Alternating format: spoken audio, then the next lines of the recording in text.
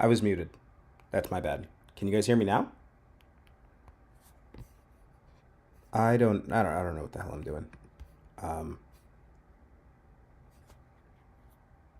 I literally can't tell if anyone can hear me. I was muted. That's my bad. Can you guys hear me now?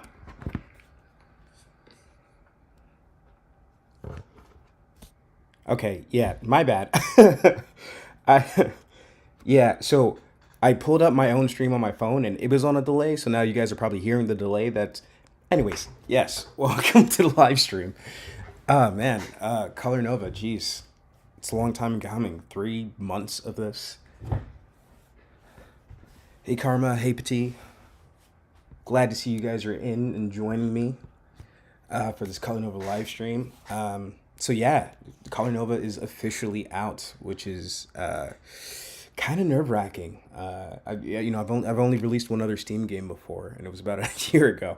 So I forgot how kind of stressful and how much stuff is happening at that time, basically. And I still need to like send out more like tweets and stuff and post on the channels and whatnot. But yeah, I'm gonna start doing a few of those real quick. But as you guys see, we're having a Colornova launch party situation. We have some goals. Just I'm trying to encourage getting to that like 10 Steam reviews as soon as possible, because that's a thing. And then yeah, 5 sales plus 2 reviews. We're gonna reveal a secret. I put cheat codes in all my games because I think they're kind of cool. Well, Easter eggs kind of things, not like doesn't really do much for you, but still cool stuff.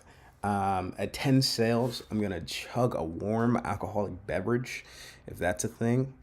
Um, I'm also gonna, do a few runs of the game itself, and the first person who beats my my best of my 3 runs, will get a free copy of the game to give to a friend.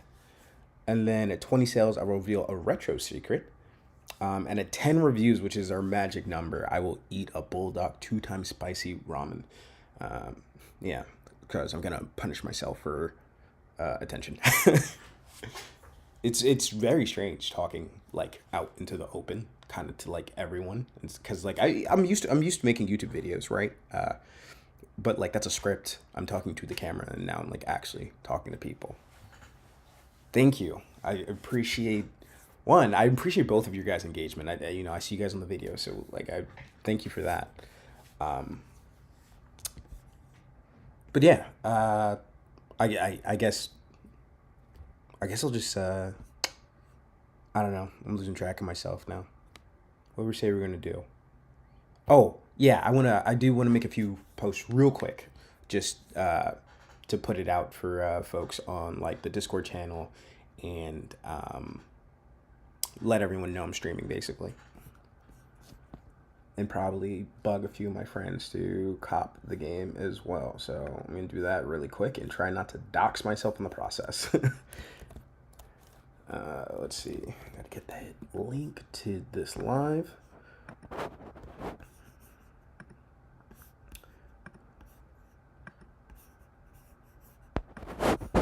And need to say, okay, go to the Discord channel real quick. And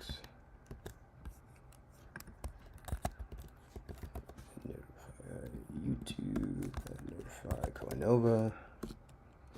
Also, if you guys, you can ask me questions about stuff. Like I'll tell you all about the process. Anything you want to know. It's more, we're hanging out, right? Like it's a ask me anything / celebration.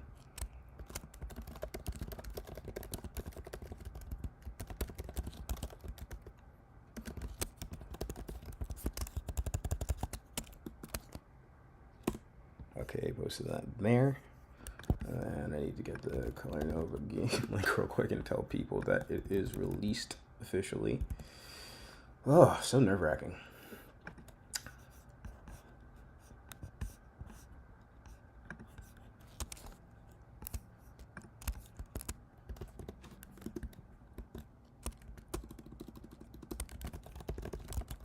Colornova is out.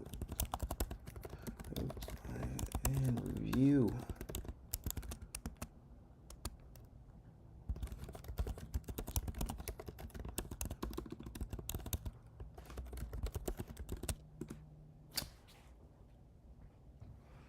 Okay. So questions. Okay. So was it difficult? Honestly, yeah. I would say for this was probably like my most difficult game to date. Like just to make.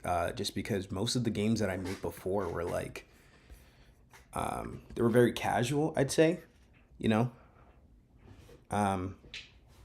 So I've been making games for a really long time. So I'm not I'm not that old, but I have been making games for something like probably like 15 years. And I used to make like like when I was in like high school, I used to make like decent money making games, like like a few $100 a month. Like I used to be able to buy myself like new tech or whatever. But those kind of games are different because it's like back then you can make. My games were admittedly probably pretty bad because I was like a teenager just making silly stuff. So like, yes and no. So it's like, is it difficult to make a game? If you kind of keep up with it, I don't think it's that difficult in general as far as like just making a game. Making a good game is extremely hard though. That's just it's one of those things where it's like figuring out the nuances and intricacies. Like the first demo I dropped was like kind of it was whatever, and people like I posted on Reddit and I mean, you guys saw the video, they like roasted the hell out of me about it.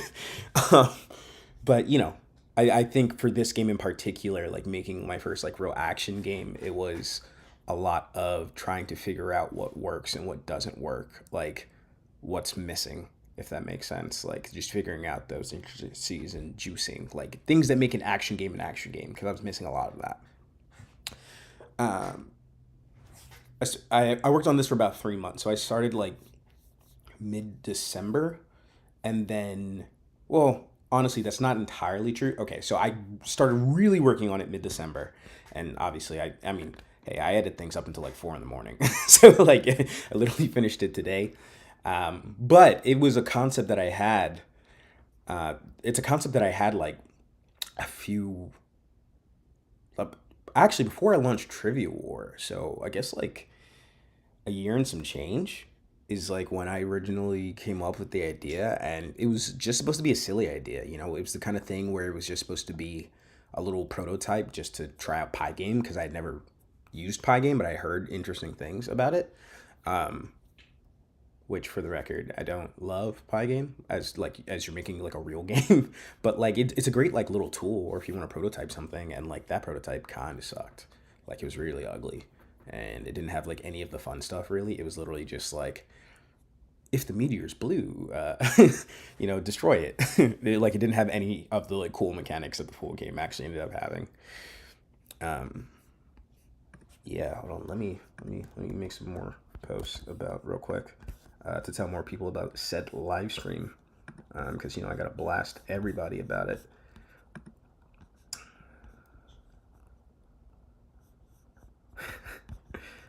And my buddy's making fun of me. Yeah, but hold on one second. Let me drop this in a few chats. Live talking about Colornova.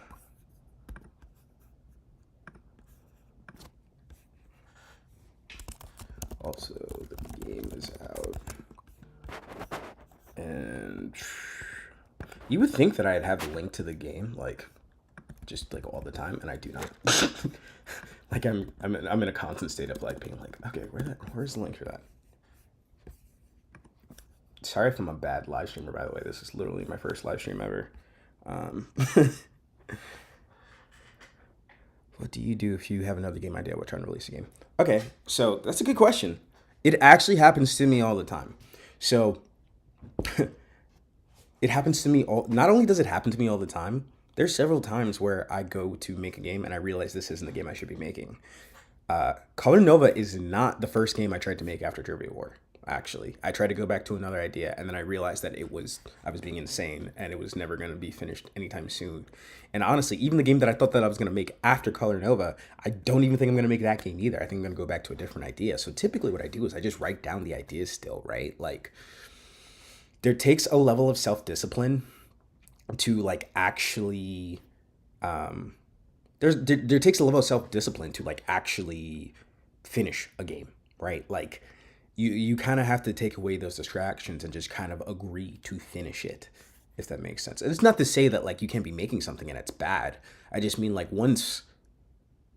So I personally have a rule for myself that is like I will only announce a game now, because I will only announce a game when I know that I'm gonna finish it, if that makes sense. Because the first game I ever announced on Steam, Radiant Mutant, is still not out to this day, and if I'm being honest, it probably won't be out for years. I just bit off more than I can chew, if that makes sense. And then that's something that you learn when you're making games as well. So like after Trivia War, I think I got a lot better about scoping and realizing what I can actually accomplish and finish, which is why I knew that I could finish Colornova specifically. Because if anything, I actually just kept adding stuff to Colornova that I thought was more fun. So I kind of scope creeped a bit. But to answer your question, if I have another game idea while I'm trying to release a game, I basically just shelve it. And I was like, well, I'll go visit it later or whatever. And that's fine. A lot of times when you're releasing in games, it's stuff that you might have went back in the past to like figure out. So like, for example, Trivia War. I think the first devlog for Trivia War was like 3 years before the game actually released or something, because like I was prototyping it and it wasn't working for me. It didn't make any sense. I was trying to make it in Unity.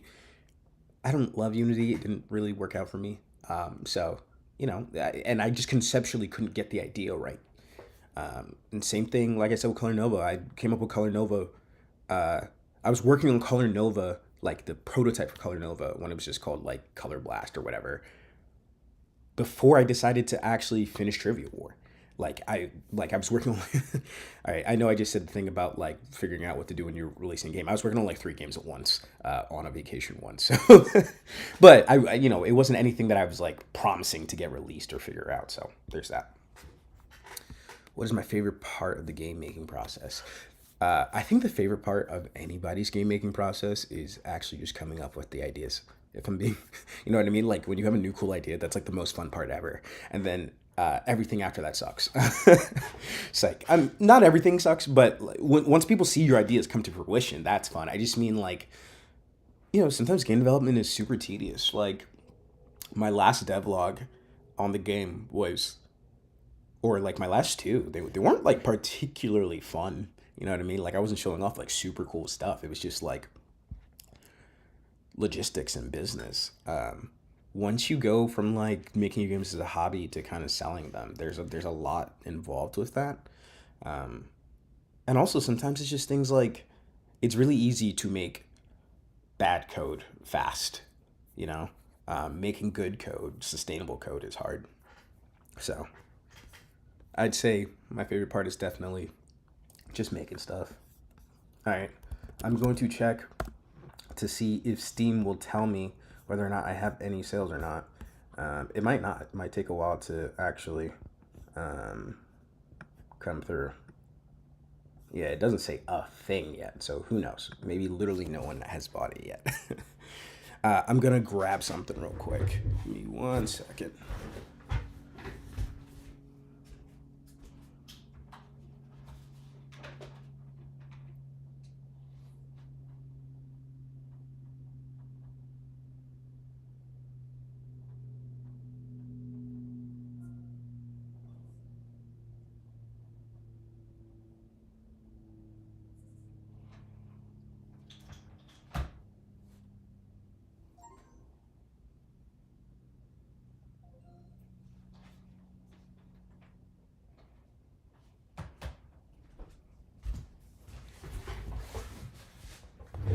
All right, here's what we know. At least a few of my friends have hit me up to say that they bought the game, so there's that. So we know that is true.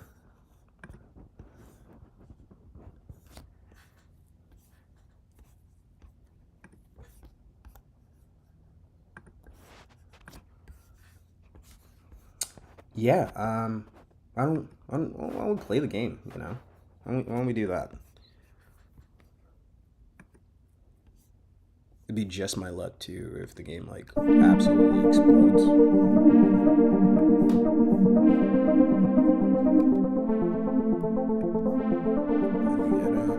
We'll do a little controller, and I'll make this a little smaller so it's not blocking. Oh, so another idea from Colornova were those ideas. So there's still things I plan to like do, probably. Let's turn this tutorial off. I don't care about the media records too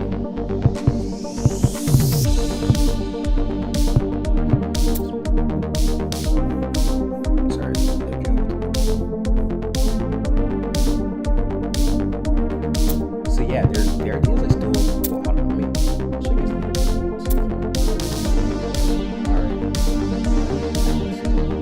Fun fact, people that are on Uber right now, they are all they're all Steam reviewers, actually. Like,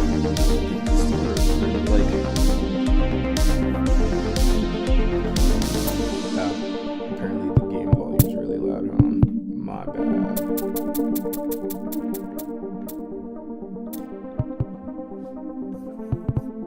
Alright, is that better? Is it less insanely intense?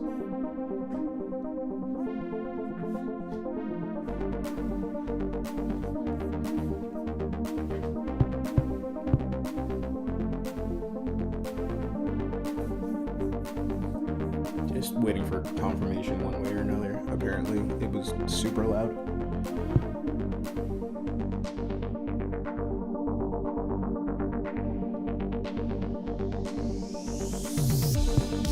Alright, yeah.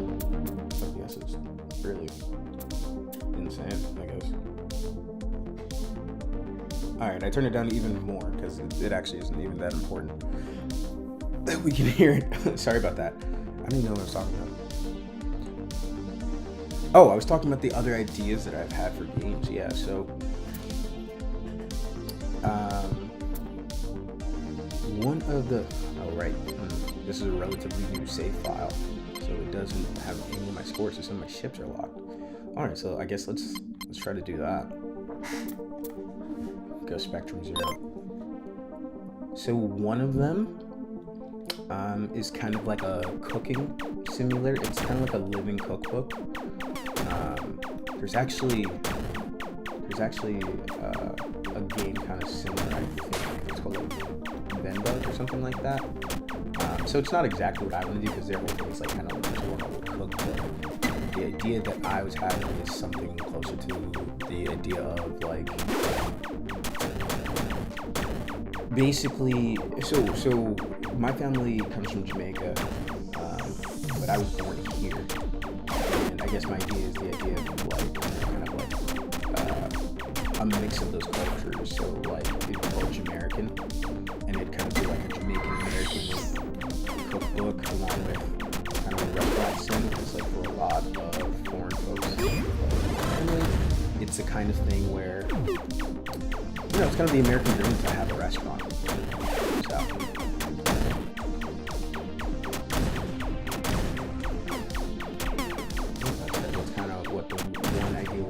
Other one is actually something I announced before I decided to stop announcing games I don't know if it's complete or not. And it's called My Demon Academia, and it's kind of like a casual game that mixes with like an RPG. And the idea is that you kind of play mini games in order to get like resources to then do stuff for the main game. And the main game would be more or less the idea of like you're basically the caretaker for this run in this demon king's litter, I guess. And he raises basically his egg, it hatches, and then you raise your little demon to basically overtake his father. His father wanted him destroyed.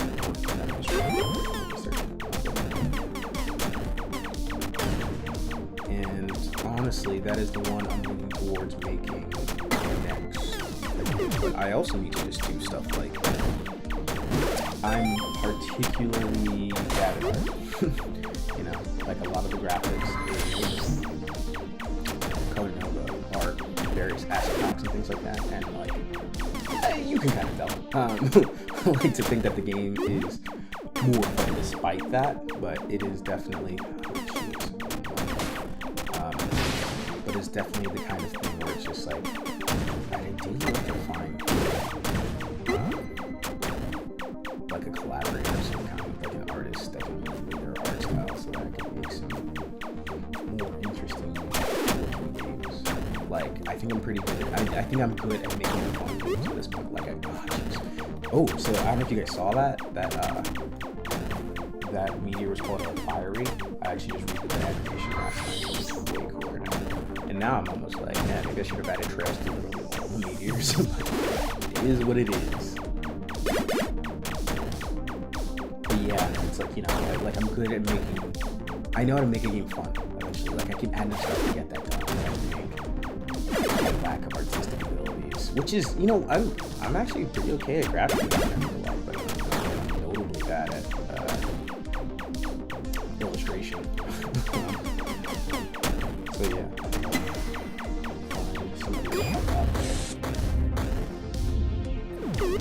But I also don't think I plan to, like, I don't know if I'm gonna release another game this year per se.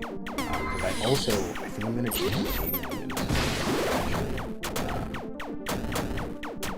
So I love TV.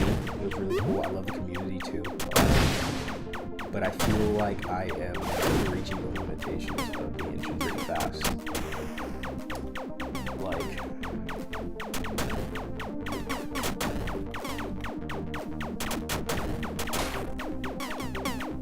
one second. Yeah, I feel like I'm reaching the limitations of the engine pretty fast. Or it's just everything Love 2D you kind of have to do yourself. Like even stuff like for Trivia War, even for like Trivia War, I wanted to release it at the game store, and I actually paid money to do it, you know. And then I was informed by the Epic store that I had to have the same features on Steam as I do on the Epic store, which is totally fine, except that means like adding like achievements and like, you know, for Colornova that'd be like leaderboards and stuff too. And the problem with that is that like I barely have a Steam library for like much less than Epic Games one. Like there's not, like, don't get me wrong, there's popular games in Love 2D, but the support isn't as like vast. Right? Like the most famous game to come out of Love 2D is definitely Balatro. But you know, Local Tongue eventually got published with resources. Like those are just resources that straight up do not have. And I don't necessarily want to publish.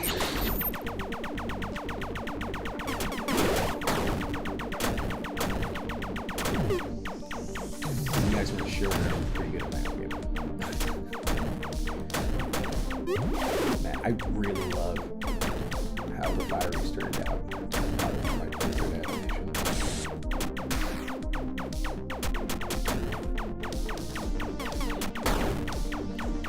I also fixed it. Like it, so like I said, the build got approved a week ago, but I'm still added a bunch of stuff. There was a bug up until like 2 days ago where like the views would just disappear, and like I figured that's not that big of a deal because like in a game where you're trying to survive as long as possible, it's like, you know, if a few meteors disappear, it is what it is. And that's just like me being, oh god, yeah, alright, so there's a power down color lock. It sucks.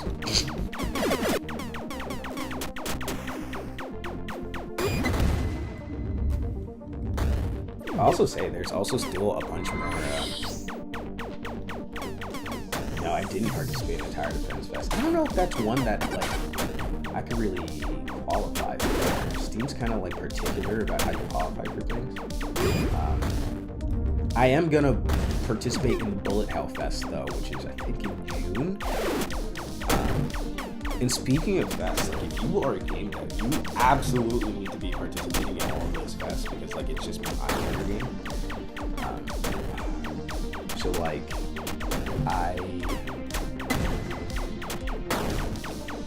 released Trivia War with the Couch Co-op Fest, and honestly, if Colornova was out back then, this also probably would be counted. But Steam is kind of particular. I had to appeal to even get to the Bullet Hell Fest, which honestly probably partially my fault too.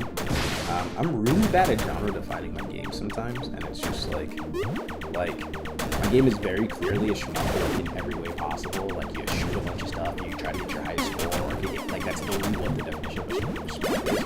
And it wasn't until like somebody on Twitter said the word shmup in my game, and I was like, oh yeah, my game is a shmup. Like, I don't know. That's also something that I want to work on too. Just like trying to figure out where my game lies so that I can be better about like advertising stuff like that. Like I was up like in the morning trying to. Well, also fun fact, and just so everyone knows, anyone who like is a game dev out there or wants to be a game dev, if you there is a limitation to how many like YouTuber emails you can look up in one day apparently, and I hit it pretty fast, which kind of sucks because a lot of the emails that I was looking up, I was just trying to confirm that they were the right ones that I wrote down in my notes app. So apparently you need to start doing that like weeks in advance so that you can actually get them all. You know, like like I was actually very surprised for YouTube to be like, you hit your limit, and I'm like, oh, all right. I guess all 18 people I got to reach out to. Keep in mind, I ordered 200 keys to send to reviewers. And I didn't plan to like actually do them all today, but I just went like, I'm gonna get to at least 50. But yeah, participate in all the fests that you can. Yeah, I had to appeal for the bullet hell one. I don't know, I just never really thought of my game as like a terrible mess. Alright, well that was round one. 32,000. I also forgot that I don't have, or do I? I don't know. Let's see. I might not have sent my scores to Steam on, because I try not to intimidate literally everybody. No, I do. Alright. Yeah, you guys gotta lock in, I guess. But yeah, I actually did appeal for the bullet hell one, because I was like, no, out of everything, this is definitely it. I also wonder how demos do in like in Fest. Well, I mean, obviously I was in Next Fest, but I just mean like I wonder how they do in regular Fest. Fun fact, you can participate in a Fest even if you don't have a demo. Like they will just like advertise your game if they get it, which to me feels kind of silly, but it is what it is. Let's go Chrome Blast. Let's go. Oh wait, no.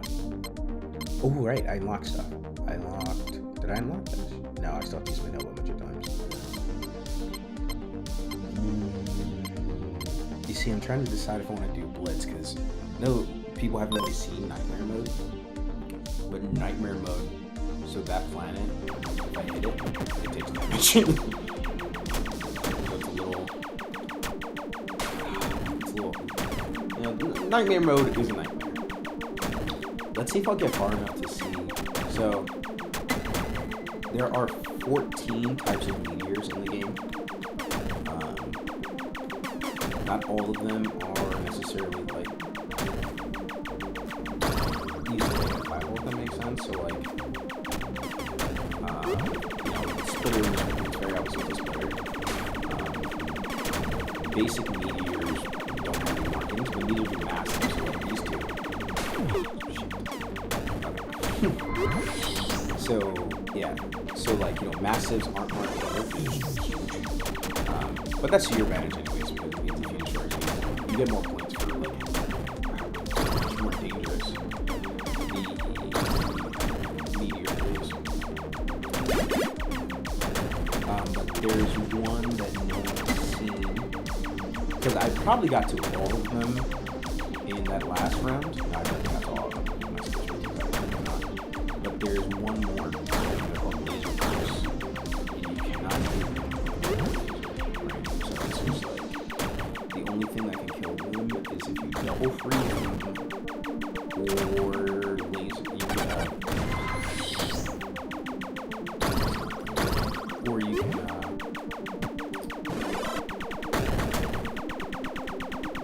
sorry, it's hard to talk out loud also. You can either double freeze them, or you can stabilize them. Alright, yeah, alright. That wasn't so hot. That wasn't a good score. maybe Blitz wasn't the ship for that one. We did not get to. Now I'm like, I have to go again, right? Like I have to go get it. I have to show you guys later first. Fests are definitely good exposure. I don't know if I have any real numbers on like how Couch Co-op Fest did for Trivial War, but it was just nice to be like, hey, my thing is a part of this. You should check it out. Not that I don't even know if I got any coverage about that, but you know, still.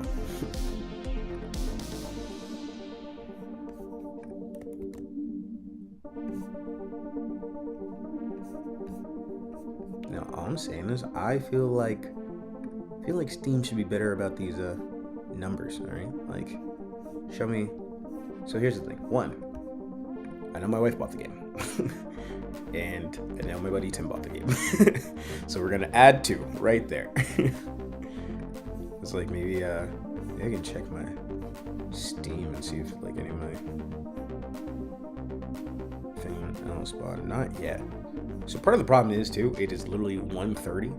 The game's been out for all of 30 minutes, and of course, like people are probably like, you know, at work. I should be at work, really. I took off for this game release and for this,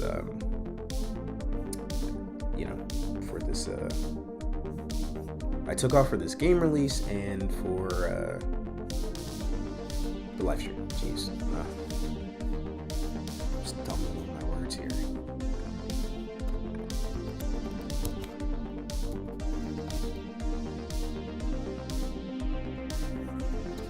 Sorry, I'm trying to see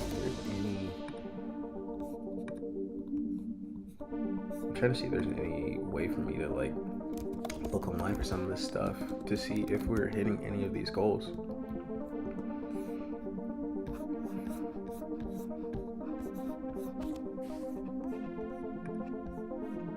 Anyways, all right, let's get back to it. Get a little drink of water and then try Nightmare Fest again.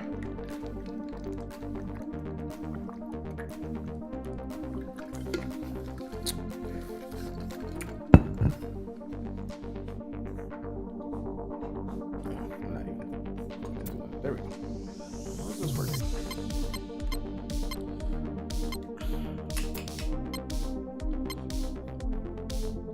Ooh, I unlocked Dash. Awesome. Sorry, it's hard to know because the unlocks are associated with the Steam achievements. And obviously to prove that they worked, I already did all the Steam achievements. And I could have cleared them, but like I didn't want to go through the hassle. But yeah, let's try this with Dash. And then let's do Dash and let's use Dash and Cryo Freeze.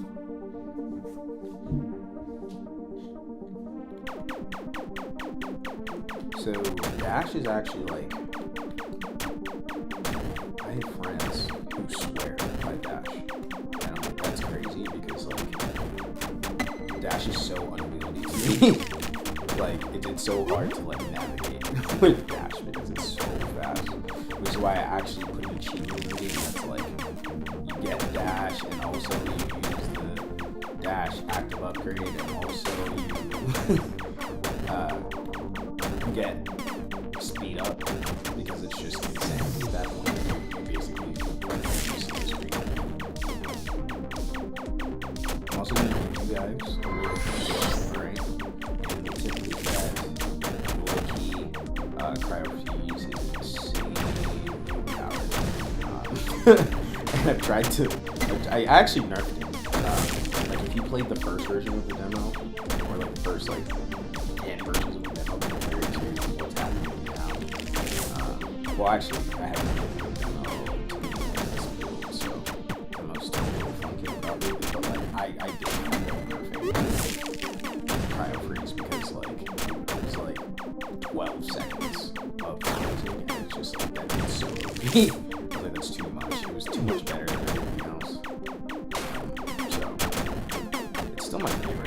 actually funny because it's the first one that I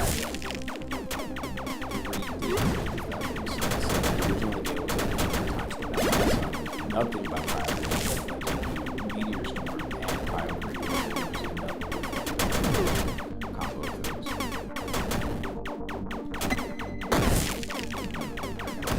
That's another thing. Your ships are insane. Destroy your ship so fast.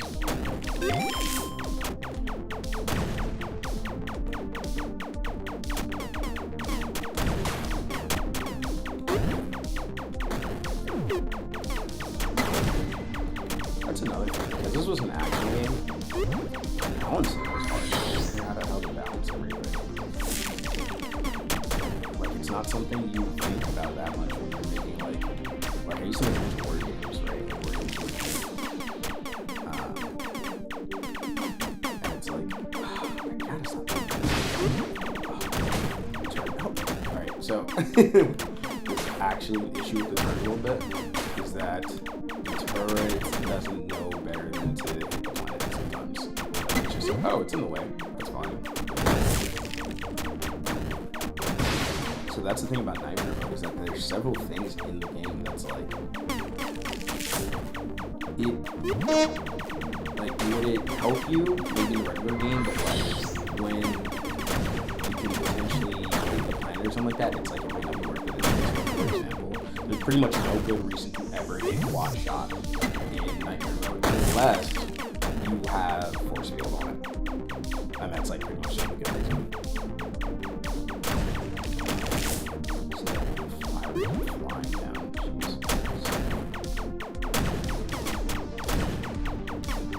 For the record, doing way better. All right, that's what I get. That's what I get. I mean, oh, I'm doing way better this time. Yeah, sure.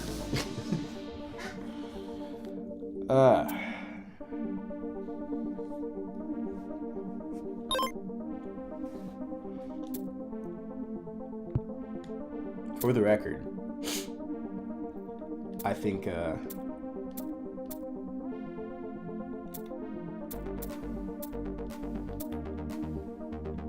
sorry, I'm talking to myself and not even remember what I'm talking about.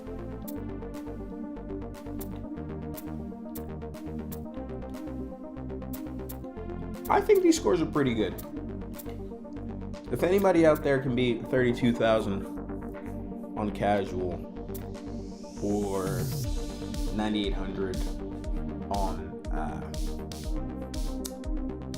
the global nightmare, I will gift that free key so that you give to a friend, because I think those are pretty good.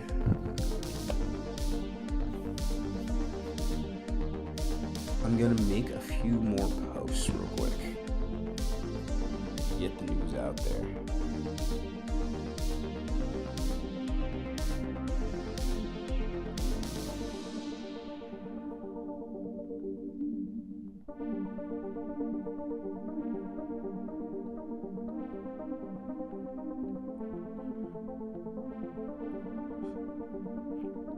Also, sorry, there's no music or anything like that.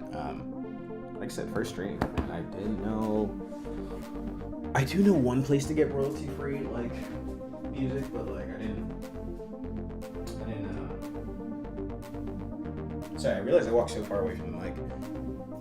There is one place I know to get royalty free music, but I wasn't sure how up and I just haven't used them in a while, so I didn't know what to do about that. So it's just gonna be me droning on and on. And then hopefully some people, hop in and just ask questions and stuff.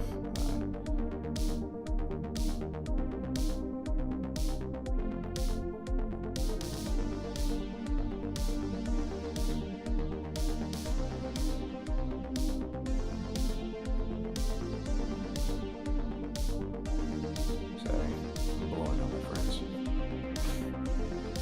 As in hitting them up to be like, hey, the game is out. You know the drill. It's 3 hours, basically.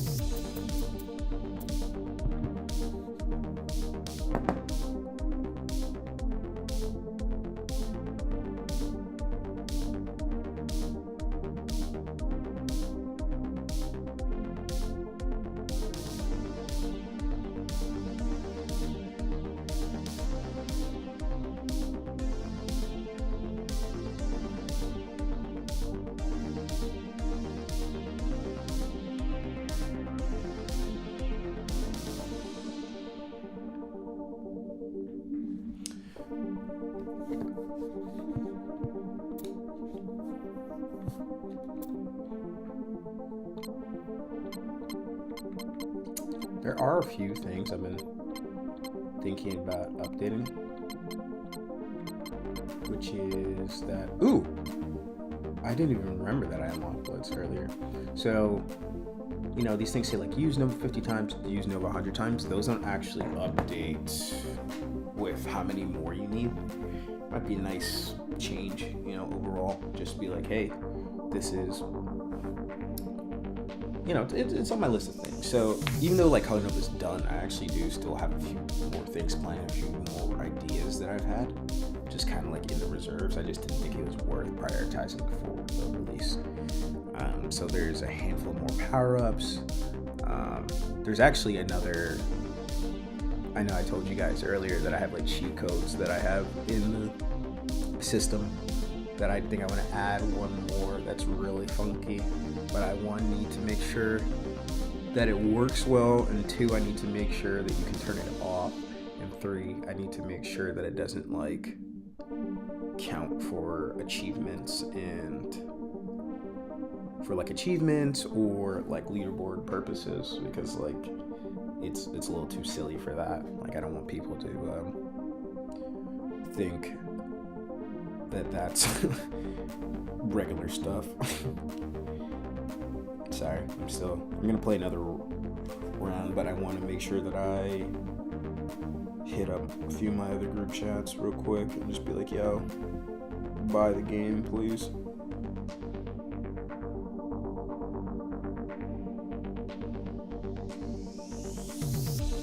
Nova is out.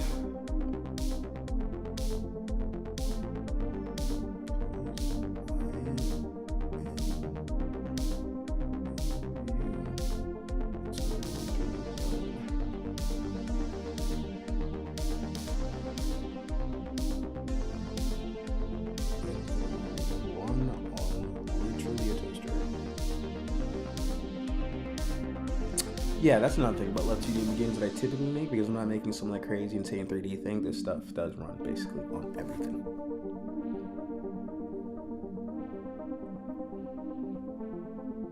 Okay, so I pinned that.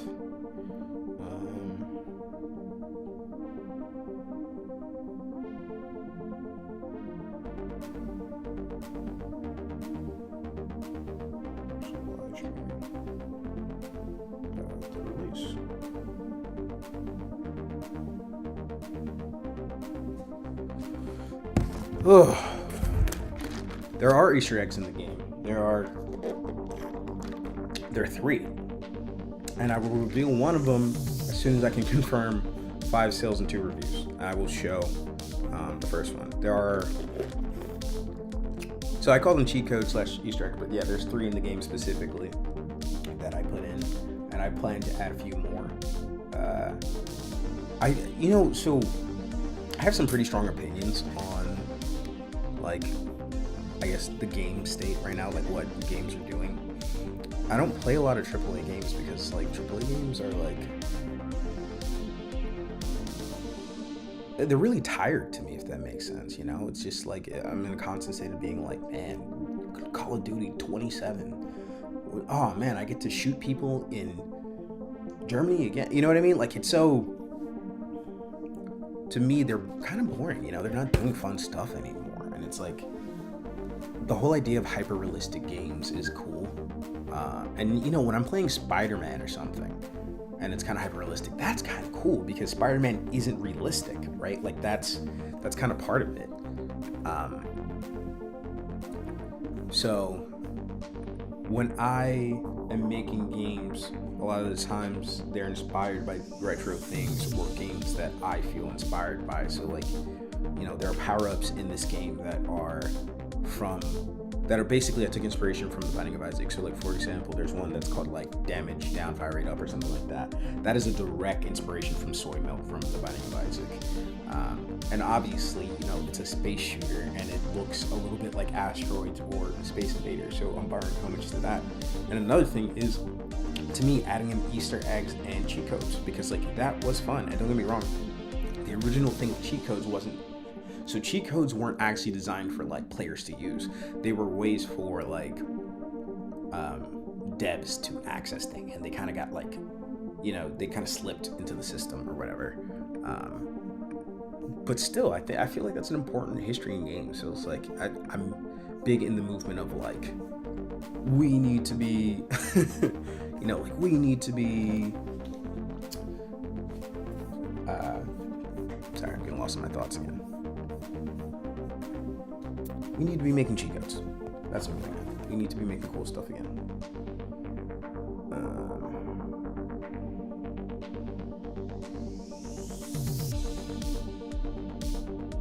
Hold on, I'm getting an email.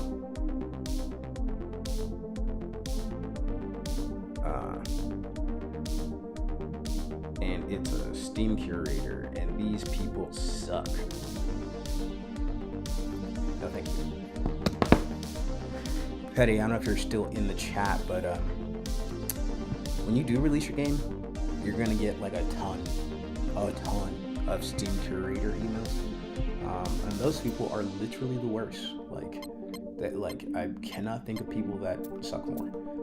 So avoid them like the plague. All of that stuff is a scam. There's really like no good reason to ever indulge in that, because they are like they're literally trying to scam you. Like they're like, you know, they want a few keys and they're gonna sell off your keys, or they're just gonna give them to your friends or whatever. Like you're not gonna get any exposure about that. And honestly, they probably don't even care if you live or die.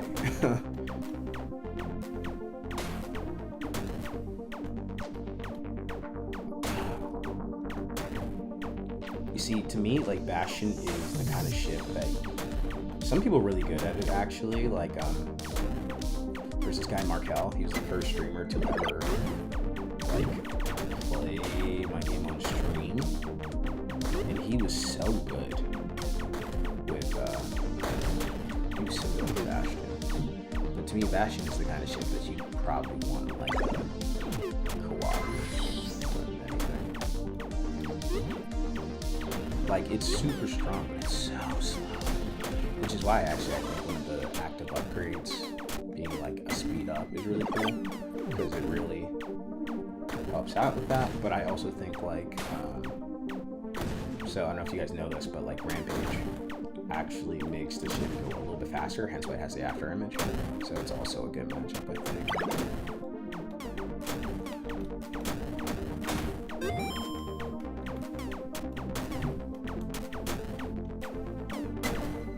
Awesome, I appreciate it. Oh god. Sorry, I got trapped in air prison. Yeah, alright. Cooked.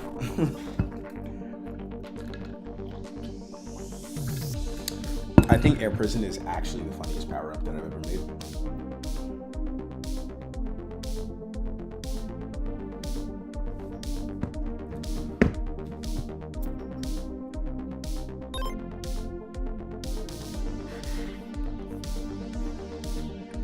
Are you guys interested in some of the random ideas that I had actually? Because like stuff that I have, I literally have a Trello list that's called dumb ideas that won't happen. And I can tell you guys about stuff that just like never really made it into the game, if you guys care. Stuff that either didn't work, or stuff that's like, it's either stuff that didn't work or it is things that I just knew wouldn't work, if that makes sense. I really like the difference in my local, like, oh yeah, I either got 32,000 or 3,400. Good thing we already got our best of 3 runs, huh?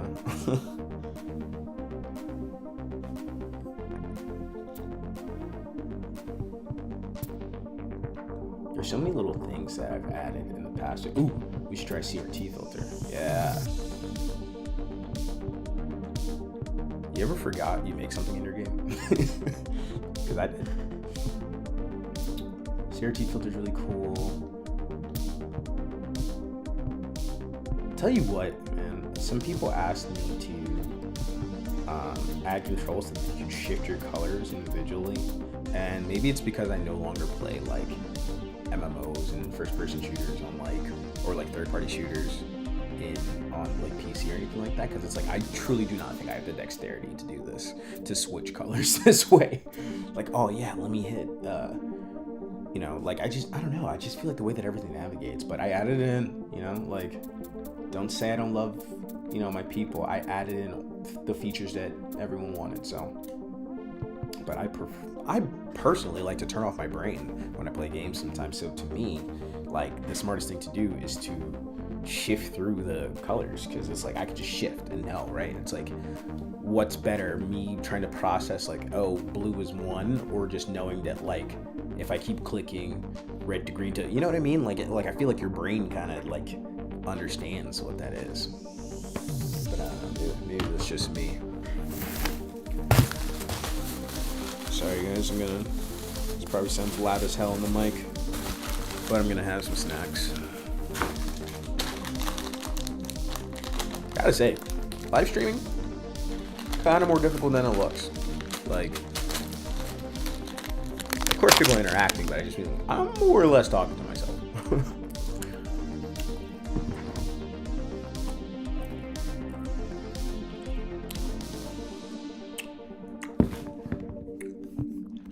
I'm gonna check these numbers again, because why not?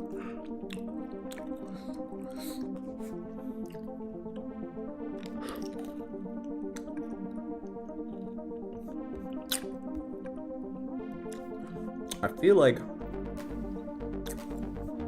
when I made Trivia War, it was updating way faster. But who knows, maybe that was just my head.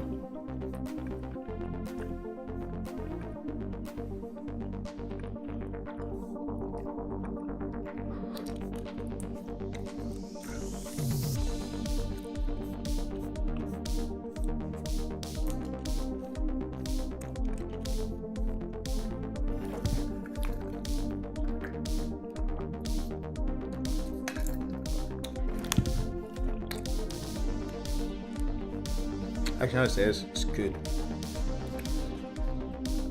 Good time to use the restroom real quick.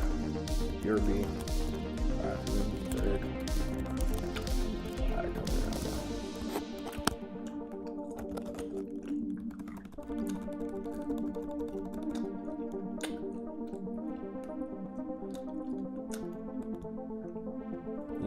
A little too big. There we go. I'll be right back. No one docks me.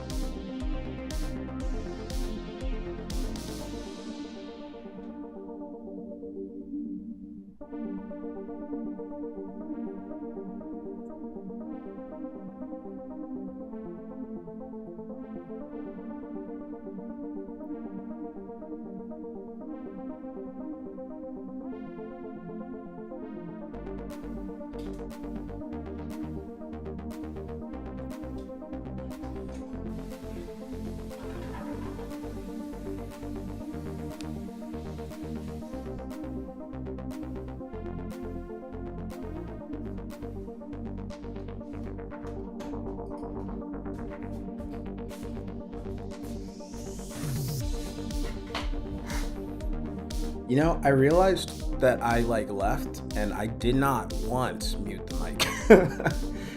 So hopefully you guys didn't hear me having to use the restroom. Karma, is the game made for the controller? Absolutely. Actually, to start,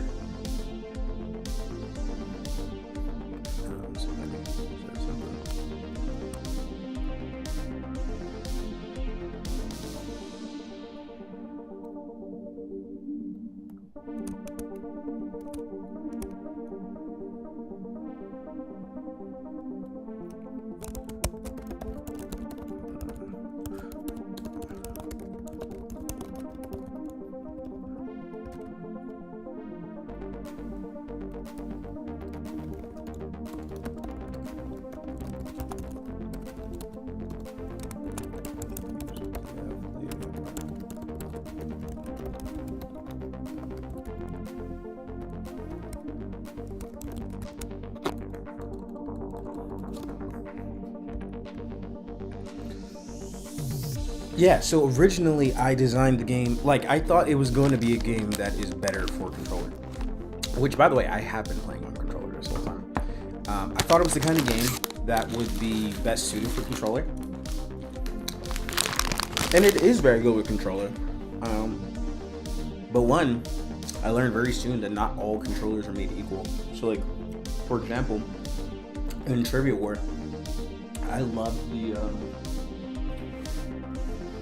let's see if I have one.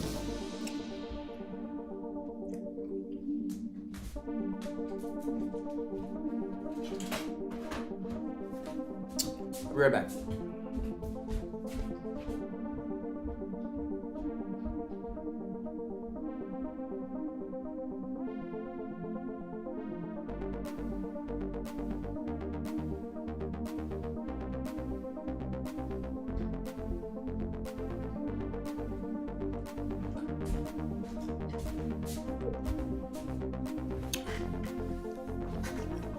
For Trivia War, I really like these little 8-bit dough controllers because Trivia War was like a, you know, you click.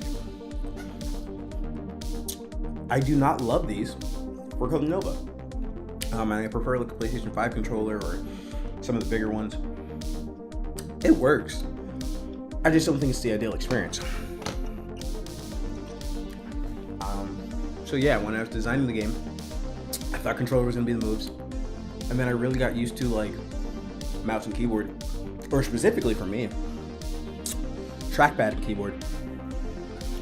Which I know sounds insane, but like when I'm testing out a game, especially like for me, my office isn't as set up as it used to be. So working in my office isn't ideal right now. So a lot of times I developed almost all the Colornova without like a secondary monitor or anything, which is kind of nutty, but it is what it is, you know. And as such, having a trackpad is just easier. You know, a few times I'd be like in my couch in my living room, like working on the game, and it's just like, gotta get good with the trackpad.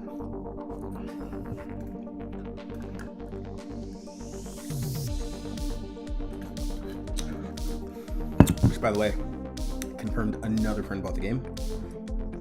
So we're at least 3.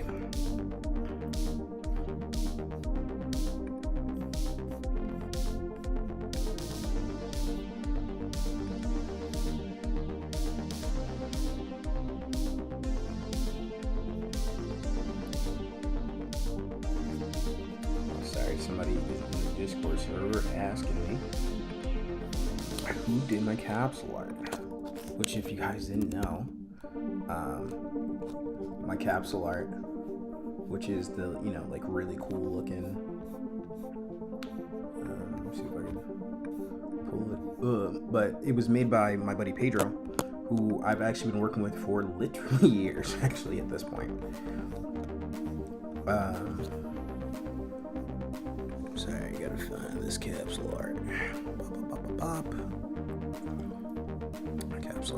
Capsule art. Here it is. So this right here, this capsule art was made by Pedro I actually found Pedro on Twitter from another game dev. I love the art style, and I was like, yo, who made your stuff? And he's like, it's General Pedro, you should check him out. And Pedro made some of the art for one of my games that I never announced. Well, a game that I announced that never came to fruition, which is Rated Mutant. And he did a bunch of art for that, and it was super dope. And, you know, I didn't ask him to make anything for me for Trivia War, because Trivia War was such a simplistic game that I didn't really need his help. And Pedro is great, but, you know, games have budgets. Like, for example, I think I need to sell something like 66 copies to break even on Colornova or something like that. Mostly because, like, I spent a few $100 getting this art commissioned by Pedro. But, like, yeah, Pedro does incredible work. So I'm gonna go tell person in Discord who made my art. Pedro.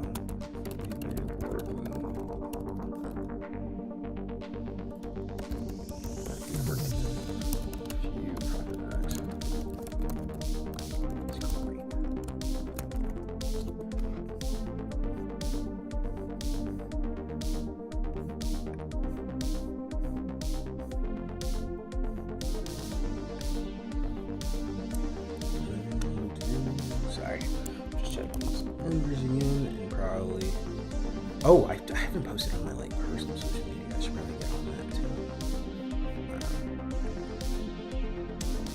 Think about when you have a game, right? Like when you make a game, it's like you really have to. You kind of have to bug people sometimes. You just be like, "Yo, play my game. Like check out whatever." Like you got to use your network. I saw a post the other day where somebody was talking about how they. Well, it's a pretty big. Do you guys know Sam Yam? Sam, her name is Sam, I think. I don't know. But she's on. Okay, so.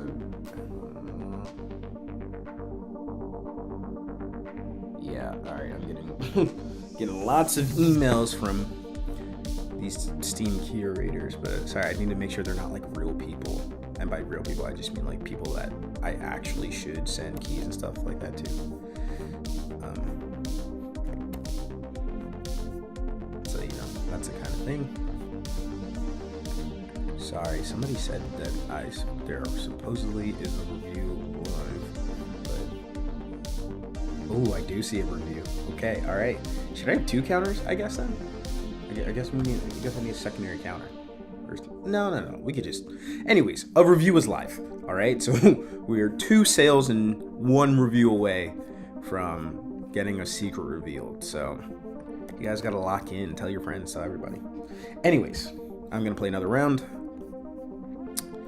and I'm gonna tell you guys about Sam Yam. So Sam Yam is a fairly big YouTuber in the space. Like, so I started watching Sam Yam years ago, actually. In fact, Sam Yam's tutorial on how to put like a web build for, or how to put a game on itch, like is like, it's a tutorial I followed like years ago when she maybe only had like 10 or maybe even less 1,000 subscribers. But like, you know, she has a massive audience. It's literally like 1,000 times my audience or something like that. And she released a game, and she released this game, right? And she only sold under 100 copies, and there was 2 devs involved. And it was one of those things where I'm like, you know, Trivia War sold like 100 copies, like pretty fast actually. So it's like, how did this person who has literally a zillion times the audience than me not sell as well as I did?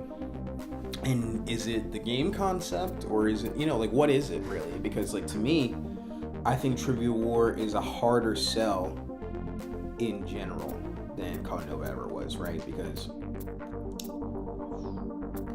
disrespectful for you. Colornova is... Oh, honestly, let's change color modes too. So while I do have color modes mostly for accessibility's sake, I also just think they look kind of cool sometimes. I think that Colornova personally is an easier concept to get behind than Trivia War. And the reason for that is that Trivia War is a local multiplayer game, 1.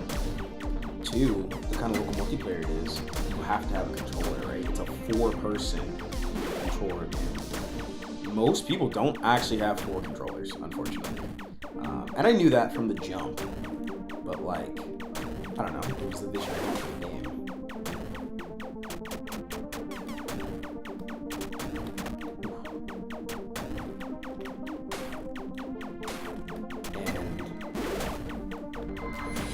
Yeah, so to me, it's a much harder sell than Colornova, which is a single-person game that you can also play with friends sometimes. I'd say the average gamer probably has 2 controllers. I don't think that's a huge ask. Yet, it sold pretty well, right? Like, I don't know, I think it sold like 250 copies in like a year.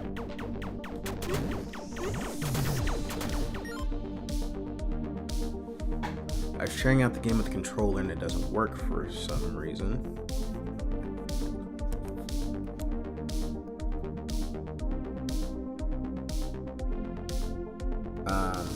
If you're having issues with your controller,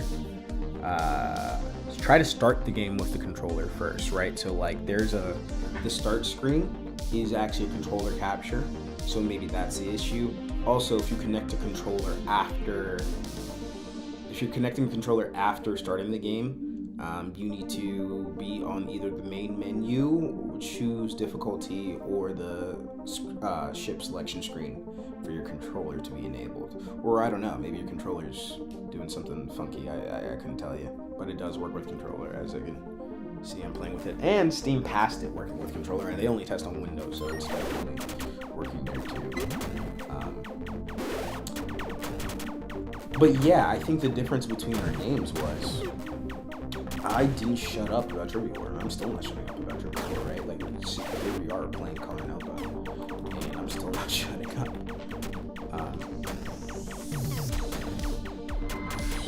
And that's important. You gotta sell your game for every you can.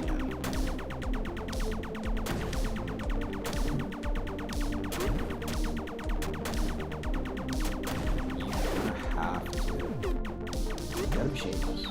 It's kind of like in that video that I had. I don't know if you guys saw my marketing video. Someone asked me, like, oh, like, what's the best way to market the game? Like, how do you have success? And I was like, you have to tell everybody, like, you know, like, I was in my group chats making jokes. I told people, I'm like, yo, you guys better buy and play my game, or I'm gonna pay an Etsy witch to turn you bald. You know, like, and obviously that was a joke, but I just mean, like, yeah, you gotta advertise for yourself. Part of what I do on YouTube is definitely for the sake of transparency, and it's for the sake of telling people things that I didn't know. There's plenty of things. Oh, that's another thing with the Sam Young's game, which, by the way, it was a friend slop. I don't know if you guys know what friend slop is, but... Oh, cool. Awesome, Karma. I'm glad to see that you got to get in the game. Hey, if you beat my high scores, you know, you get that key so you can send to a friend. But yeah, I saw that their game had like maybe like 2, maybe 3 reviews, like, and you need real reviews, by the way. Like, so for example, I had friends from my last game who they bought copies of my game for some of their friends, and like, that's fine. Those reviews don't count if it's gifted, so like, you need real people to buy your game and do reviews. So if friends are ever wondering why I don't gift them Steam keys, I need the reviews. Like, I need the support. Like,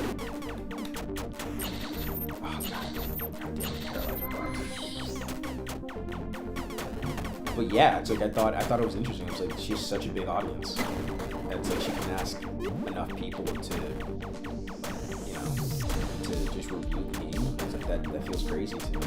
She said something in some other post about like her audience not really translating well, which I get it. You know what I mean? Like, I feel like the kind of content she makes compared to the kind of content I make is very like I feel like most people are watching me and they want like the really nitty gritty of like game development, whereas like a lot of people watching her are just kind of probably passively interested, whereas like a lot of the people that I'm talking to are either actually game devs or they want to be game devs or something, you know. So I guess it goes to show, you know, just because you're popular online doesn't mean that you're popular either. I will say, while I've had lots of haters as far as like the game, right? Like people are always like, man, this looks like whatever, blah blah blah, and they can have their opinions. I don't know if I've actually talked to anyone that didn't think my game was fun yet, or at least they haven't said it to my face. I think like conceptually speaking, it's cool. You know what I mean? It's like, don't get me wrong, I don't think I like reinvented the wheel or anything like that. I actually had a talk with my other game dev buddy about like, he asked, you know, we talked about certain concepts of games, and I asked him a bunch of questions about my game at first. And, you know, we had a fundamental difference in how we thought I should go about certain games, or like what he would do if he was in my case. And I basically said to him, basically like, I think that's kind of the problem with some games sometimes, is that like, or at least as far as being a game dev, is like we feel compelled to like try to reinvent the wheel, you know what I mean? Like my Colornova is a novel concept in that it's simple, but it's also like familiar, you know what I mean? It's just like there's a video I plan to do, which is like the inspirations for my game, like what inspired it, and the inspirations for my game are kind of funky, right? Because it's like part of, like, I was inspired by obviously asteroids, right? And I was inspired by obviously like Space Invaders. But you know what else I was inspired by? Like Guitar Hero. like if you really think about it, right? Like what I'm doing right now, it's like the color matching stuff that comes from, that's Guitar Hero. Like that is what I'm copying here. The idea that you have to like synchronize your brain, like that is what's happening. You have to synchronize your brain and your reflexes. Like that's all Guitar Hero is.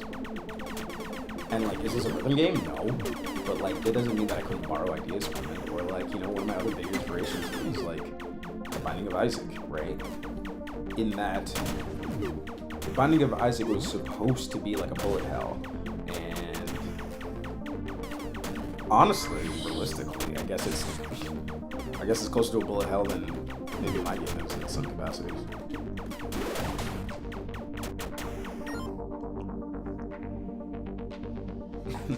Yeah, right. I actually, not only do I design retro-ish games, but I actually collect retro games. My house has several Wii consoles, and you know, Guitar Hero controls, and like that was a big thing for me. Like when we have parties and people over, we do that kind of thing. It's like you can take inspiration from your games for whatever you want. I feel like sometimes we put this pressure on ourselves as indie devs to like go so far outside the box, and it's like, nah, it has to be this and this mixed with that and that. And it's like, no, it doesn't. You could just refine an idea. Like a lot of my games end up being like ideas that I think are refined to be better for me or whatever. You know what I mean? It's like sometimes you can just. I also think that's a really good way to learn how to make games. Something I said to somebody on Aramis's server the other day, I was just trying to get some advice about like the game, and it sometimes, like, dude, sometimes, oh my god, where am I? Oh, am I gonna die? I put myself off screen. Because of course I did. Beat my high score though. I was at 32. Sorry to everyone I just made that harder for.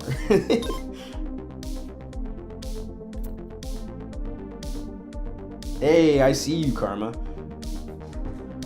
Which, by the way, that means we have another sale. We are up to at least 4.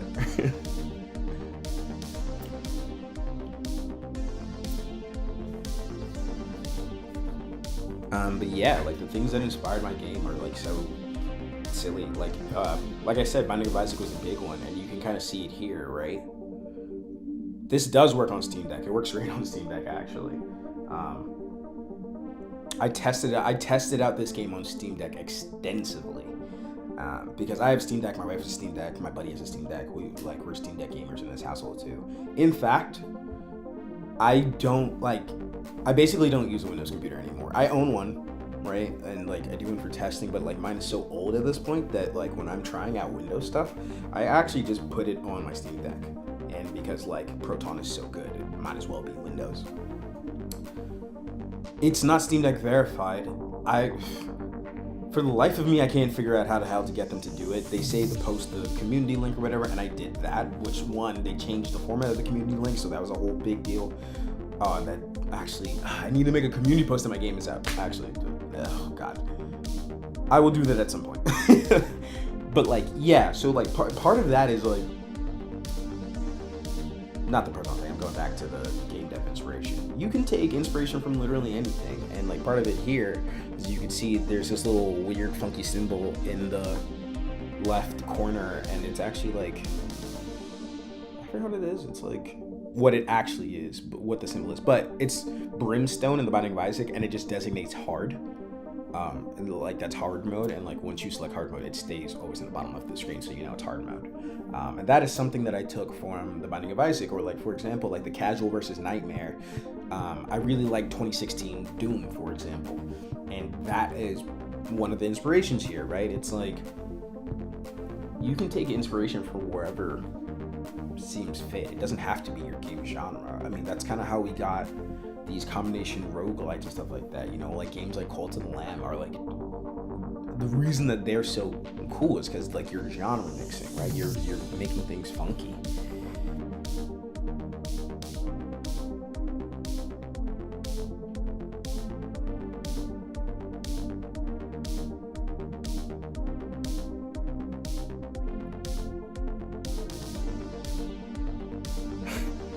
Sorry, to messages. But yes, because other people are asking, and it's like, yeah, it works really well on Steam Deck, actually.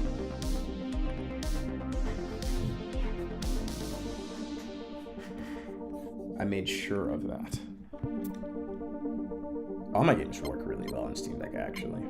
That's kind of the benefit of making these 2D games and not some like 3D behemoth beast that needs like 17,000 processors and RAM you can't afford because of AI.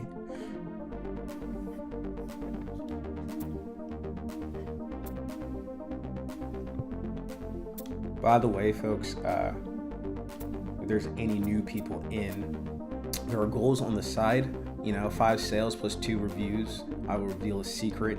At 10 sales, I'll chug a warm beverage, which I said what the warm beverage was earlier, like at the way beginning of the stream. But that'll be a fun one.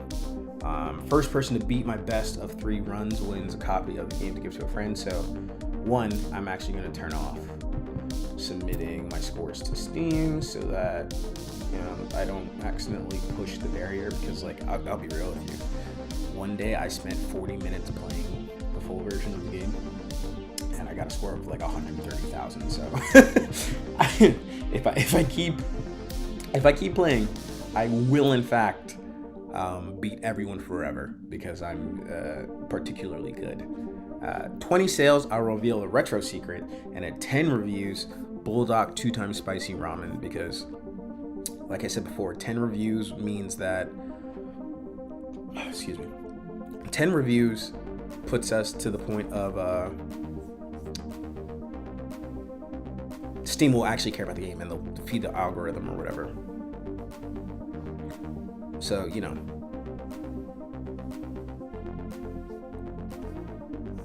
We are up to 1 review and at least 4 sales, from what I can tell. If you get the game, 1, let me know. But 2, I will see you on the global leaderboards, and I will update the numbers. All right, Karma, I see you. You hopped up the, you know, the global leaderboards pretty fast. All right, you're getting good. You're getting good. You're figuring it out. I know you probably see my insane scores and you're like, what the hell? But like, yeah. It also might help once you kind of unlock the better ships, by the way. It's kind of funny too. For those of us who weren't at the beginning of the stream, when you first get the game, Nightmare mode is locked at 10K, and a bunch of the ships are locked. A bunch of my ships are probably still locked. I don't know if I've hit all the numbers. Yeah, let's see. Spark, Blitz, Bastion, Dash, Striker. I still haven't hit Pulse. Yeah, I still haven't used my Nova 100 times. So like, but they're all, everything but Spark is locked basically. And as you play the game, it unlocks. I actually did something kind of clever and smart, which is like if you're playing the Steam version, which right now there is only a Steam version. I don't know if I plan to release on other platforms, but it will unlock Nightmare mode if it finds out on your global leaderboard that you've hit the score number you need. And I probably should have done that for the ships as well, but I figured that's not that big of a deal because I should be the only person who doesn't have a save file that knows how to track the numbers because I made the game, right? Like everyone else should be starting from new and it should track just fine. But eventually when it comes to, actually no, because it cloud saves. Yeah, I don't know. It's not that big of a deal. I probably won't worry about it. I'm talking myself into circles.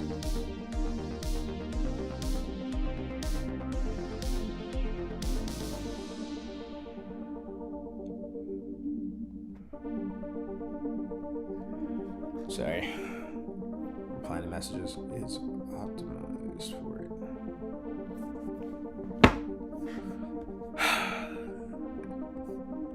Hold on, people are talking to me.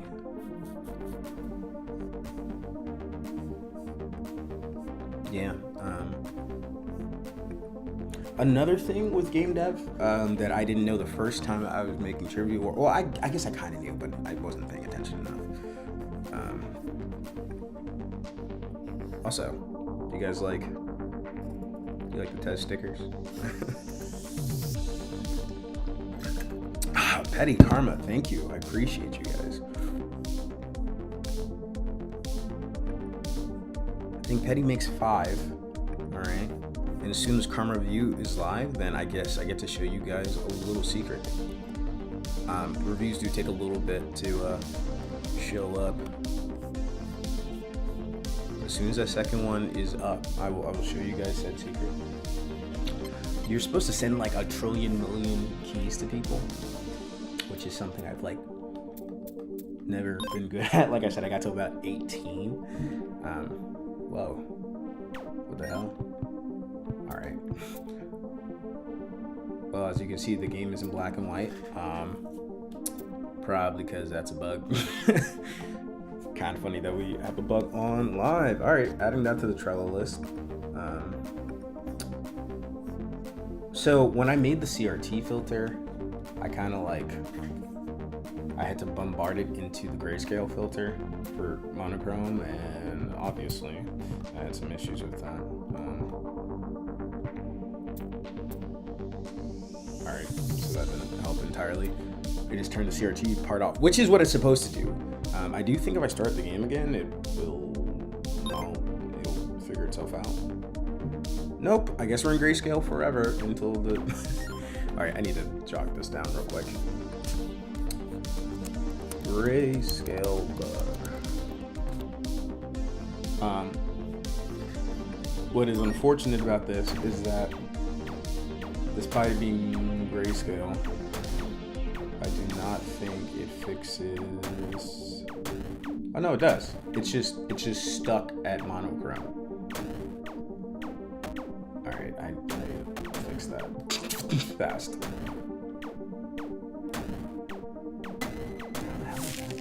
I don't know. Maybe if I die, it'll reset itself.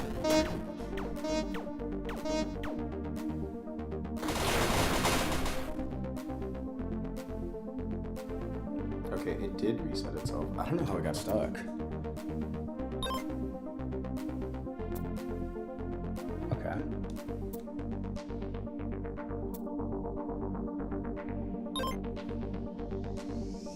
So weird.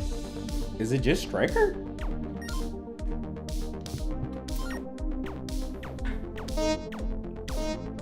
Is my game just stuck in monochrome hell?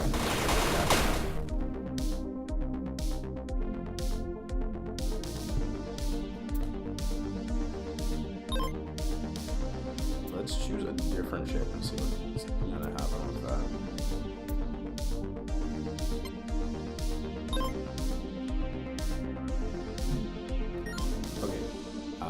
I very obviously, at least minimally, need to restart the game and hope that doesn't happen for literally everyone. But we got a bug to fix.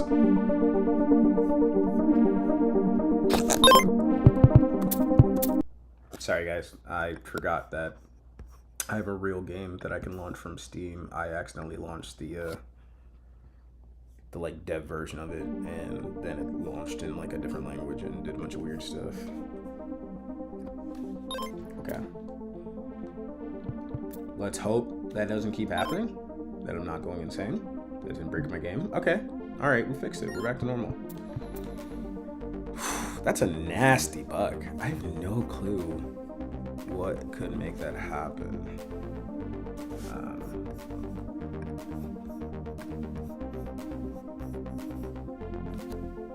Yeah, so the game is in normal color. What happened is it was setting everything to monochrome, which is a part of the Spectrum Zero. It's part of the Spectrum Zero thing. What happened though is it got stuck in monochrome, and I have no clue why.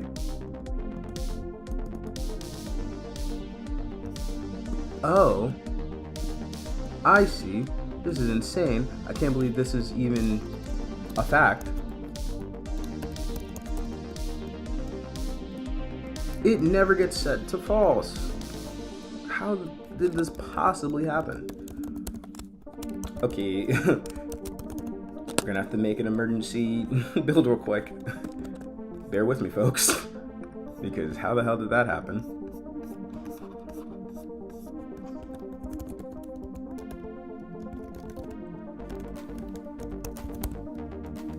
I think when I was fixing stuff, it didn't, jeez, what a bug.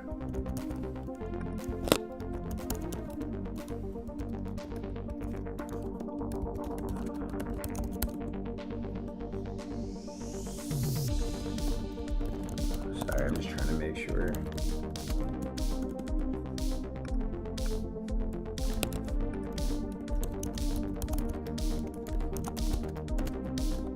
I'm just trying to make sure everything gets reset properly, because apparently I deleted like all of my reset code.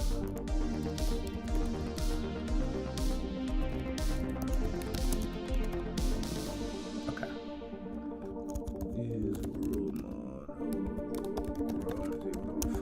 Okay.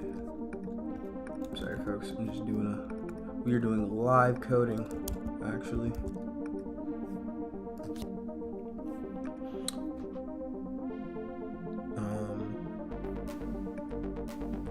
And then, hold on. We're gonna see if I can reformulate the bug real quick.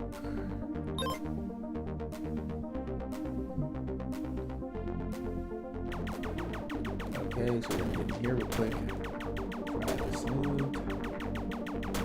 Duplicate this bug, and then after I duplicate this bug, I can make a really fast build.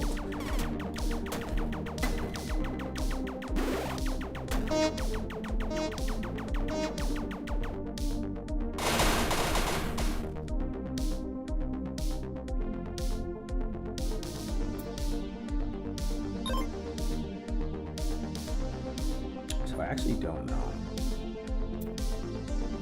how to reproduce it properly. I got into a bad state, but I do know for sure that it is not recent. Oh, there we go. Alright, well that was fast. Alright, so we know how to reproduce it. So now what I'm gonna do is I'm gonna run the local build. Oh, hold on. Crashed a little bit as a treat. And now the screen is black. I'm gonna make it not insane in a second. Okay. So this is my build. It's in whatever language that is. I don't know. Actually, Afslut means quit. This is Danish. So now I should be able to Spectrum 0.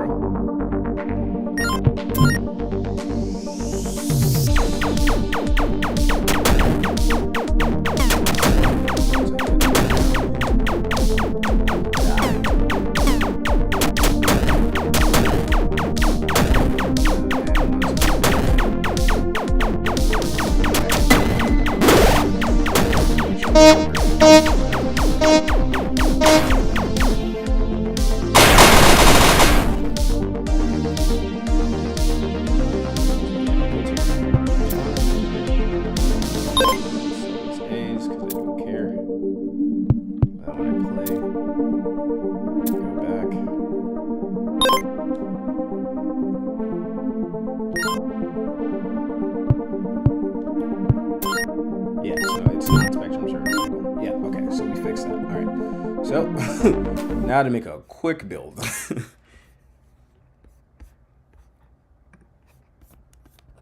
Not that I didn't think I'd find a day one bug, but like, it's pretty funny that I found one on stream. We'll call this build, this is just a 1.0, 1.1. All right, no need to do anything crazy.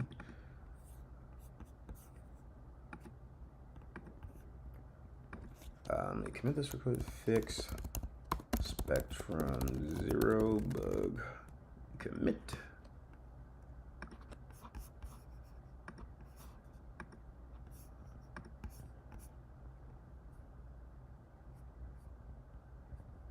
Yeah, so it's gonna say that you have a new high score up until you fill your local leaderboard. So like, it's currently set to like 10, I think, by default. So you get, so you know, because it's a local leaderboard, so it's a new high score because there's 10 slots. You could make it more if you want, but like I figured people don't really care about having like a top, like I think you said all the way to up to 100, but the minimum is 10. So once you get your first 10 scores, it'll top telling you that you have a new high score, basically. But it also doesn't save scores below 0. Because that's kind of pointless.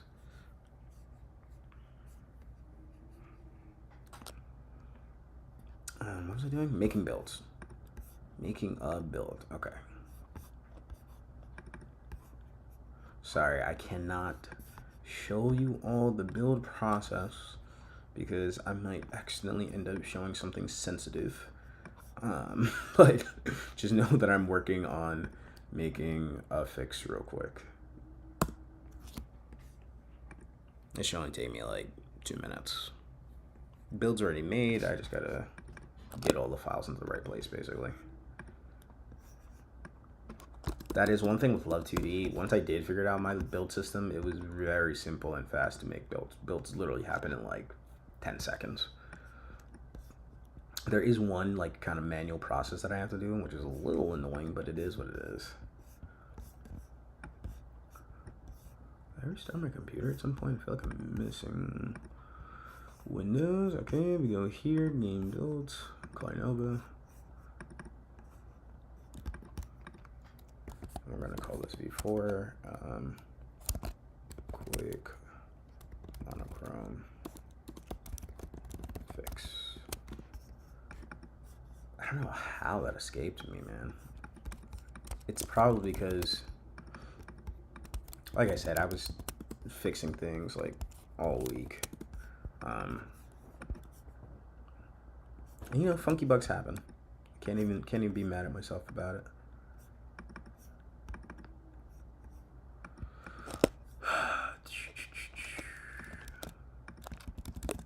Okay, do that. Go here.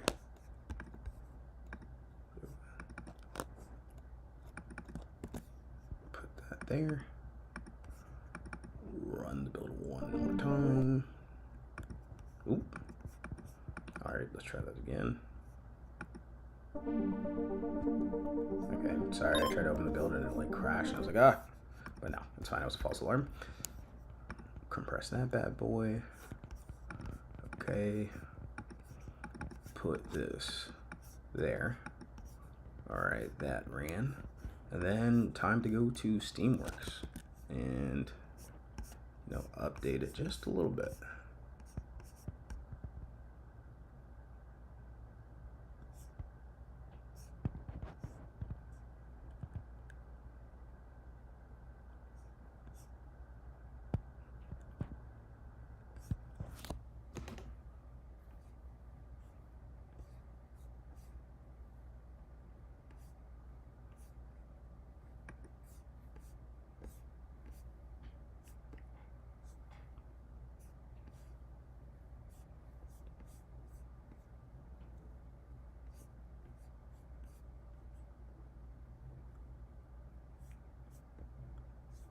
Karam, how'd you get a key? Are you on the Love 2D server?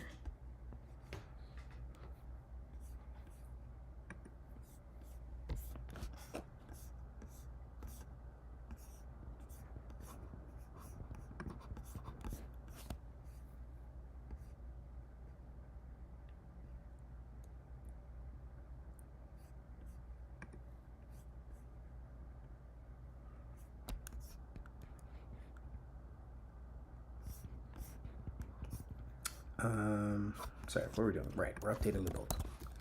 Updating the build. Go in here, go to Steamworks. Tell you what, did not think that I would be on stream updating a build today. Oh, while I'm at it, I can, oh, right, I didn't,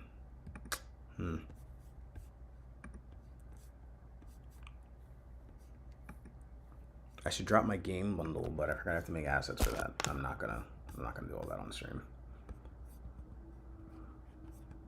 Not gonna do all that on stream.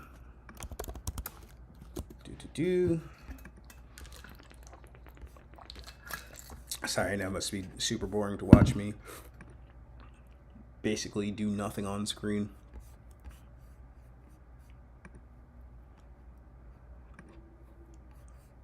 Well, don't worry, I'm almost done.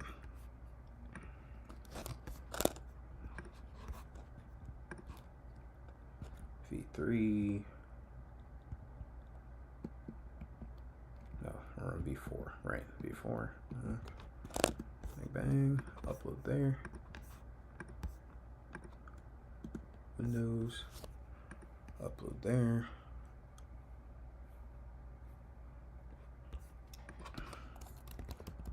Release to V4.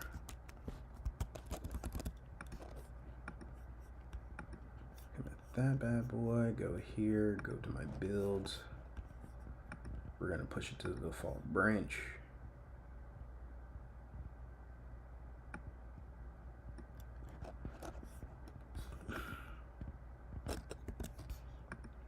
Set build live. And now I have to confirm it on my phone.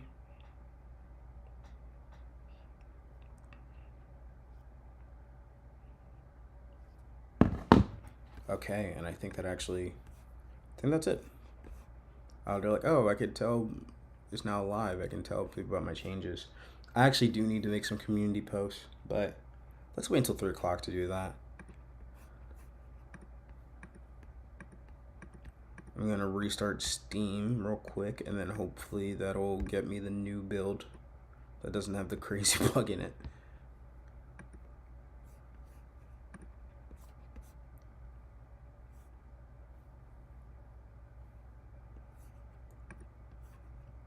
Perfect. Update the game.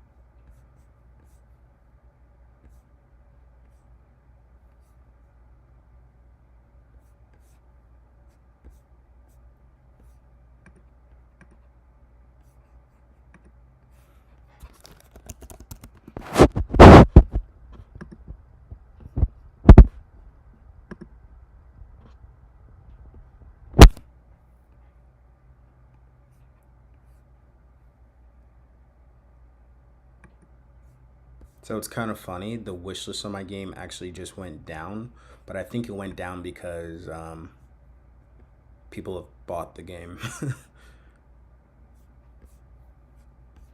which is also doubly funny because I feel like at least when I released my game last time, it had such a crazy influx of wish lists that day one. And like I said, I don't know if this stuff is updating live. Um, so who knows? But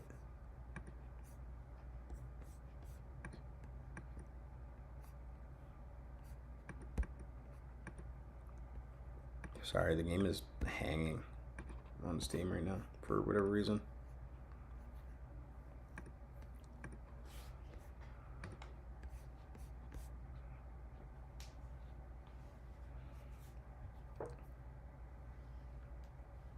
Yeah, if you update the build, Karma, it should fix it.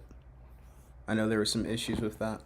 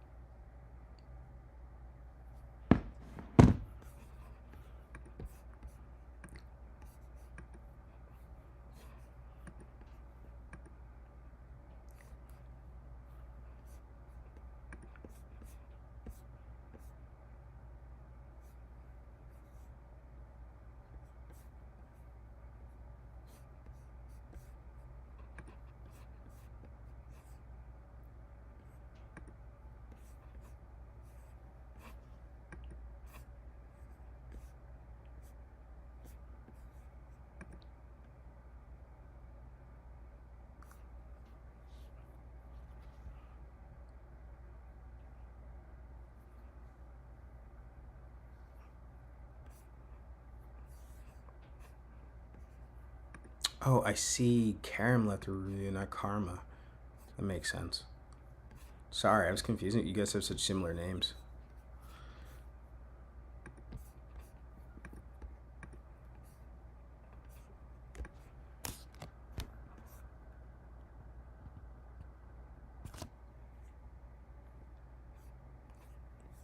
Sorry, the Steam is struggling for me right now.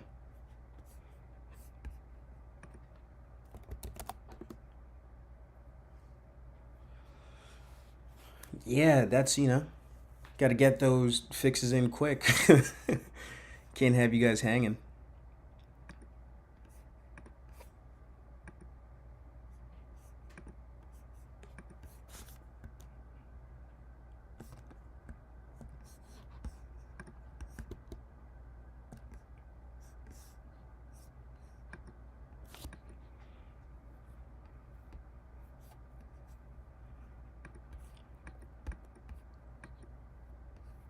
Yeah, okay. I'm actually.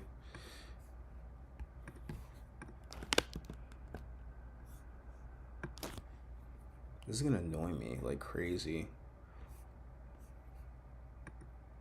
This happens sometimes, but. Love 2D sometimes acts a little funky on Macs and with the Steam stuff, and it's like. It's not popping up, but like. I'm not about to. You know. stop the stream to get this going. So annoying.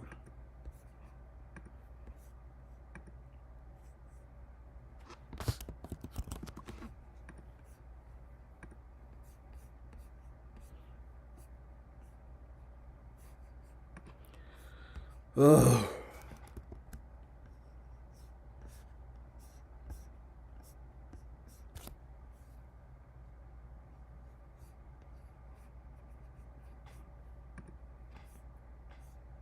Yeah, sorry that I'm literally doing nothing on the stream, but like this thing will not. Like, I think I'd have to actually restart, and I don't know what happens if I stop a stream mid. Like, I don't know.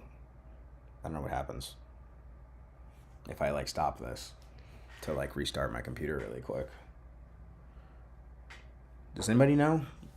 does anyone stream enough? Maybe I can Google this. What happens if I restart my computer mid live stream with OBS? Restarting your computer with live stream will immediately terminate the stream, causing you to lose viewers and create a gap in your recording. While Twitch may hold a stream for nights, like YouTube might allow, but the broadcast likely stop and you'll have to restart OBS manually upon.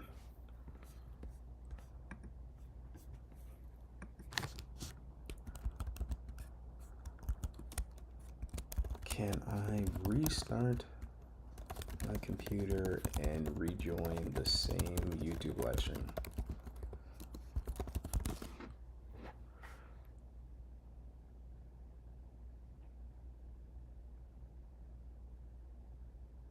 Okay. All right. Apparently, I just gotta be really fast. So it's gonna say that I'm offline. It's gonna say that I'm offline.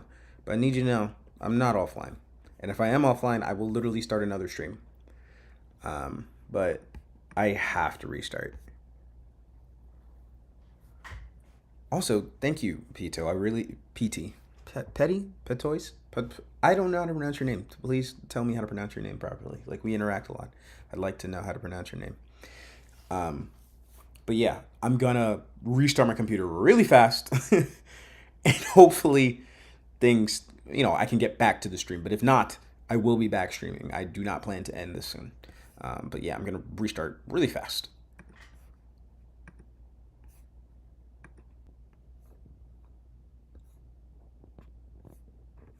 Okay, am I back?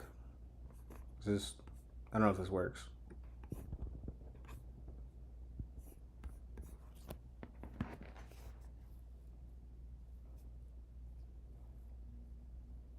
I literally have no clue if I'm back. Hey, awesome, cool. I wasn't sure if that was gonna work. I log back into the computer, and OBS is just straight up like not.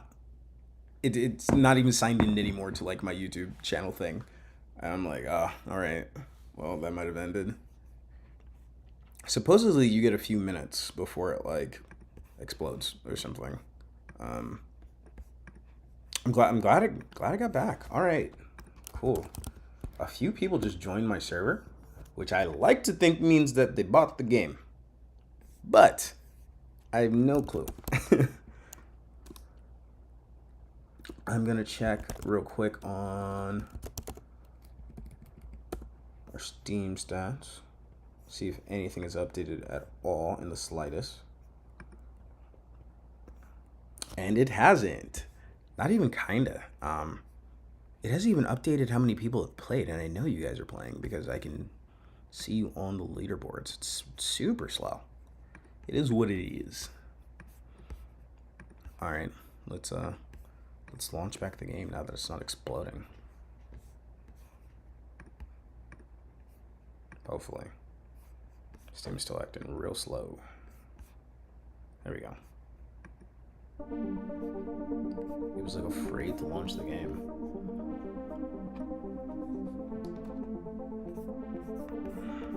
Ooh.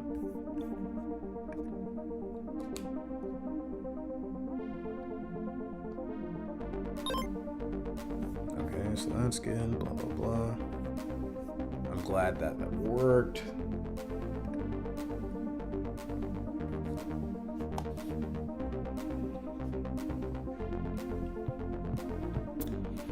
Let's check these leaderboards.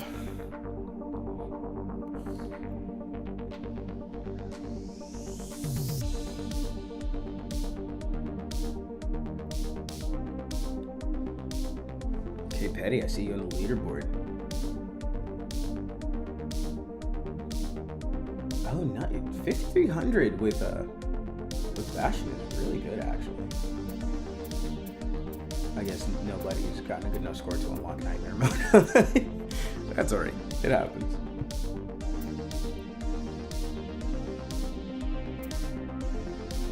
Which, for the record, I will give that key away if you beat either of these scores, the 34,000 here or the 9,800 on Nightmare. I hope you guys like all the achievements I baked in too. Like, I don't know if I set out to make 37 achievements. It just kind of happened.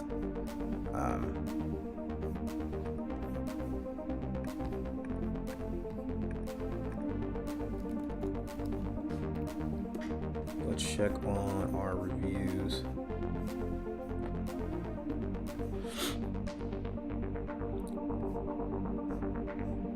So there's only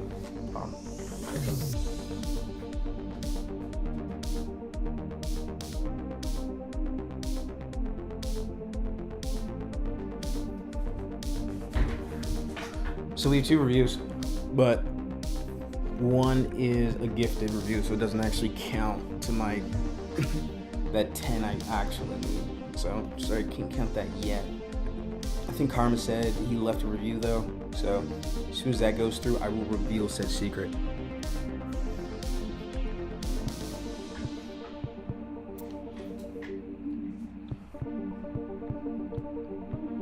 Yeah, I put in a bunch of cheeky little achievements, and I actually have a few more that I want to do, but they're associated with power-ups that I didn't actually add to the game yet.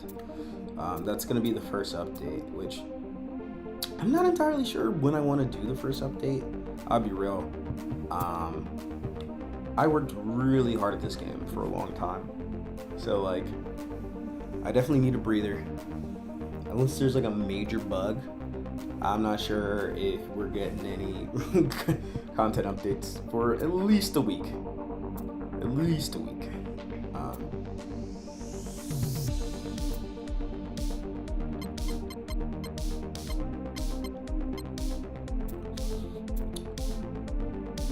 Let's do.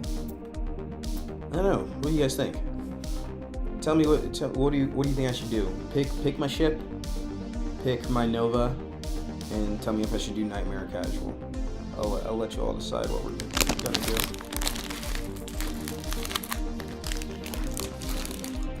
I'm also gonna run to the restroom again really quick. I don't know if you guys can hear me dropping Skittles, but I've dropped several.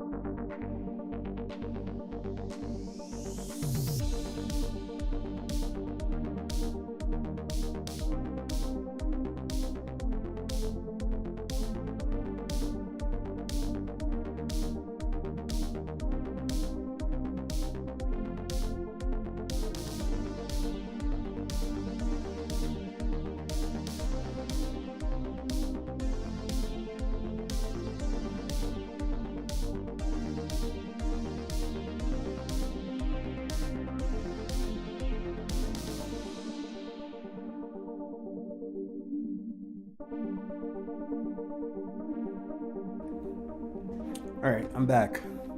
Nothing? Nobody has any suggestions on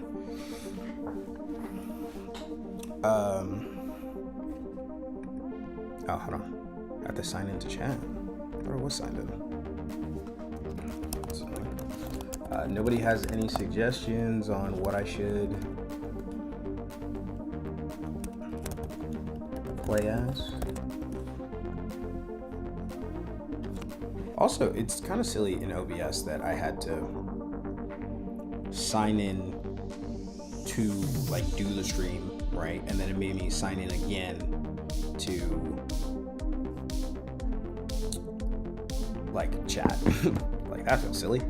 Also, I lost one of the boxes that tells me like how many people are in the live stream. It was kind of inaccurate anyways. All right, let's see Spark and Cryo Surge. Let's do it.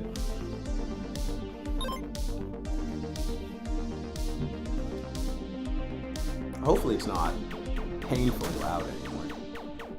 My buddy texted me like, yo, it's like stupid loud. I didn't see it for a long time, so like, ooh. Oh, that was crazy. Just some crazy lag from my computer for a second. I don't know what that was about.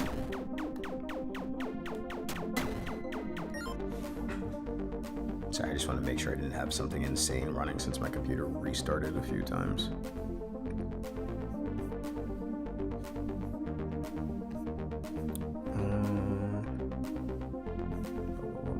There.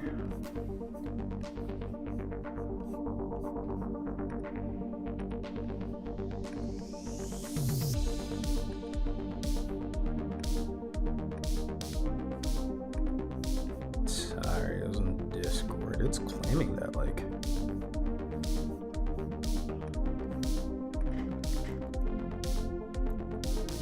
It's claiming that I had messages, but I don't see any messages. Ah! And I still have one. So, Spark is actually the first ship I made, which is why it's the first one you see as well, and why it's like, you know, like this was the first one where I was like, what makes this game playable in capacity? Like, because like honestly, a lot of the values that I have for like damage and whatnot was just, they were tests, and then I kind of refined them. And basically I worked backwards in that, like I made the game difficulty, and then I made ships that I think represent different aspects. You know, Blitz is the blast cannon, right? So Blitz is the blast cannon, so it has really high damage, but it is super weak to defenses. Like it has no defense, and that was a big part of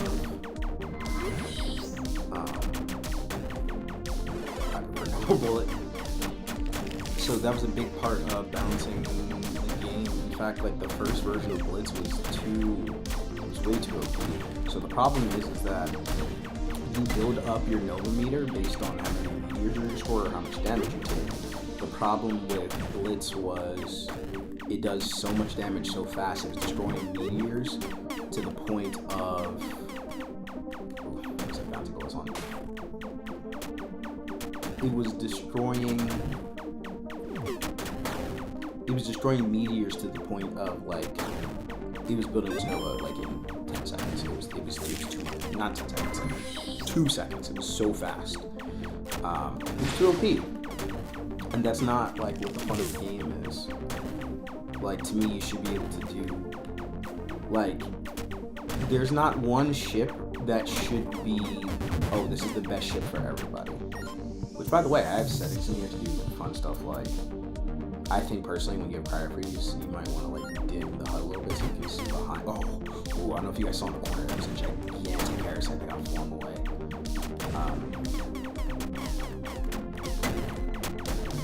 But you know, the fun of the game is not everybody has the best combo, right? Like some combos are better than others. Like I'm pretty good about Blitz because I'm pretty good at dodging. But like my wife, for example, she's not great at dodging. So sometimes it's like, you know, for her, it might be better to choose a ship with a little bit more power, just so she can avoid dying immediately to her second hit.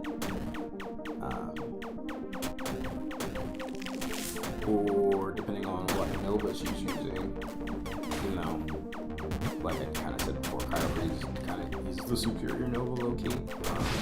But I also think it's a challenge to yourself to try something else, right? Like, to me, I think it's much more impressive. Like, if someone is on the top leaderboard and they had, like, Rampage, it's like, dude, you're great. Like, you're really good at this. My favorite ship? I know it's kind of dumb, but I am super partial to Spark just because I think it's the most well-rounded ship. But I'd be lying if I can say I didn't like the Chaos of Blitz. When you get so heavy recoil spawn can literally shoot your ship off. You gotta like fight against it. When you get like one of those, a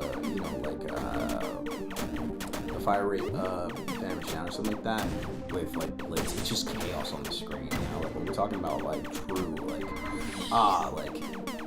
there's just stuff flying around everywhere, like real bullet hell stuff. That's always really fun to watch.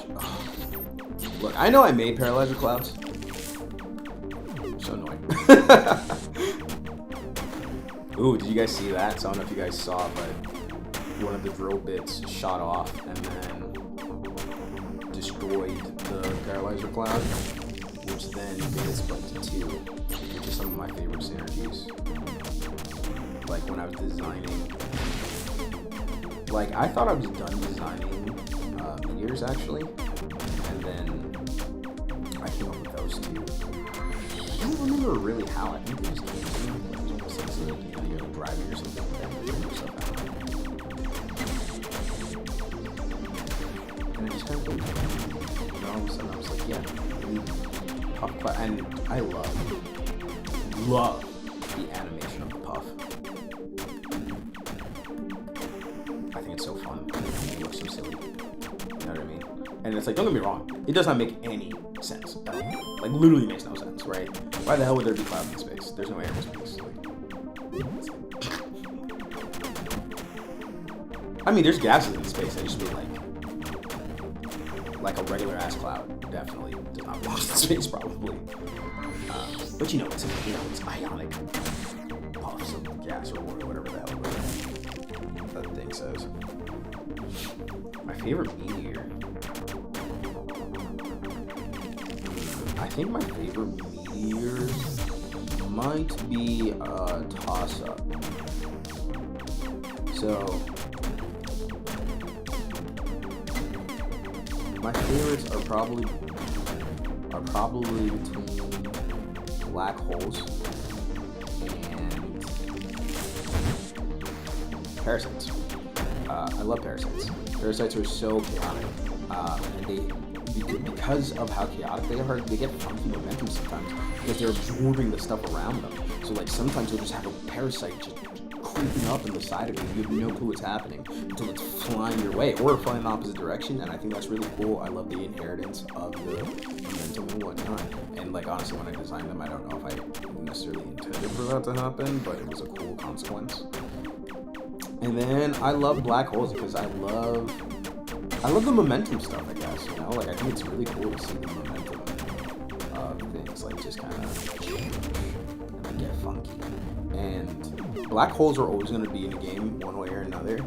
I did think about whether or not I was going to let black holes, like, actually destroy things, like, suck things up or not. And I like it way better if they just kind of pull everything together. Because sometimes you get really chaotic stuff happening. Like, even,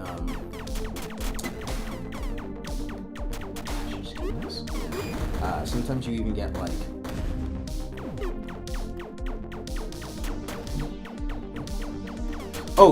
sometimes because of how the gravitational pull works with the black holes, because if you guys aren't aware, not only do meteors get sucked in pretty hard, the ship actually gets sucked in pretty hard too.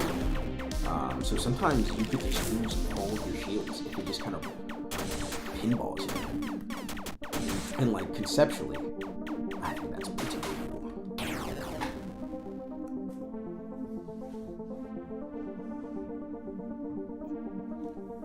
I will say, trying to think of what is my least favorite kind of meteor, though. Actually, I'm gonna go back something. Try a little nightmare. My least favorite meteor. So there's 14 meteors. Oh, you guys haven't even gotten to see the one? Let's see if I can do that. Let's see if I can get to the laser proofs. So, actually, for this one, we're gonna turn on the meteor alert system so I can talk about them. So these are basic meteors. I don't announce them because I feel like that's just like it's very obvious. It's basic meteor. You know what I mean? Like, meteors flying, they're colored. That's the basic name.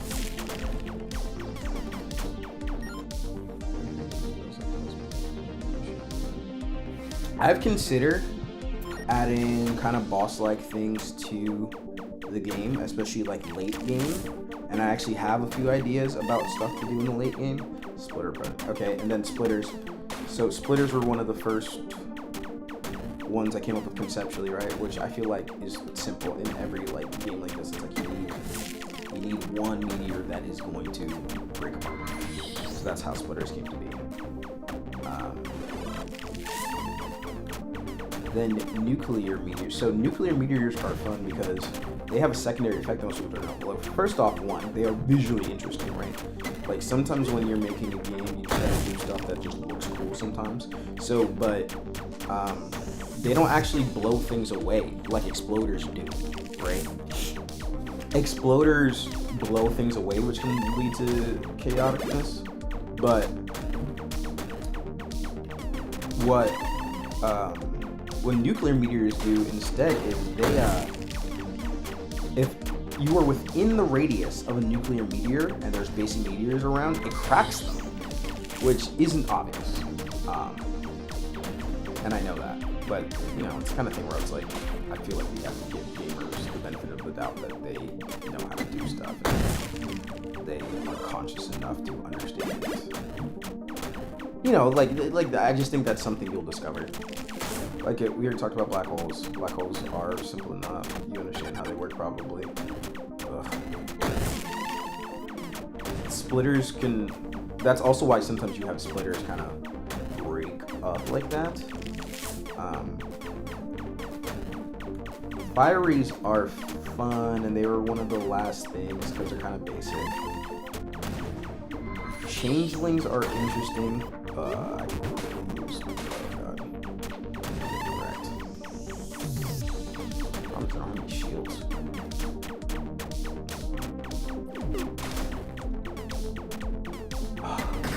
Alright, yeah, that wasn't a good run. I just really, because I made the game a little easier because I stretched the difficulty, I also kind of made it harder to see certain things unless you're really good.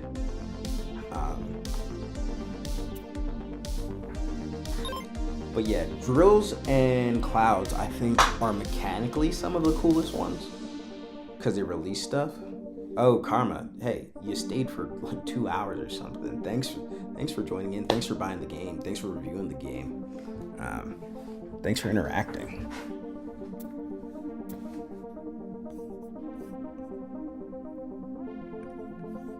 But yeah, a lot of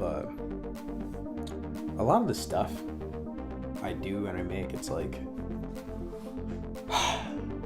there's stuff that you love and hate about everything, you know what I mean? Like to me, like Air Prison, which I think is funny, is so frustrating, which is why I only had it last for 5 seconds instead of like, you know, the average power up lasts like 10 to 12. But I made all my power downs do a little bit slower because I didn't want, a little bit faster because I basically don't want you to hate yourself about it, you know what I mean?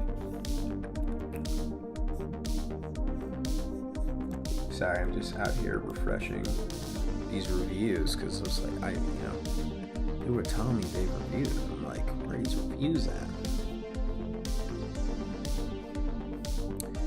And like I said, we had some new friends in the Discord server. I don't know if anyone's said anything yet, but that implies to me that some people might have bought the game. Or they saw my video. Like, but I don't know. Not a lot of people the devlogs are kind of mixed in reviews. Like sometimes it's like they do really good, and sometimes they do okay. My recent one is doing whatever. My last 2 videos did a lot better, which is fair. Devlog content is the kind of thing where it's like it's not necessarily good for finding new people to play your game. It's good as far as like game dev friends.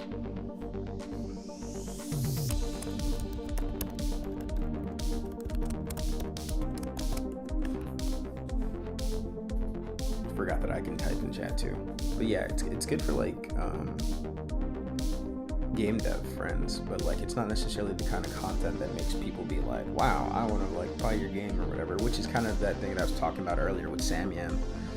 Part of her problem, I think it's just like, as that kind of YouTuber, it doesn't like necessarily translate well.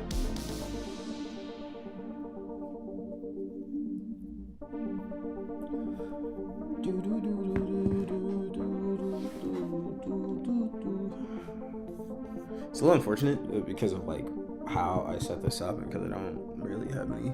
Well, I guess I do have a pair of headphones here, so I could play it in. I'm not listening to anything, except for myself speak, really, which is such an odd feeling. Let's check these leaderboards. See how we're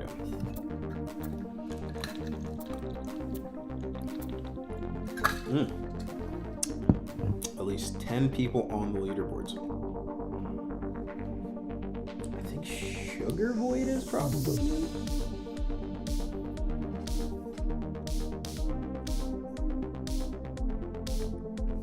I forgot I can also check manually the leaderboards. So the thing about how the leaderboards work is it's only going to show you basically the Hall of Fame and like who you're surrounded by.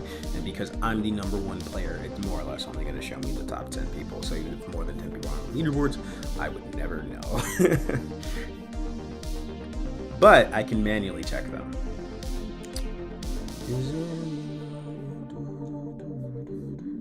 Tell you guys what.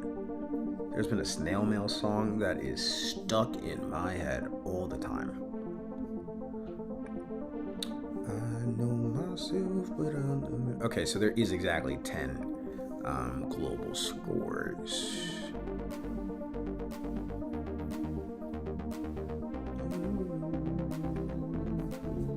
I'm pretty sure Sugar Void is a new player, but we're gonna keep track of this, right? We're gonna make sure. Because Runabows, Ram, Pyro was definitely there. 2, 4, 5, 6. Yeah, we're gonna consider that a sell. We're gonna consider Sugar Void a sell. Or I guess, I've given away some keys. I guess it could be. We'll consider it a sell. For the sake of argument, we'll consider it a sale.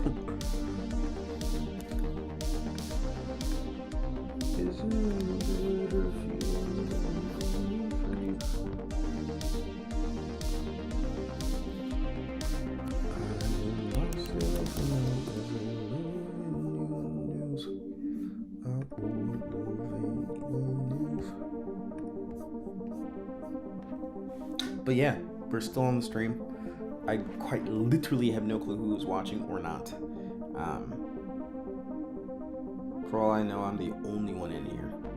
But if you have any questions, ask me some questions. Ask me questions about game dev. Ask me about my next projects. Ask me about maybe things I cut from the game, how I scoped it, etc., etc. Yeah, just let's yap, let's talk.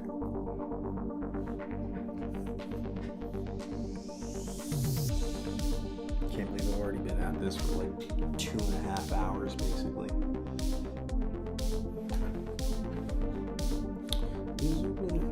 Have I unlocked my last ship yet? I feel like I had. What? Have I not used the Nova 100 times yet? Alright. Guess I gotta grind. What's the best Nova? Spark Blitz and Dash have the same rough Nova film? That feels like cheating. That's fine. Let's go Blitz.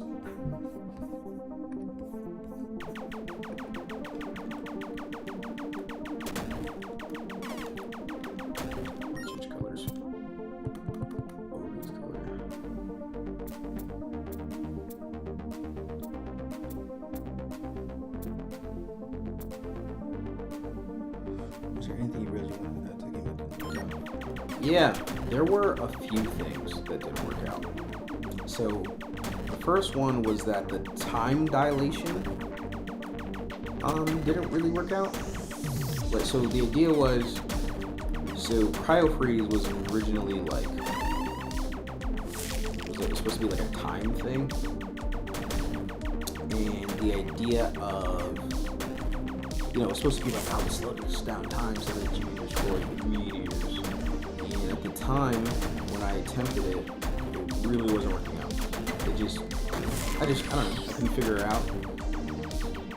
And what instead happened was that kind of slow creep that you see, like that slow creep that you see with the meteors as they're coming in. That they kind of fully stop, and I basically reworked it. I was like, hey, instead of it being like a time slowdown, what if it just froze, you know? Which is kind of funny, because I actually then eventually did bring back the idea of the time slowdown a little bit, but it's called like slow-mo beam or whatever, and basically it makes the gravity, you know, so I repositioned it. Oh, here it is, slow-mo beam. Yeah, it's supposed to slow down everything, and basically it slows down everything because it messes with the gravity, and that's what I needed to do originally. Actually, I just, being honest, I just didn't know what the hell I was doing. I made it, and that's why it didn't work out. But still, I think Cryo Freeze is one of the best Novas, if not the best Nova. So I'm glad it didn't work out in some ways. Another thing that didn't work out was I originally had a concept called shelled meteors, and the idea behind that one was like it has an outer coating, and that you have to destroy that first before you can destroy the meteor. And it just didn't. It conceptually didn't make any sense with the you know, most of the meteors here are kind of flat with symbols. So like it just conceptually didn't work out that it made sense to do that. So shell meteors were scrapped. I just couldn't figure out a way for it to make any sense. I also have a list, actually. I have a list of scrapped stupid ideas I had. Or not even, well no, because I have a random ideas list, right? And the random ideas list are things that I might want to do but aren't like set up as like I will definitely do it. And then I have some stuff that just straight up wasn't gonna happen. I had a power up that was gonna be double damage. It was just kind of boring, being honest with you. It didn't. 12 seconds of double damage didn't seem that fun. And I know that the active pickups do have a pickup that is increased damage, but at least that's modifying your build of the ship, and I think that's a little bit more interesting than just double damage for a few seconds. It was just kind of like, whatever, like who cares. I had an idea for this idea that it's called like poison bullets. And the idea there was going to be like, you know, like your bullets become poison and they might hurt the planet or they hurt somebody or whatever. And it was just kind of redundant because in Nightmare mode, your bullets deal damage to the planet if you mess up. So it's just like, you know, like conceptually, that just was silly. Didn't need to happen.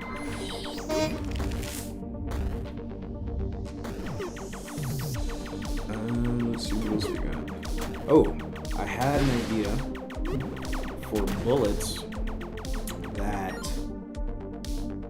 turn into black holes, and it was supposed to be exclusive to co-op, which I don't know why the hell that. I don't know why it was exclusive to co-op, and I don't know. It was just silly. Like, why would you need to shoot? I guess I thought the idea was going to be like, if you're playing with two people, you could like shoot a black hole bullet and maybe get stuff away from them or something. Like, you know, like, oh, I shot a black hole bullet over here, so now they don't have time to catch a breath and defend themselves. But it just didn't make any sense. It didn't make any sense. And not only did it not make any sense, it just it probably just wasn't going to translate well into the game. And that happens sometimes. Even stuff like the drill bullets, they don't make a lot of sense, but at least they're kind of cool mechanically. You know what I mean? Like they release something and then they have a secondary effect. That is something that I try to do with a lot of the meteors afterwards. It's like, you know, not only do they do XYZ, but they have weird synergies with other stuff. You know?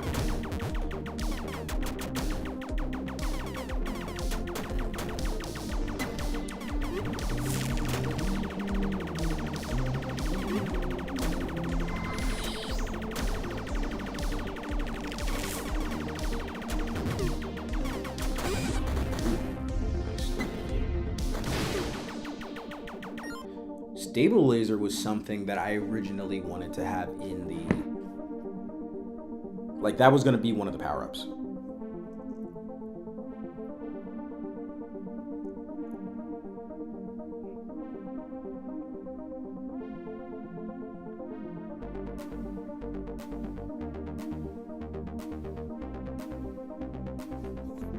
So, apparently one of my buddies was chatting in chat and like nobody can see it because I can't see it either.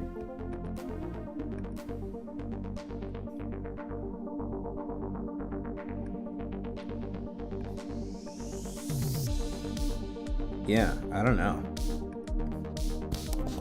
Let's actually reach out to him real quick. Are you chatting?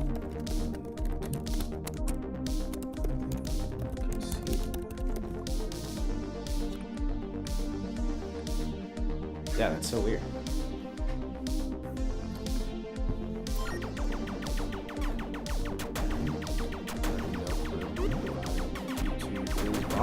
And honestly, because I don't live stream like that, I also don't know even how to stop it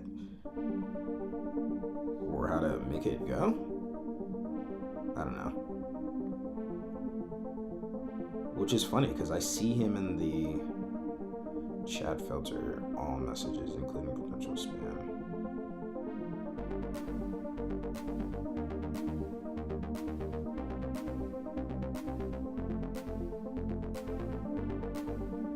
Yeah, they think he's spam.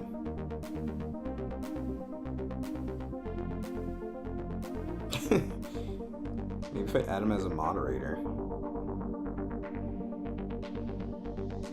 he will show up in the chat.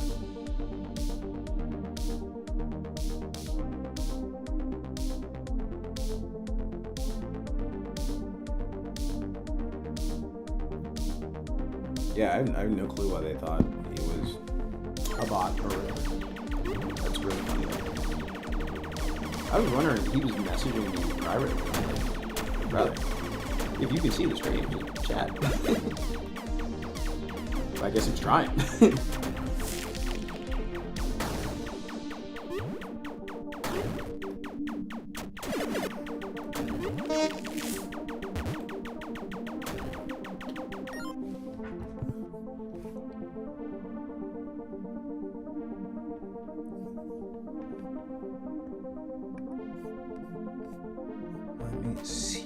Other ideas we had in the reserves that didn't really work out. Oh yeah, here we go. So I also had some, well, not that I had ideas for it, but like I guess I was thinking about it was, so you guys say stable laser, you see how OP it is. Stable laser was originally going to be some version of a Nova. It's not fun enough to have as a Nova. Stable laser's cool, but it's so OP that it's not fun and there's no strategy in it at all. It's just, you know, spin around as fast as you can.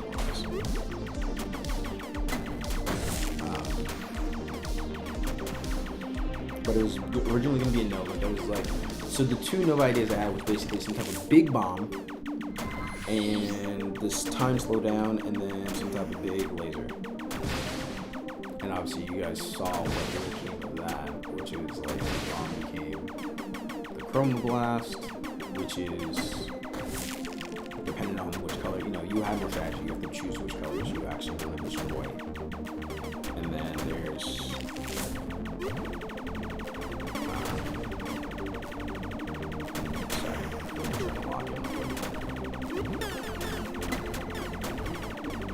yeah, so then it became, you know, the 2-color destroy, the freeze, because I couldn't get the code originally working for the time slowdown. Which is so funny, because every time I mention it, slow-mo beam is right there, and I'm going to see if I can time. See what I see how they, see how, oh, I haven't spawned afterwards, but it's funny that every time I talk about what eventually became slow-mo beam appears. And then, oh, Rampage.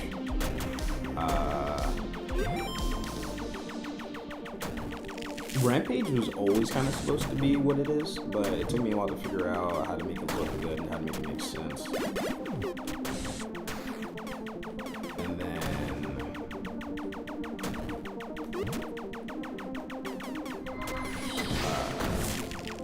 the monochrome thing actually came from a buddy of mine.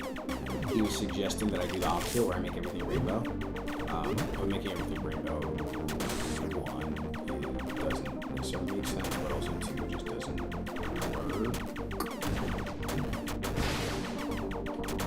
Like, if everything is rainbow, then, like, colors don't matter in a way that is not controllable. Does that make sense?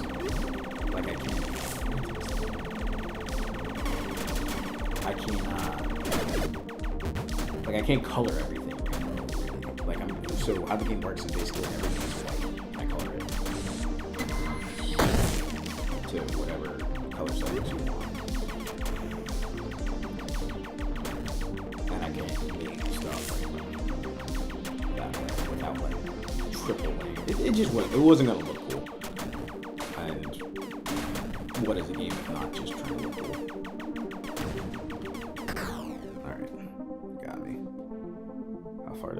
32,000. I'm pretty consistent with my 32,000s, you gotta say. But yeah, instead I made the monochrome, which allows you to suck, you know, the color out of the sky, air, room, whatever. And I was gonna make it a power-up originally, but making it a power-up is actually more difficult than making it a Nova because of how I made my power-up in Nova systems. And if I made it a power-up, it was going to break too much stuff, so it was easier to make it a Nova. Which, he was of the opinion it is not, like, powerful enough to be a Nova. But then I actually buffed it a little bit, and I made it so that it, like, kind of fuels your ship on top of it, so you actually get a damage and speed bump every time you hit Spectrum 0. And I'm actually of the opinion Spectrum 0 is probably a little bit more powerful than Rampage. But I don't know.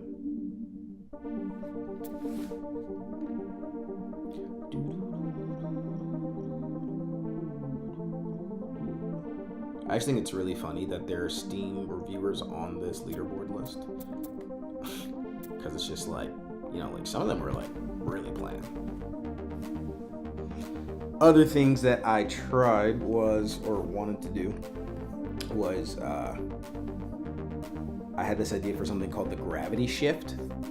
And the idea of the gravity shift was going to be like meteors pop up from the bottom instead of the top. Or like sides. And once again, this was just kind of a logistical nightmare. It didn't really make any sense. And also, like, even in casual mode, so it's not that I draw half a planet, I actually draw the whole planet. And the whole planet has physics. I just only put half the planet on the screen, and then I make sure that everything that spawns above that threshold, which is why sometimes you could actually miss a meteor and it hits the bottom of the planet. That was on purpose. So if I did meteors from the bottom instead of the top, what that meant was that I then had to protect the bottom somehow. I had to logistically make it make sense, like, or I'd have to move the planet. It was too much, right? Like, oh, so you get this power up and now everything's kind of flipped, and it's like, Like the whole physical like game is flipped didn't make any sense. That was a dumb idea. There was also gonna be the screen clear bomb. That was supposed to just be like a final game thing, not like a demo one, which was gonna be like a bomb that explodes and explodes everything on the screen. That's just too much. There's not, once again, it's not something that actually felt strategic. Like, originally I had this game labeled as partially strategy, which was dumb. That didn't make any sense. I was being an idiot. But I just mean, like, you know, conceptually speaking, it's like that's kind of what I was going for. Is that you take your strategies, you take whatever you're doing, and you make it happen.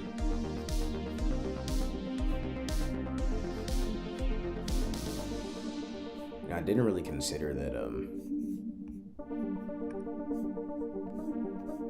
because it's spring sale, it's like I bet it's kind of hard for me to really get myself on some of these lists. Although I do see my game on the most recent action games, so that's cool.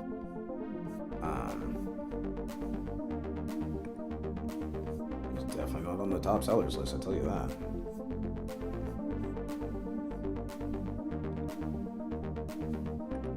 Maybe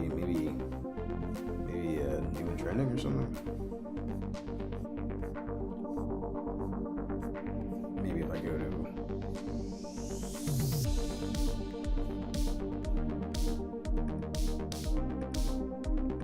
I don't know the best category to look in to see if I'm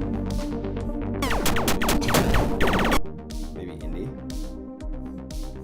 What's up with indie?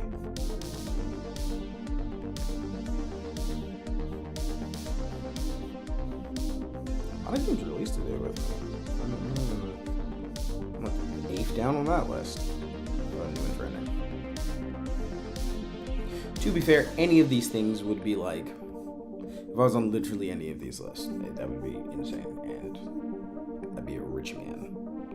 And I don't know if that's I don't know if that's realistic. All right. I am. If you go to the new and trending on indies,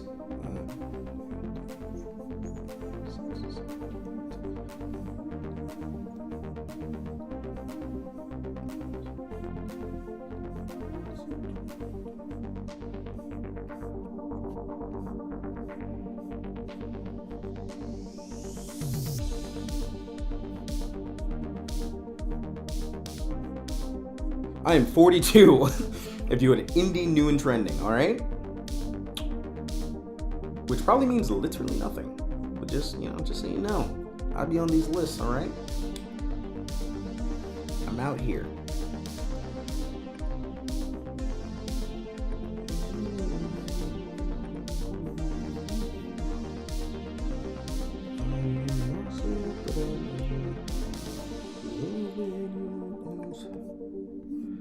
See, I have other dumb ideas. Like I said, I have this huge list.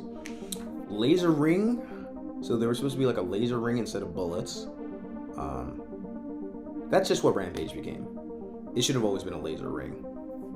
I don't know. At first, I struggled to get that one down visually. So that's being dumb.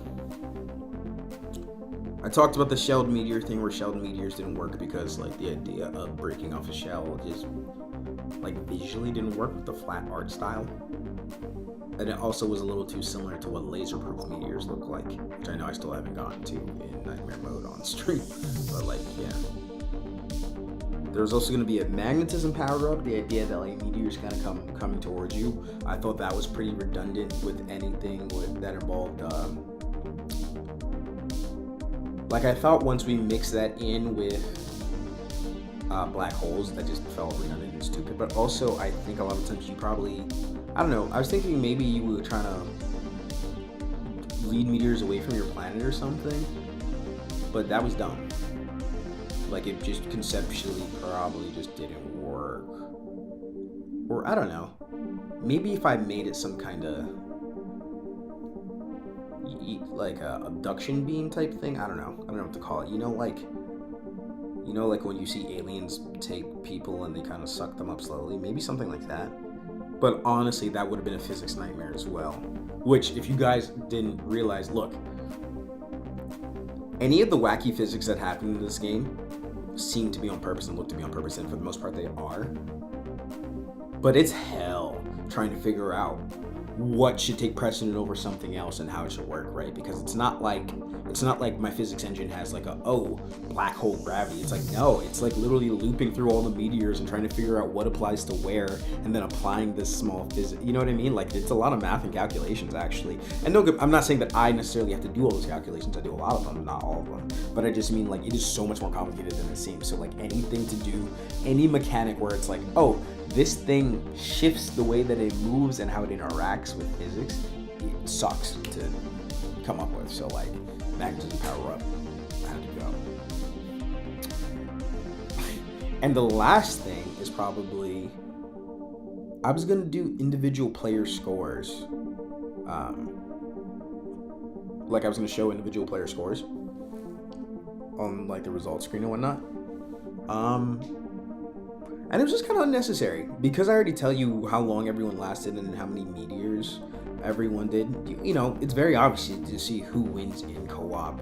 And if I was trying to do separate scores thing, then what I was gonna have to do was change the HUD so that it shows your individual score, and then at the end of the game show you your combined score, your individual score, etc. It was just gonna be too much of a hassle, and I don't think it was worth it. I don't think that's the fun of co-op.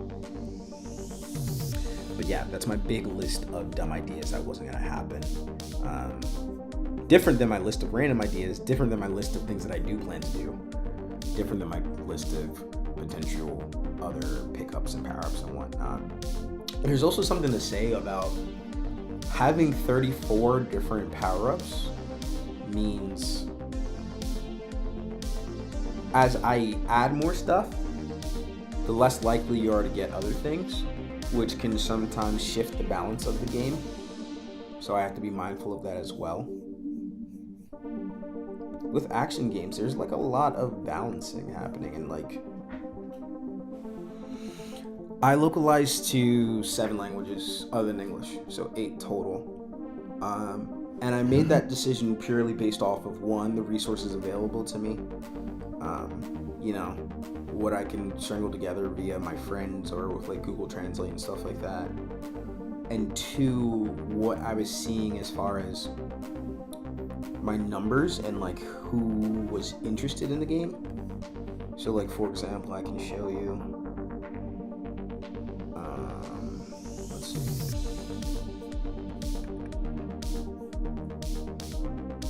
I took a final tally of my wish list before I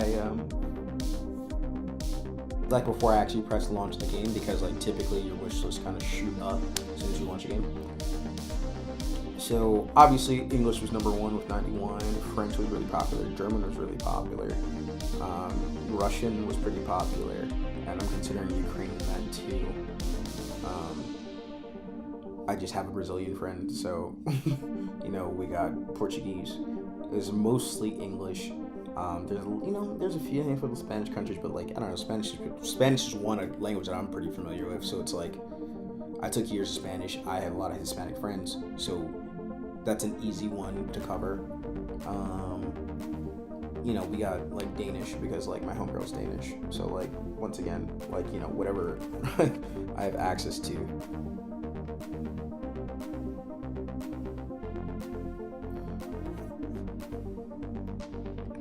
All the buttons, or just, you know, which ones in particular do you think are kind of hard to see? Because I know I'm doing the kind of like white highlight. That's actually something I was thinking about at like 5 in the morning when I was doing stuff, was like, I think I did a good job of juicing the main game, but I didn't juice the UI enough, I don't think. Like, the UI could use some juicing. It could be prettier.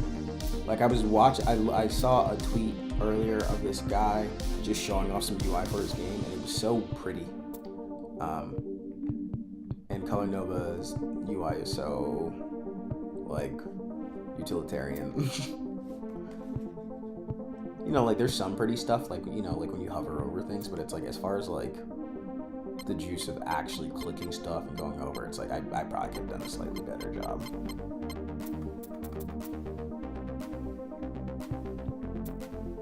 But yeah, Petty, what you talking about this menu specifically, or like, I don't know, options menu, like here, like this highlighting, or do you think like the pause menu, like all of the above, which is definitely an option? I'm just curious what you think could use. Cause I tell you what, the pause menu kind of got, because I don't know if you can see it, the top one actually has the slightly, like this slight gray outline. And oh, you're talking about the pop-ups. Pop-ups. Yeah, that's fair. That's a good call out. It is a little hard to see. Yeah, that's a good call out. Pop-ups are a little hard. I will fix that. Pop-up selection is too light.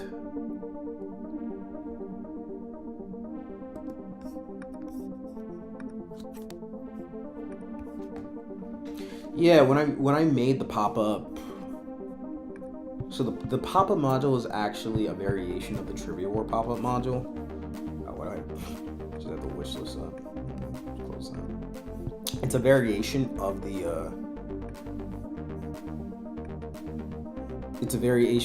pop-ups from Trivia War. Jeez, oh man, I do that all the time. Where like I can't fumble my game names. And when I made it, so in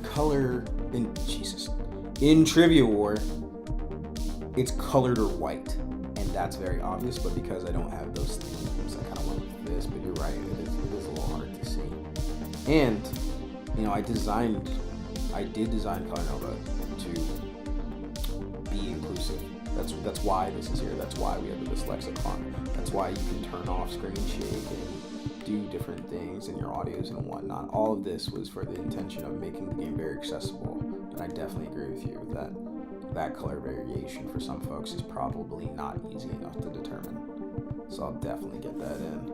I'll put it on my Trello as something. That's a good call out. Which is why you show your game to other devs, by the way. Because they point out things to you that you definitely don't ever like kind of notice, you know? There's so many things. Question about price. Okay, so price was a hard one for me. So I was between two prices. So one, my first game, Trivia War, I priced Trivia War based on what the market was doing, right? So it's just like a Jackbox game, like an individual Jackbox game, like a single mode is normally about $10. The whole party pack is like $30, right? I would argue that Trivia War as a whole is a little bit more comprehensive than one of the individual packages. You know how you can buy like just Quiplash or something? So I argued that I think it's more than that. But also the other popular trivia games, I'd say, is like, you know, there's one called like Trivia Tracks or something. And maybe another one. They were also around $10 to $15. And Trivia War took me years to make, technically, because the first like few months of Trivia War is like actual development, not the active development, but like the like precursor prototyping, was me just trying to source trivia questions. It takes hours. Making that game was such a pain. And I was like, it has some of the, like, it has over 5,000, like, no, I think it's over 6 now. It has like 6,000 questions or something. The average trivia game on Steam does not have that many questions, so I was like, I'm going to price it accordingly. I don't know if that was a good idea or not. I can't tell you. I will say that it has like an 18% return rate, which is kind of high, but it's also a short game. The average round of Trivia War is only about 15 minutes, and maybe that played a part in it. But I priced it at $10 because that felt appropriate.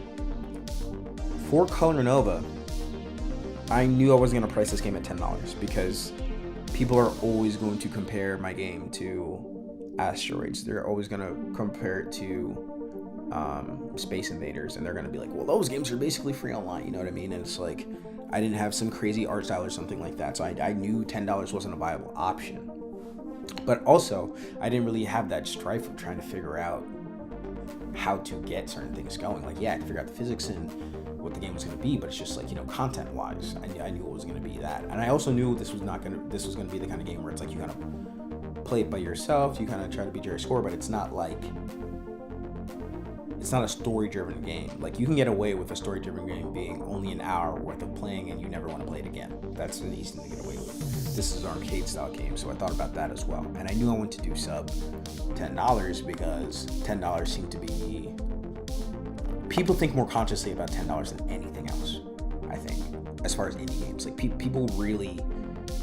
Like, people expect indie games to be dirt cheap, and I don't necessarily agree with it, but if I want my game to sell, I have to price comparatively. So I was between $4.99 and $6.99, right? $6.99 was my first gut instinct because, so there's a game called A Game About a Black Hole, short incremental game. It was $6.99, and they managed to discount it to 20%. And when you discount it to 20%, that means that the game comes out to a $4.99 basically, and that's a good place to be, I thought. Sub $5 for most folks is very impulse territory. So I was like, okay, do I want to be $6.99 on regular and $4.99 on discount? But I thought about it a little bit more. I asked my buddy who probably, so he's also game dev. He's actually, his name is William. Like, you know, he's one of my main thinking/sounding boards. I asked him what he thought, and he was saying $4.99. Asked my wife what she thought. She thought $6.99, but at the same time, she loves me. She, like, you know what I mean? It's just like, she'd pay any price for one of my games. And I landed at, I think I want to be at a cheaper place, and I want to be at impulse territory, you know? To me, this is like a honey situation, you know? Like, you attract more bees with honey. So I went cheap. And it's okay for this game in particular, for me, for this one to be cheap, because, like, it's supposed to remind you of old times, in my opinion. It's supposed to remind you of, like, retro games and when games were just fun for the sake of being fun and they weren't trying to get you with micro purchases and whatnot. But what that does mean, though, is that this game is... I had to sell more copies to break even.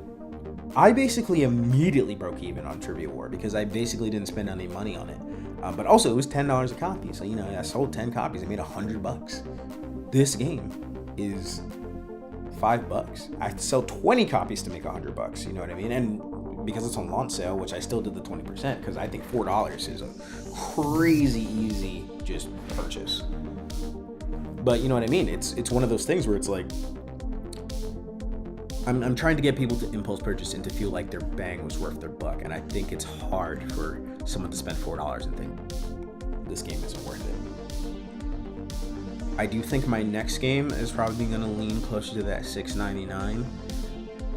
But so my whole strategy with games recently and for the foreseeable future is to make smaller, something popped up for me, is to make smaller manageable games.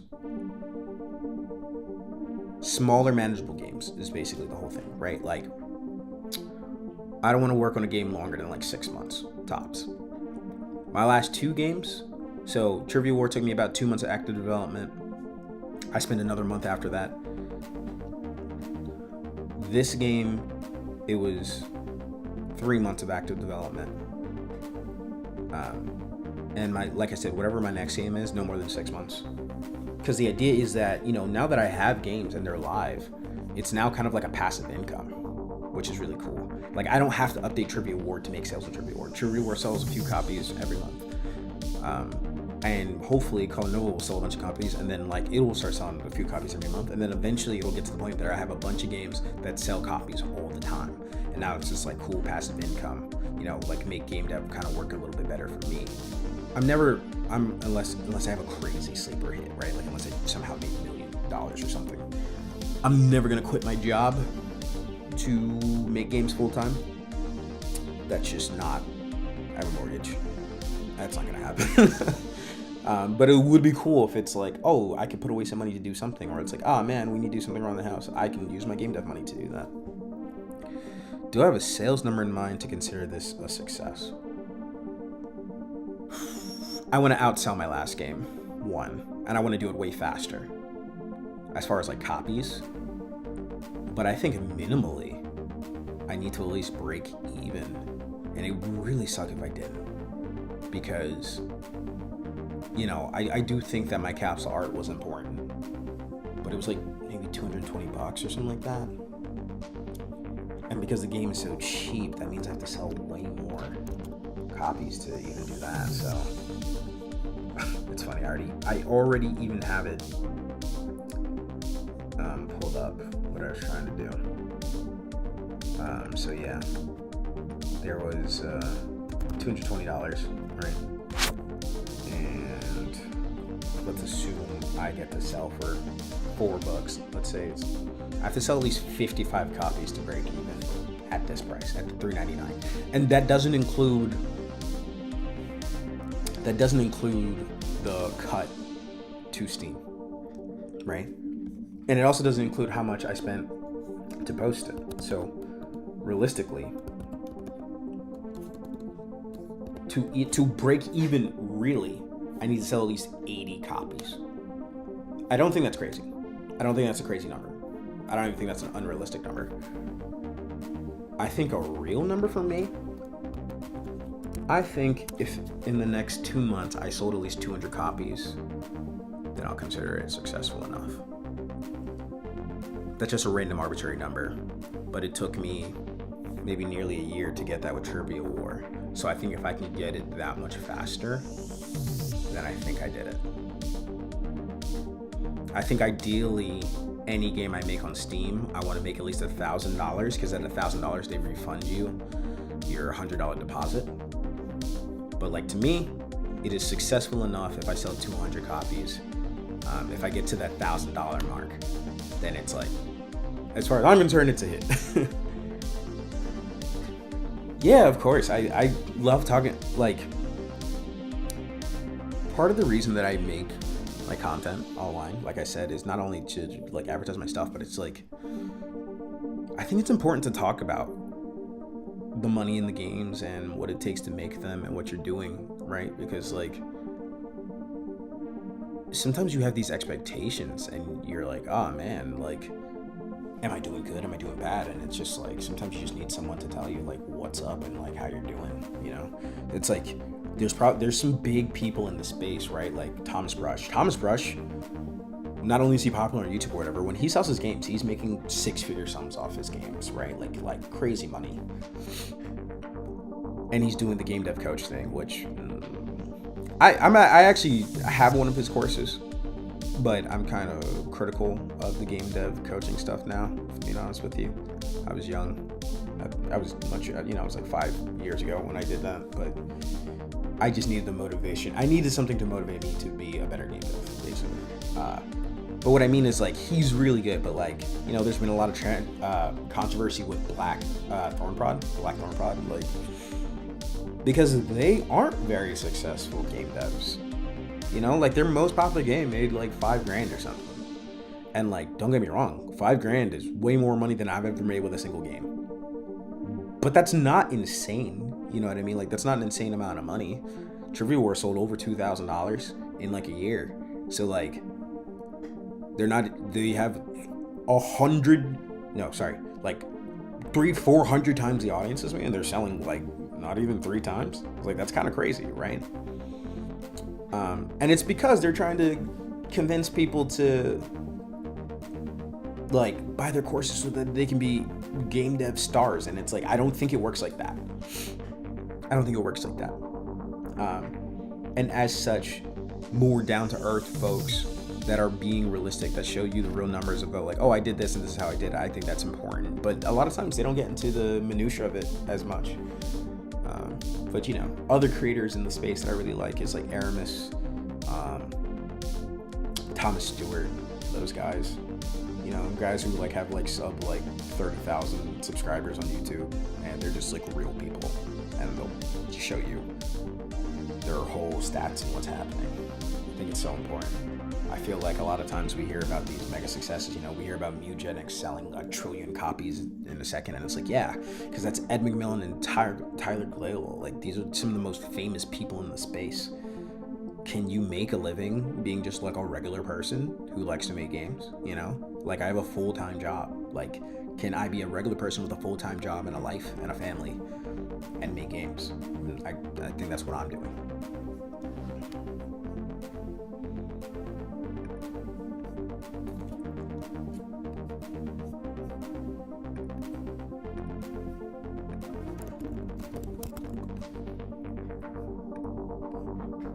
Yeah, I really like their content, honestly.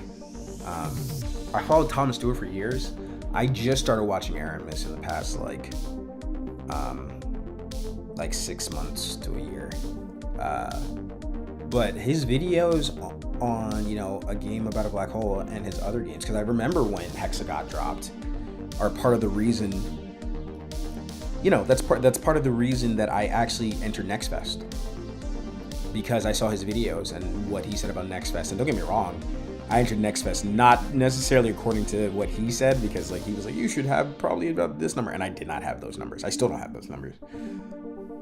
But he made me realize the importance of a demo. I don't think I'll ever release another Steam game again without doing a demo, even if I never do Next Fest, because I'll tell you what, having the demo up and iterating on the demo, having people be able to see the demo, changed game dev for me. I used to just kind of pull up, like I'd be at a friend's house, we'd be like all hanging out or whatever, and I just like pull my game up and like have people play it or whatever, and that's cool and all, but like that's not a good example of just like strangers playing your game, and it is hard to observe them playing your game without having input, without them seeing input, seeing if they actually like it or not, if that makes sense. You know what I mean? Like, not that I don't think my friends think my games are fun, but I think they extra gonna think they're fun if they watch me watching them play it. Whereas like with a demo, I can get like real feedback. Like real people can be like, yo, I think this or whatever. You know what I mean? Yeah, Mew did take years to make. And that's another thing too, is like, because they're Tyler Glale and Ed McMillan, they can do that. I can't spend 4 years making a game. I will, I could probably make the best game I could possibly ever think of, and it could be great. It could literally be fantastic. I don't have enough audience and people to make a game that took me 4 years to make profitable. I can't do that. I literally cannot do that and be successful. That doesn't work.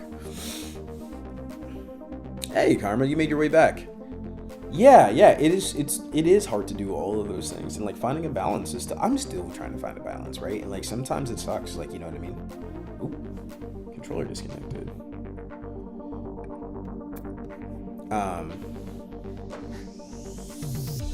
Yeah, like, you know, I'm still trying to find a balance. Like, there's not every week that I can work on everything. Like next week, like I said, next week I have a little too much going on. I'm probably not going to be working on that, you know, that new update for Colornova during that time.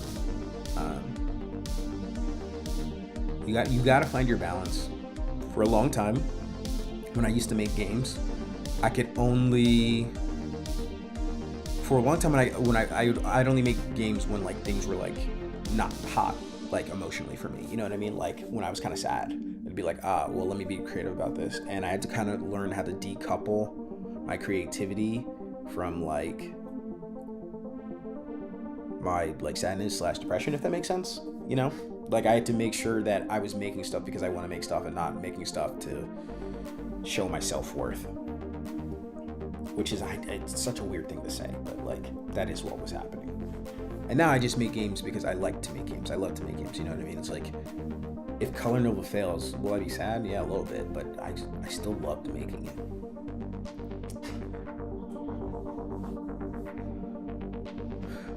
So you know,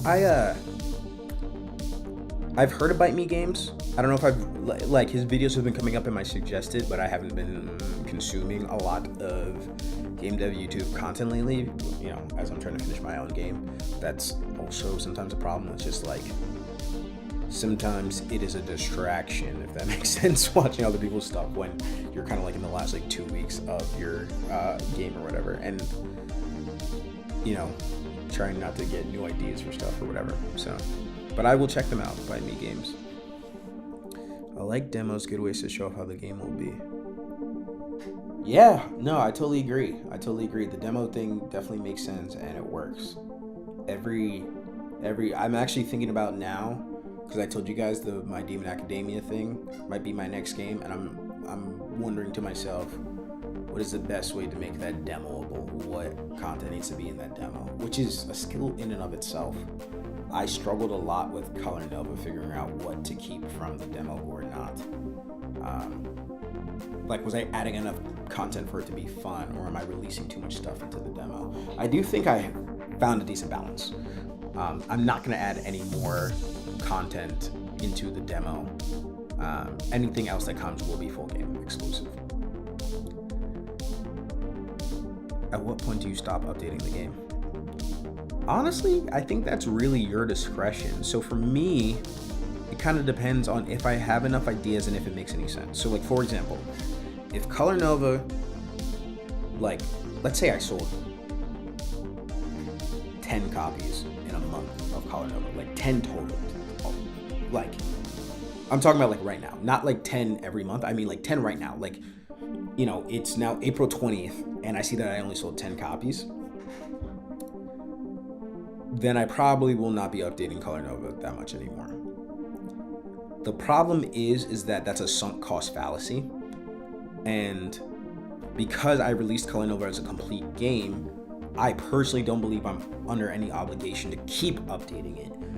Why I will be updating Colornova is because I had more ideas. I had more things that I think will be fun. I think I can enhance the experience, and I think that's good for the people that want to play. But if nobody wants to play it, then it doesn't really make sense to continue updating it. So, for example, Trivia War had 2 major updates. It had an update a month after it came out. I mean, there were some smaller updates, but it had a big update the month after it came out, and then I made an anniversary update. And honestly, for Trivia War in particular, it is fairly easy to make a substantial update because I can just add more trivia questions, more relevant things, like, you know, like just new facts get created every day, so that's kind of easy enough. And I can always add more themes.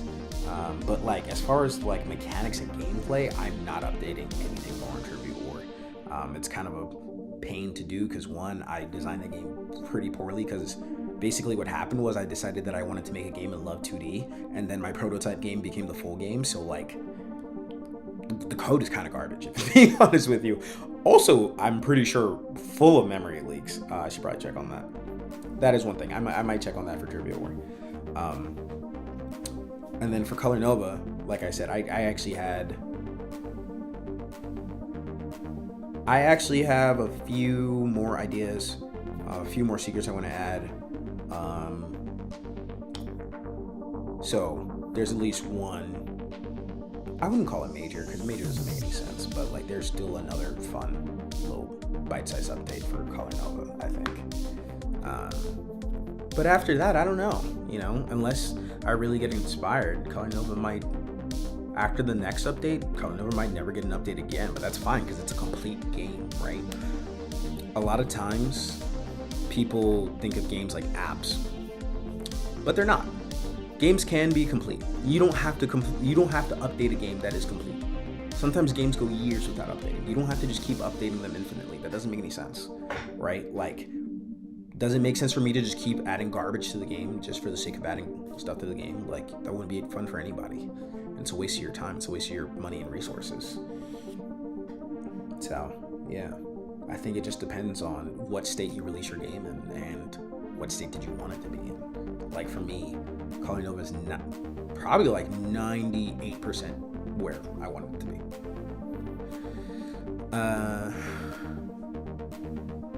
What do you think your next game will be? Okay, so my next game, I think, might be, it's called, at least the DI one is called My Demon Academia. It's supposed to be like,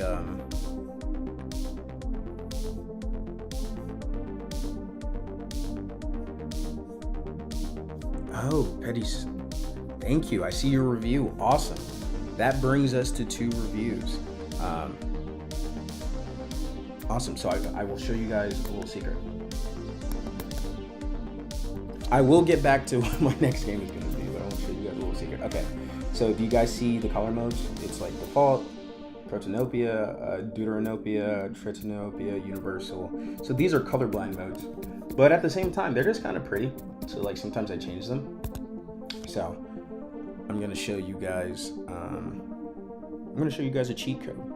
If you're on the main menu and you press up 3 times, down 3 times, left 3 times, and right 3 times, you unlock a secret color palette. And then when you go back, you unlock pastel. Isn't that kind of cool? So now when we go back, you'll see we have this new pastel color palette.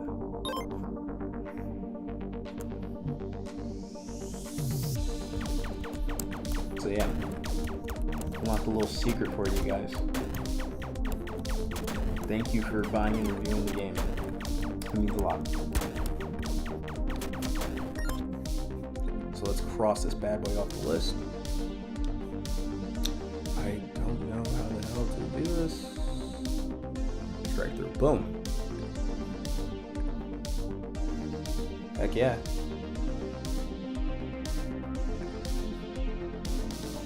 Alright, sorry, yeah. Back to the question. My next game. My next game is probably going to be called, I think I want to go back to My Demon Academia.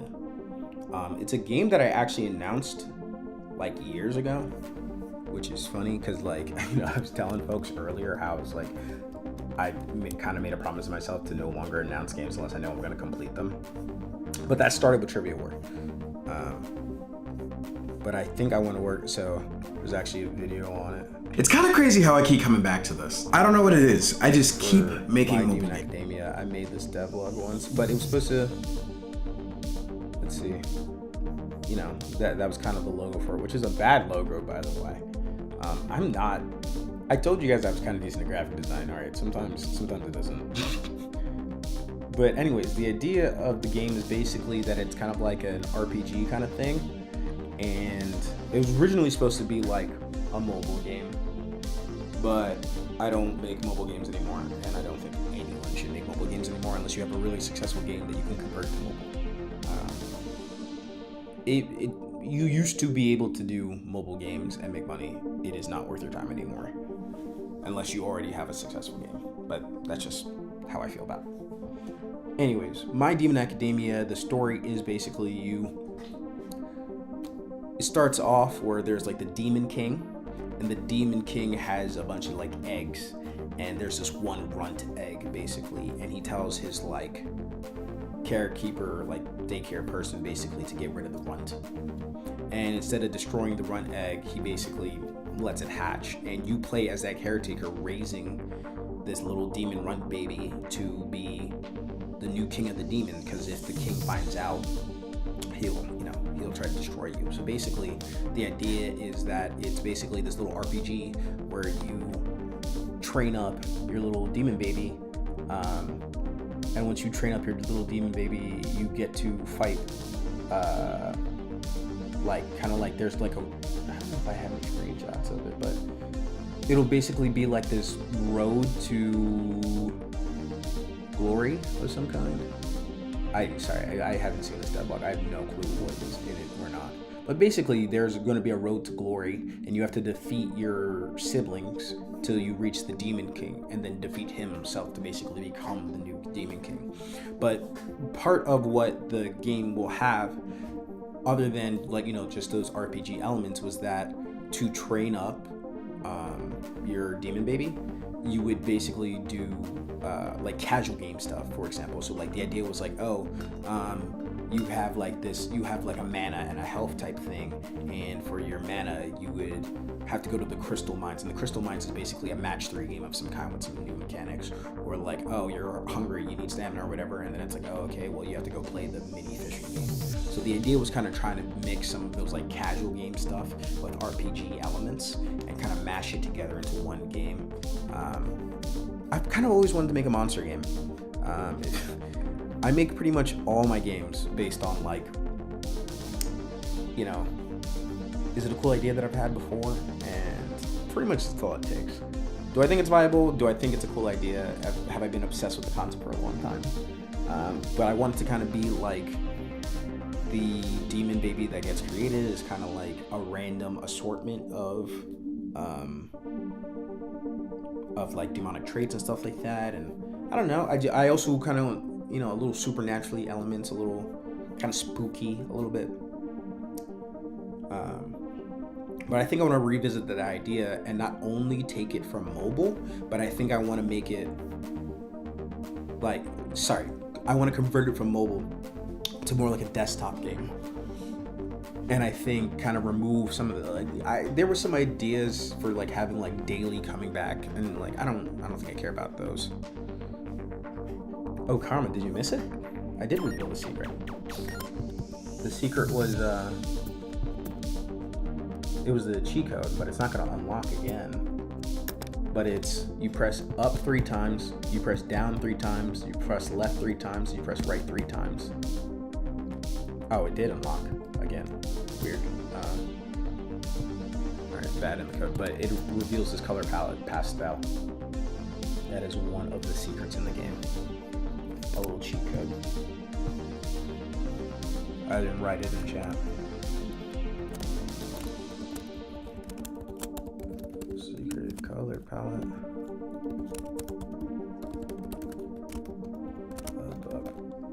Up, down, left, right.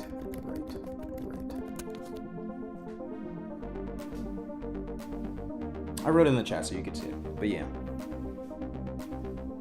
That is one of the secrets that I put in the game.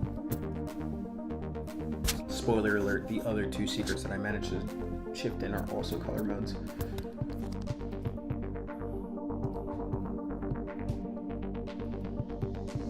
But now that I'm here, I'm like, man, maybe I should have unveiled the other one because I think it's prettier. And the retro one isn't still, it's cool, but it's not as pretty, I guess. I am gonna add more secrets to the game, but for the sake of time and whatnot, I just wanted to add a few.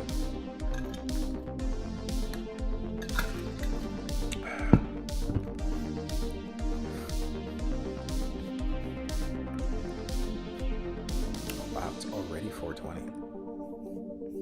Been streaming for hours. Crazy. Crazy how time flies like that.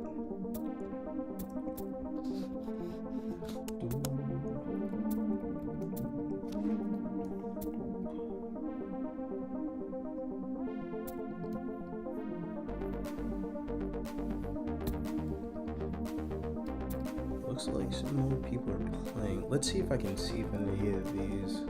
It's kind of crazy how I keep coming back to this. I don't know what it is. Sorry. I said I'm not used to streaming like that.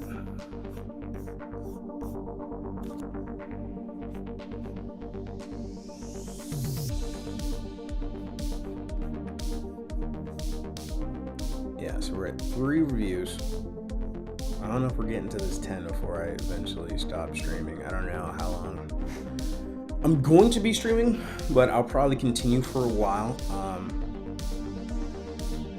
Kind of want, if my wife gets home, we'll probably do a little co-op playing, I think. Okay, well I see my lifetime unique users on the game going up at least, which is cool.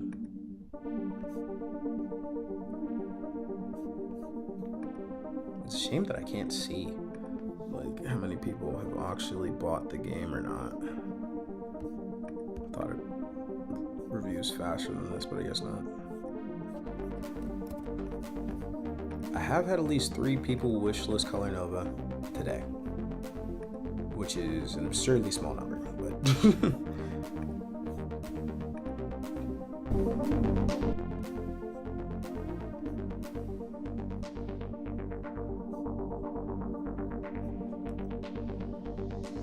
I have to wait till a bunch of my friends get off work to continue buying the game.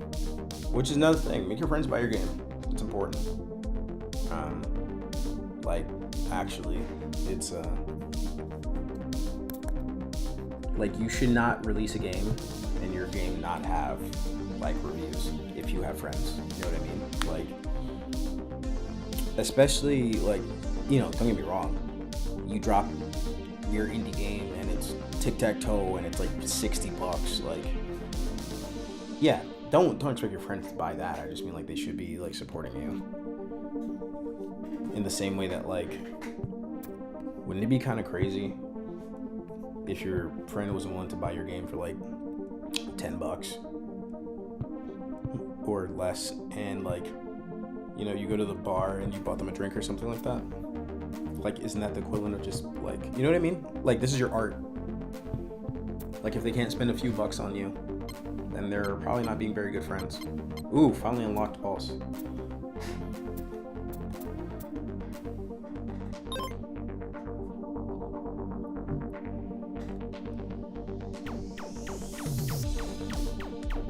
Like, your real life friends need to be supporting you. They need to be buying your stuff. They need to be...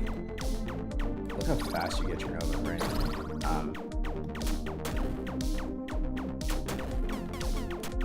They should be supporting your stuff. They should be shouting you out. They should be reposting.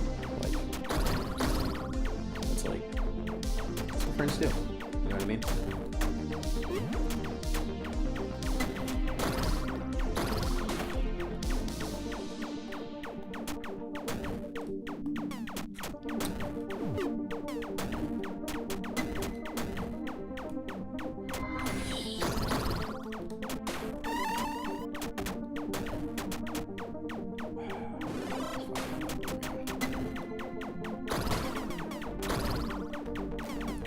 Sometimes my mind isn't coordinated enough to use Chroma Class.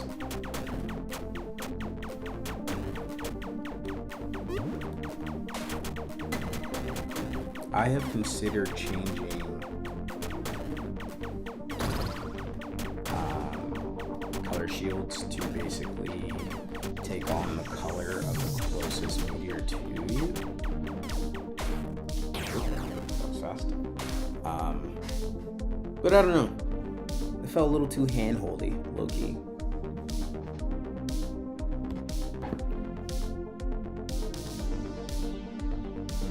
People are...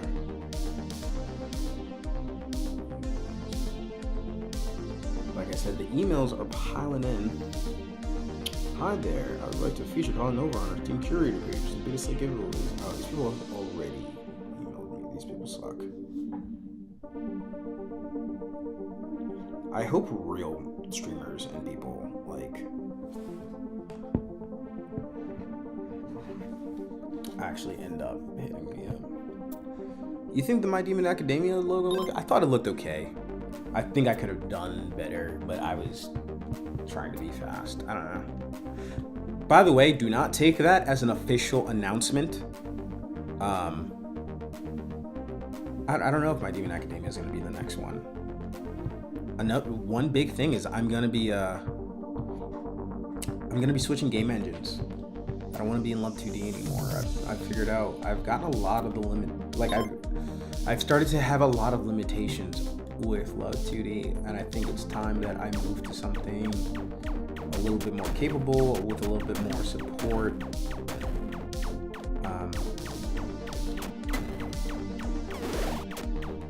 I think I'm gonna switch to Gamedev. I want to do something. I want to stick with an open source engine.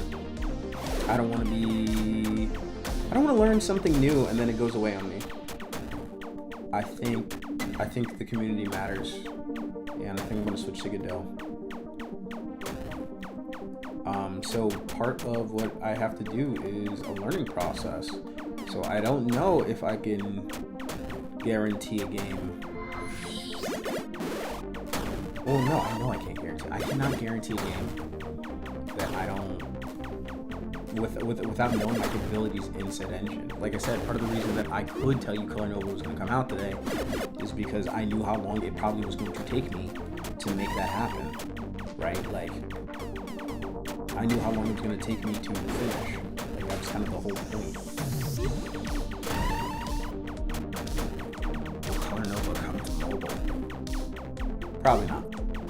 Not unless this game goes like super crazy viral. But also, I don't. One, making mobile games is a pain, and two, I've never I mean, I know Love 2D can export to mobile, but like, I don't know what that looks like. I'm not familiar with the process anymore. Developing mobile games is a pain. I don't even know if some of the stuff that I'm doing is compatible that way. I don't know what. There's something to say about the compatibility of like your cloud stuff. So like, you know, I have Steam integration with this, but like, I don't know what. The last time I tried to do integration with Google Play Center, it basically didn't work, and I couldn't figure out why. Maybe it was my engine. I'm really bad about picking up engines. So I don't know if I do that again. And then, I mean, I know Game Center support is. I just mean like, I don't know. Really, it's like this game would have to be like. Truly, I think I'd have to make like $20,000 from this game to really consider porting it. And that's not a realistic number. So I just mean like, I need this game to be popular, like really popular, for me to like consider a mobile. It is so much easier to make PC games. I have to worry about a whole lot less. PC gamers are a lot smarter, so I have to explain a lot less. Not to mention, touch controls for this game would be garbage.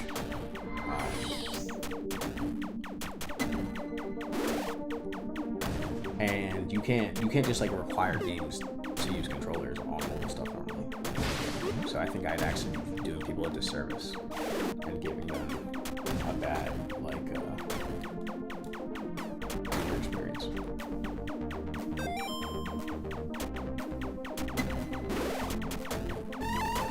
Tell you what, Pulse plus.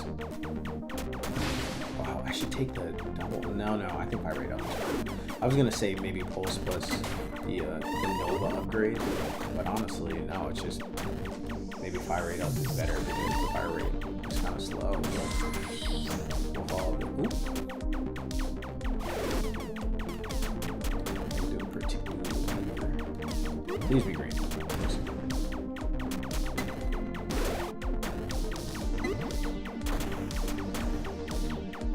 Or just the fact that I can kind of spam my Nova all the time. Boop, Nova. Boop, Nova. There is a way to reset health. It's with God,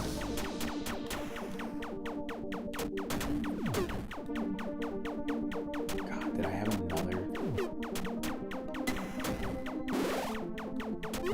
I think I have another monochrome.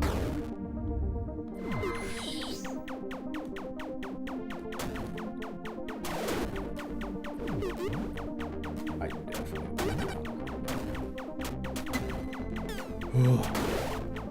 It's somehow. Oh God, I hate that. There is a way to reset your health. Hold on, I need to write down this book. Another monochrome book.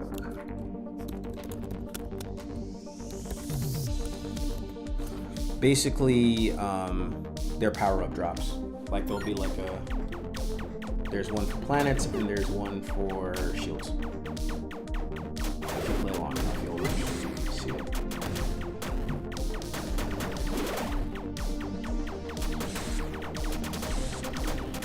This one's gonna be hard to solve.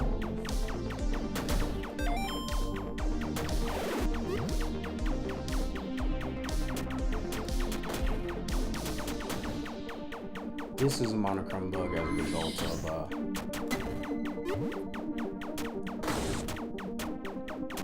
this is a ooh, alright, I did. That's fine. That one is a result of having two-player. Making two-player causes chaos.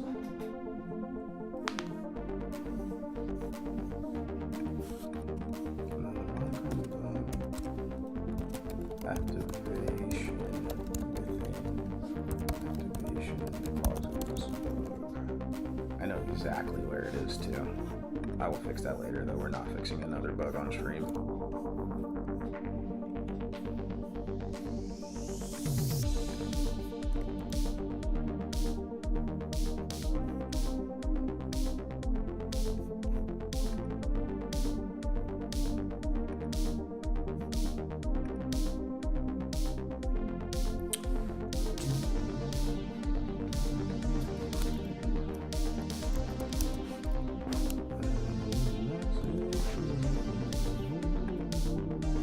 Sorry, folks. I'm just checking out these numbers.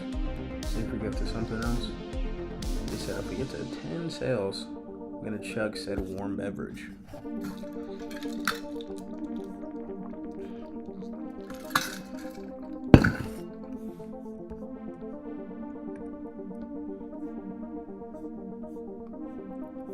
Alright, so we're at exactly 11 entries on the leaderboard, so.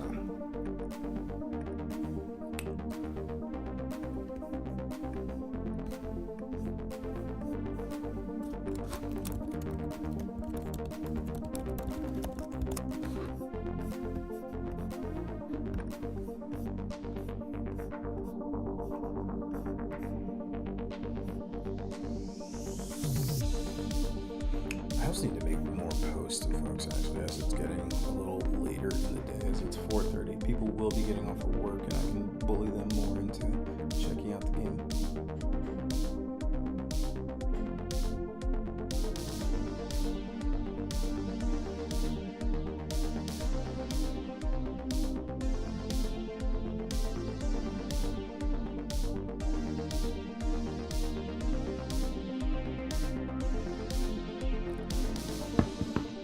I haven't even posted on my community that Colornova is out. So let me do that too. You know, maybe all 1,000 folks, 1,000 so on and so forth folks will be like, oh my god,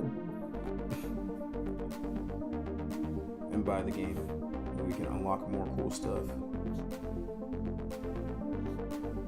Really hope I get to 10 reviews by the end of the day, but I don't know. It took me a few days the first time. Like, you know, even with friends, sometimes it's hard to, you know, they have lives. They have, so it's hard to get people to be able to actually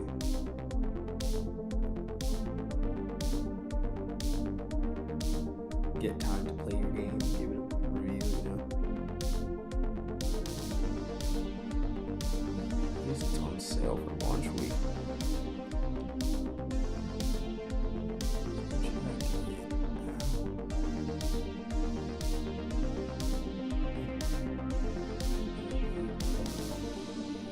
It's very important.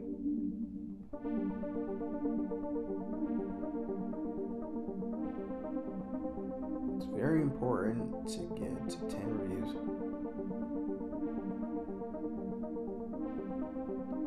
As soon as possible.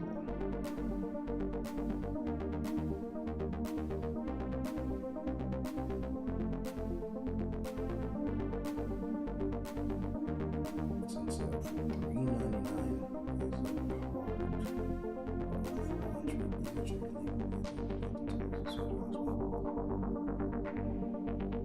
okay.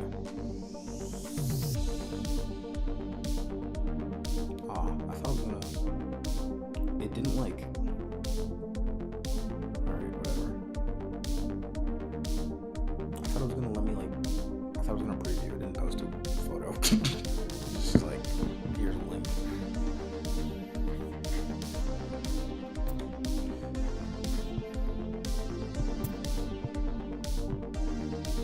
Tell you what, controller glyphs and like rebinding controls felt like the death of me. I'm actually not sure what happens if you get 10 reviews but they're negative.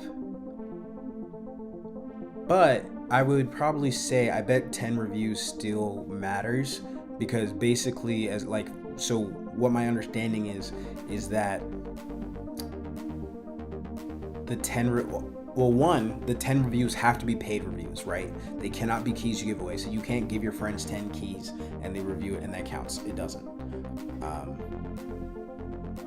But as far as I'm aware, basically what happens is Steam doesn't consider your game worthy of traction, more or less. So you're not really in the algorithm until you get to 10 reviews. So I bet even if you had like 8 good reviews and 2 bad reviews, I bet that's still better than not having 10 reviews. Hopefully you're not getting bad reviews soon. Trivial actually has no bad reviews despite the returns. Reviews are kind of hard to come by, bad or good, honestly. Like most people like aren't interested in doing that. So there's a little bit of solace in knowing that like most people probably aren't even gonna go out of their way to review bomb you or something like that unless they like really hate you.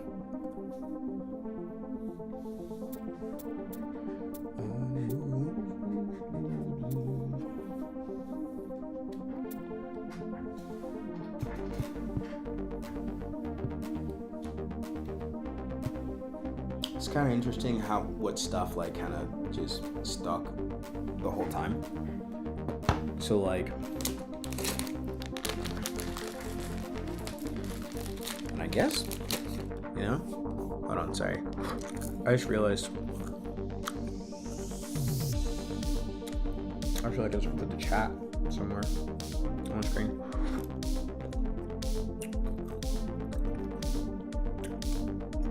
There we go.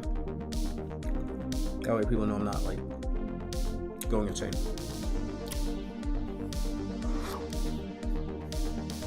Oh, it goes away if I click out.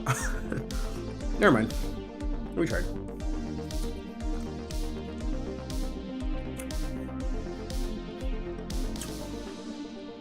So you're actually not allowed to ask for reviews in your game. Steam doesn't like that. And they can ban you for it. You can like say people online like, hey, please leave a review if you like it. But like you physically in game aren't allowed to prompt people. It's considered a solicitation of reviews. And they can kill your game for it.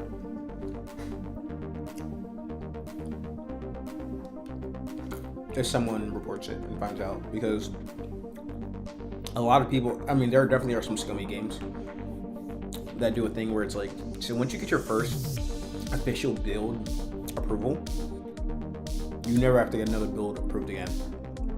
So there are definitely people who make a game, it doesn't have it, and then they put out new versions of it that does have the review button. Because they know that Steam will clap them if that happens. But yeah, you're not actually allowed to solicit reviews directly from your game. It's one of those things where you don't know until you like look into it, but it is in there like FAQs and facts or whatever. But the Steam docs are so boring and long and old. But yeah, you're not supposed to.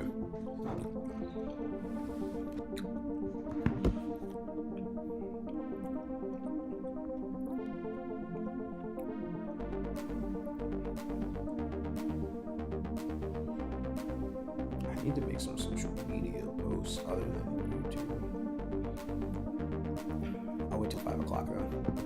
People are actually off at 5.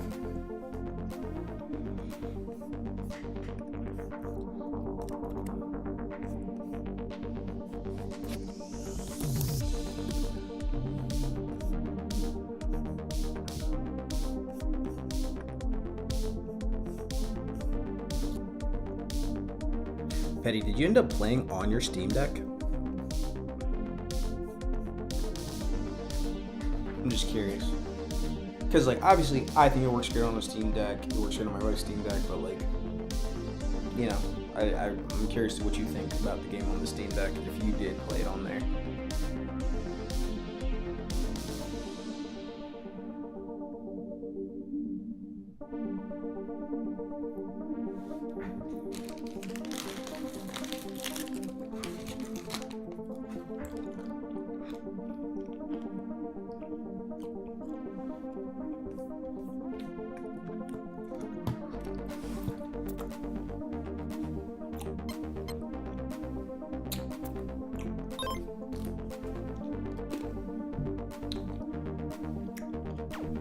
That is fair. I play most of my games on Steam Deck now as well.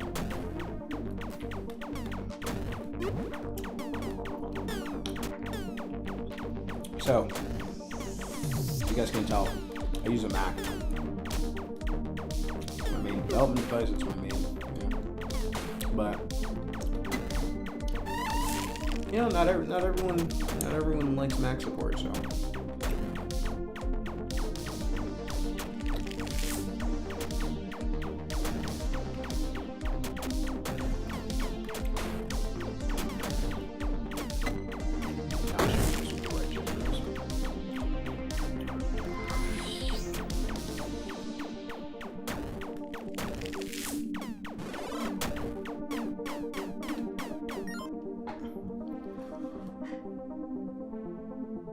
Wow, 18-month-old twins. 1, congratulations to you.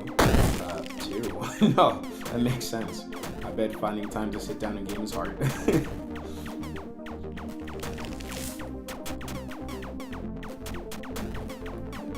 For me, is the idea of I spend so much time in my office as is, right? So I'm a software engineer in my day job. And as such, that means like I'm sitting around all day on my computer as is, and then I make games on the side, right? And oh, by the way, you see that was the Planet Restored that I just got. But then I'm expected to sit around more to play games. Like that's kind of hard, you know. It's hard on me. It's hard on my back. When I want to spend time with my wife, like it's a lot easier to be in bed and play some games, you know, to be on the couch and play some games. As much as I exclusively want to be, I should have this.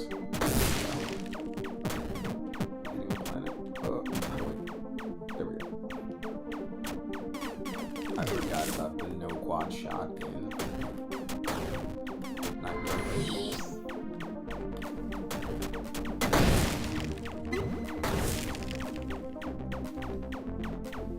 But yeah, you know, like it's hard to be like, oh, let me boot up my PC. But also, PC parts are insanely expensive now. Like it's impossible to basically like my PC is like 10 years old and it's it's too old to like even have like Windows 11. It's like, why would I invest just literally thousands of dollars considering the price of RAM and stuff now to something I don't even want to be playing. That's why I'm actually very hyped for the Steam machine, because I like the experience of console gaming, but I have a lot of my games, like I have a PS5, but I like a lot of my gaming. Like it'd be cool to play my PC games like from my bedroom in a nice and convenient way. So I was excited for the Steam machine, but then obviously AI, RAM, etc. Ooh, just for random play. Has made everything impossible. Made everything impossible to buy, so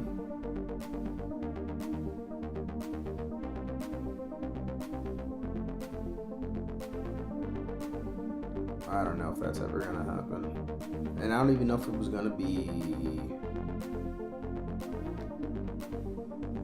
Sorry, I don't even know if it was gonna be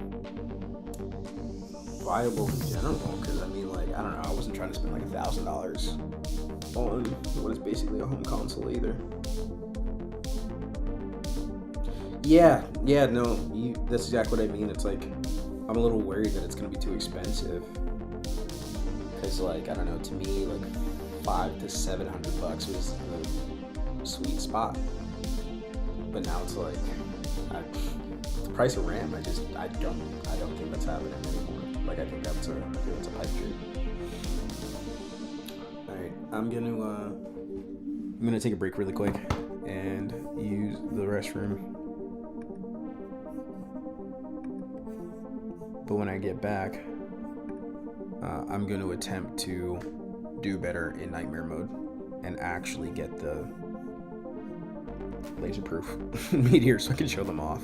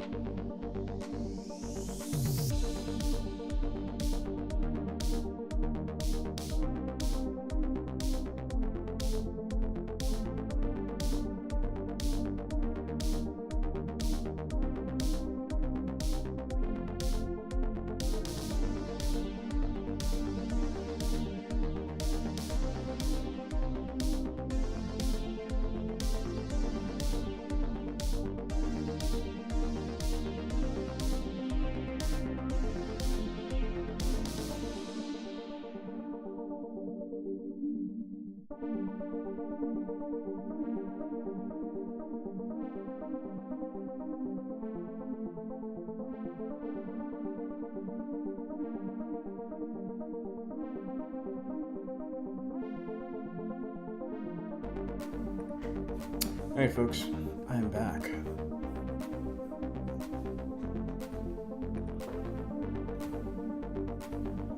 I really want Steam to update these numbers because it's so hard for me to tell if people bought the game or not. I swear it was moving way faster before, like the last time I released the game.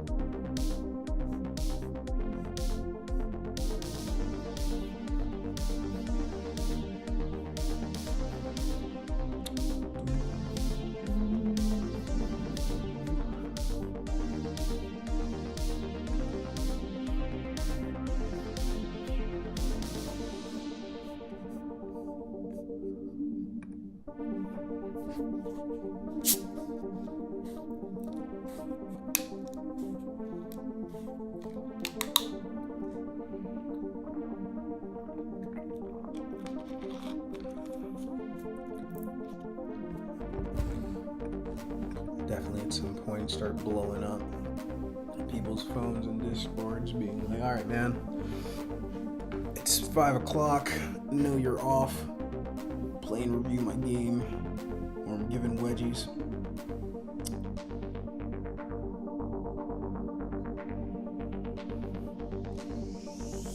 I didn't even check to see how well my Blue Sky and Twitter posts are doing. They're doing okay.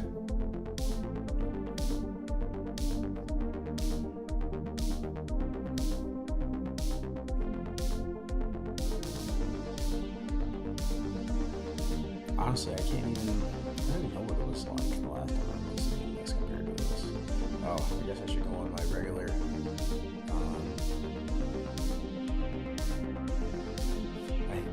accounts and post about stuff there, or at least repost myself, like my personals. You know, like nobody's paying attention to my business accounts anymore.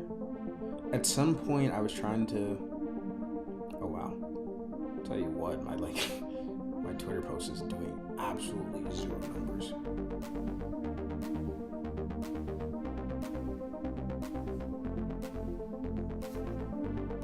Like nobody cares on Twitter.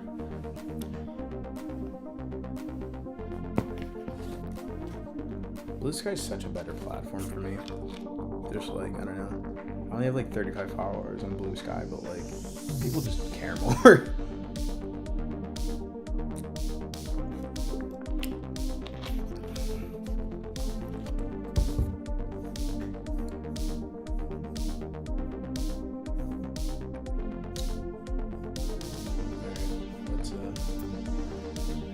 Let's get this attempt going.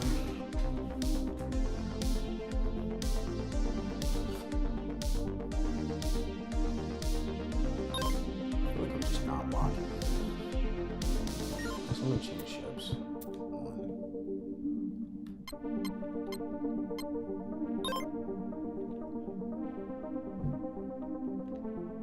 Like one of my achievements is to get maybe like 15k hard mode or something like that. It's like it's possible. I've done it a bunch of times.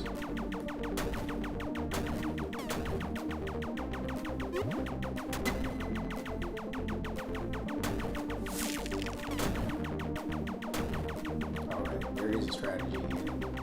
It's something like you wait until your notability stops, and then you beat up all the meteors that come after it stops.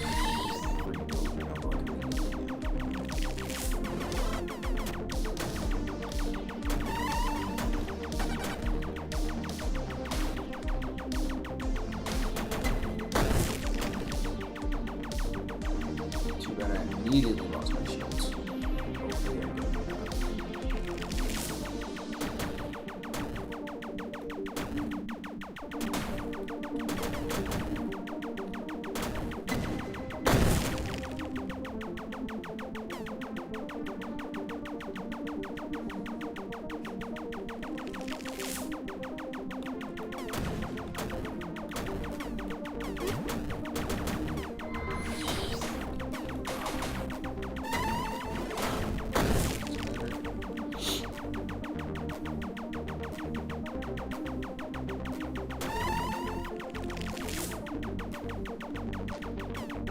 Tell you what, I added the whole meter.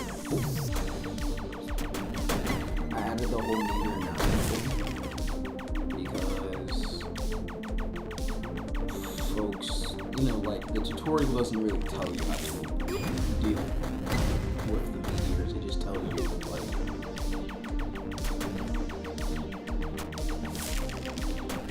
it doesn't tell you how to deal with the meteors.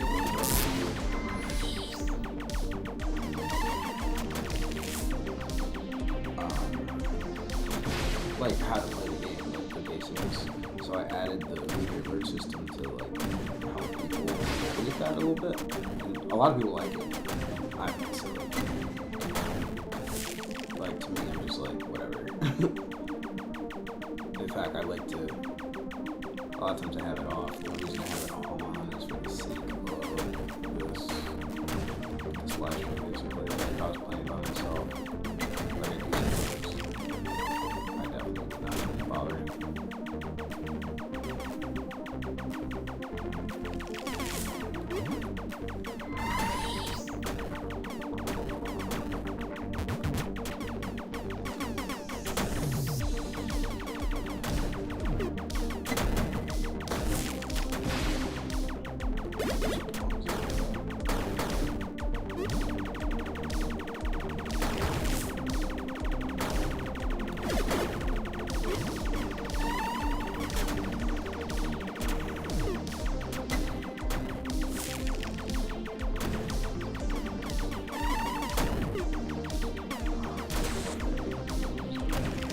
We're getting close. We're getting close to laser proofs are coming.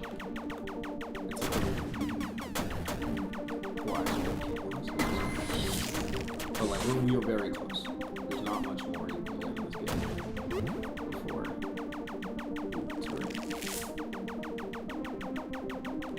turrets. The only issue with the turret is that it doesn't. Ooh, do you see it? That was the laser proof right there. Now you can't destroy those. The odds of you getting one are actually pretty low.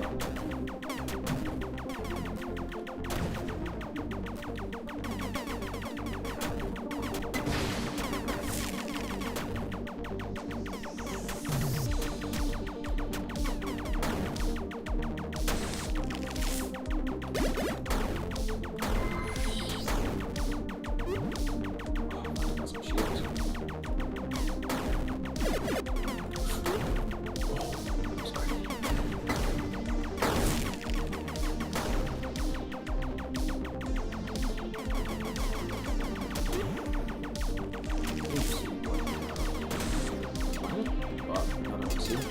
Cannot kill them. Just keep away.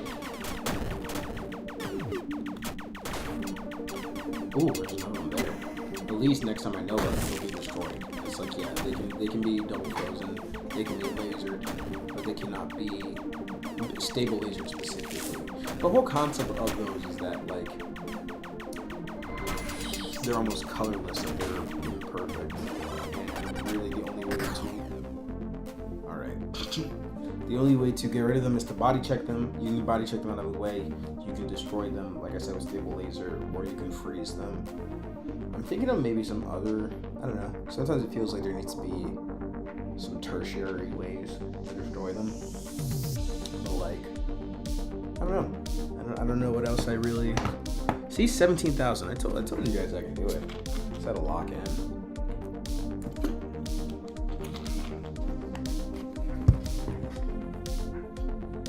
Trying to think of some tertiary ways that might make sense for like when it's destroyed, because it's like, you know, the laser ring doesn't make sense because that's color based.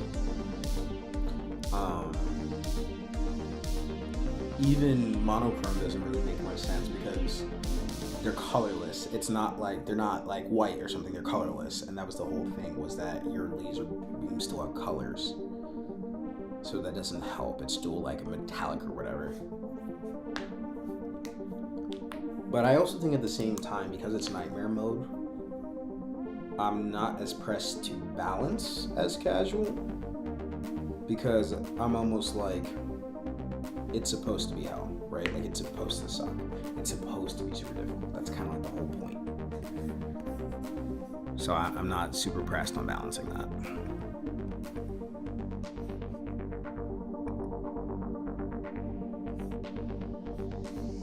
All right.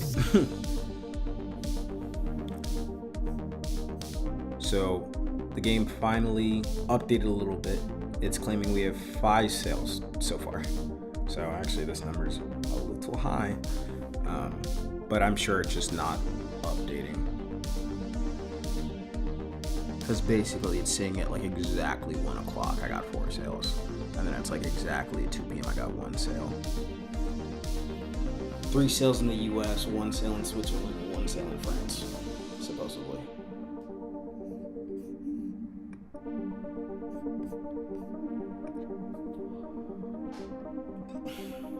Whether or not that's fully true, I don't know.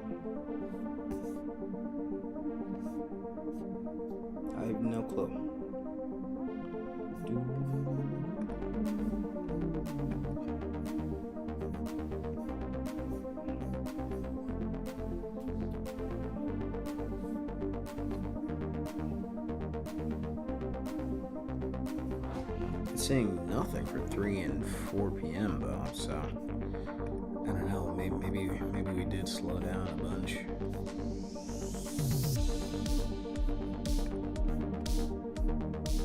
But I don't know. Once again, there's more people. There's more people in the Colornova. I mean, in the server that are joining. Like, I'm seeing people join in the server, so I'd like to think that means that there's more sales. Unless people are just downloading the demo and hopping in. But I don't see why the demo would get a surge before, like, I don't know, literally anyone.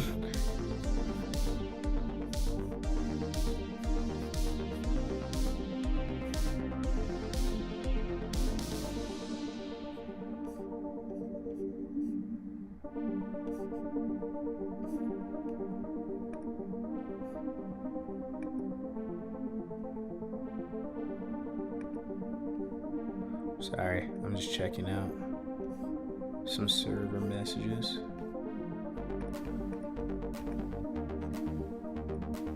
Oh, you're French.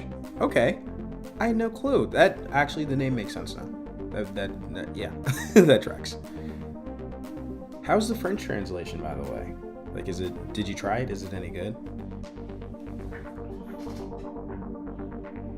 Like I said, I kind of have to put together a bunch of my resources to kind of get that done, but like, we tried. You know, my buddy took a lot of French. I know some stuff might be slightly off, but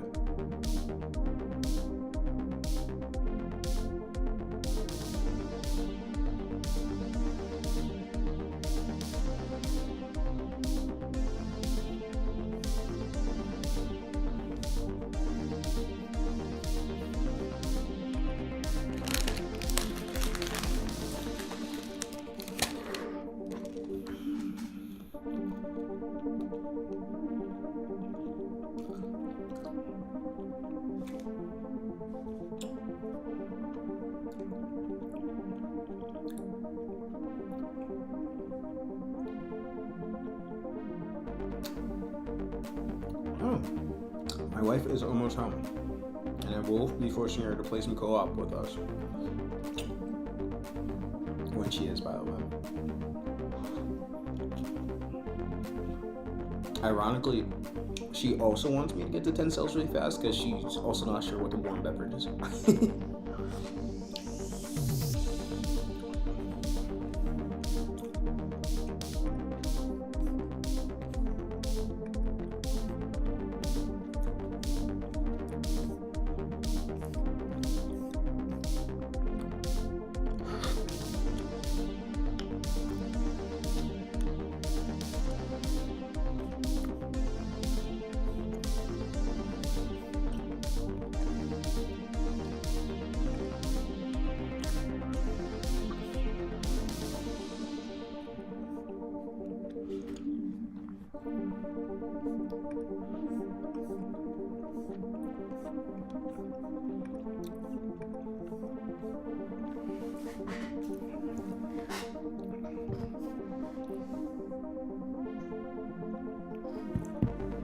To make some social media posts. That's another thing about Gamedev that's hard. Like, well, one, you know, like when I make those videos, they take forever. Like, actually, like the reason that last devlog came out on Thursday is because like I recorded it and read it and do all the things, edit it, and it just took longer. Like, ideally it should have came out like Monday or something, so that I could be like, hey, no, like, you know, instead of the, like, I don't know, let's see how many views it has right now. You know, instead of telling all 45 people that watched it, hey, there's a live stream happening on Friday, literally on Thursday,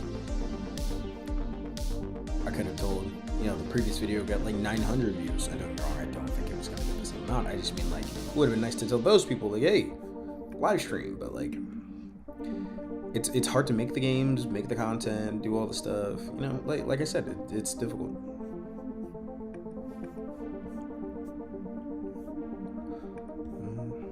It is a balancing game, literally.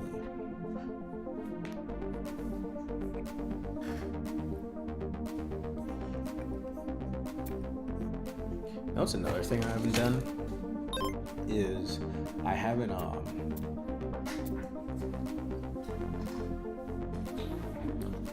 posted any like full gameplay coverage on YouTube, and I probably should. I'm also trying to make a new trailer, but like it's hard. I don't know what else to say. It's hard to make a new trailer.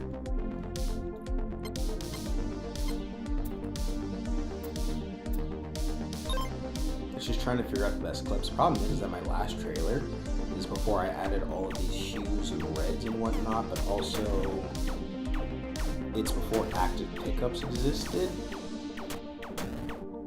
And as such, I'm like, look at all this content I'm not showing. Look at all these features I'm not showing. But it takes a while to like record good clips. Just like good natural stuff that looks good, that's exciting. Or just like the game is exciting, but it has to ramp up.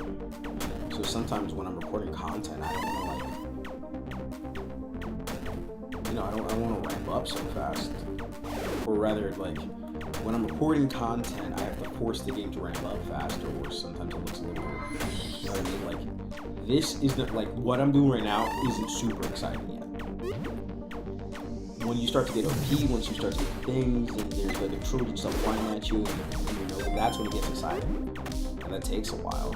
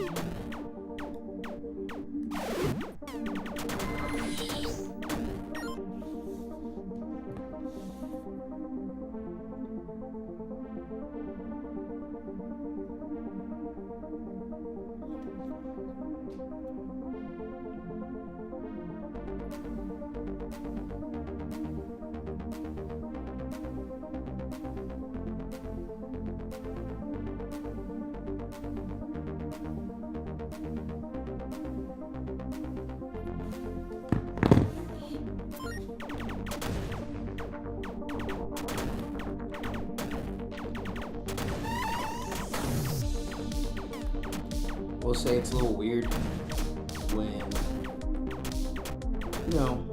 I spend all these months working on this game now. Sometimes it's like, now what? And part of the now what is literally I need to advertise it. People to buy it. But it's weird. You know what I mean? It's a little surreal sometimes.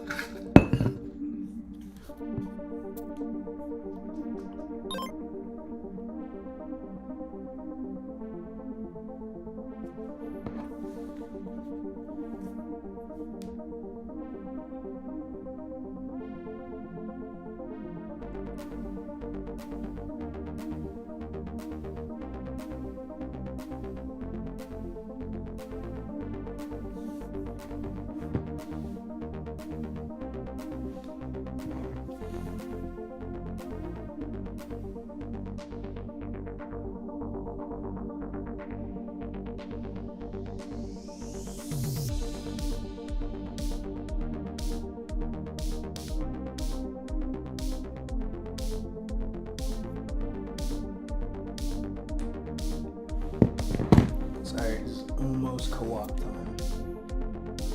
I was gonna send myself. I'm working on a new cut of the trailer that I think is cool. I will actually show you guys the clip that I want to add to the trailer because I think it's cool. So this is the clip I want to add to the trailer.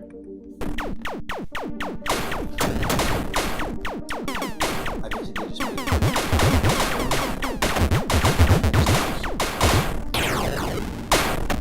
so I'm going to try to do that.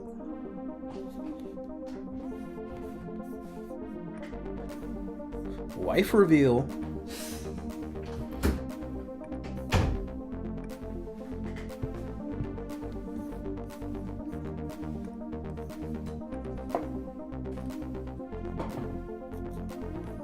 send myself this new code of this trailer really quick.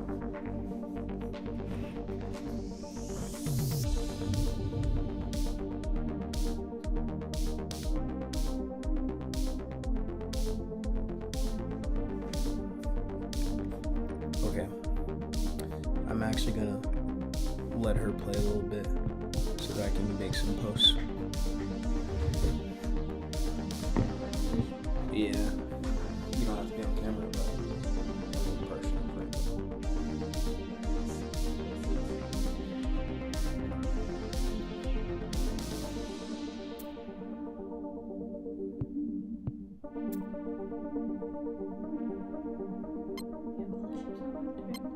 Yeah, I think so. I'd hope so. I got like 30-something thousand several times on stream.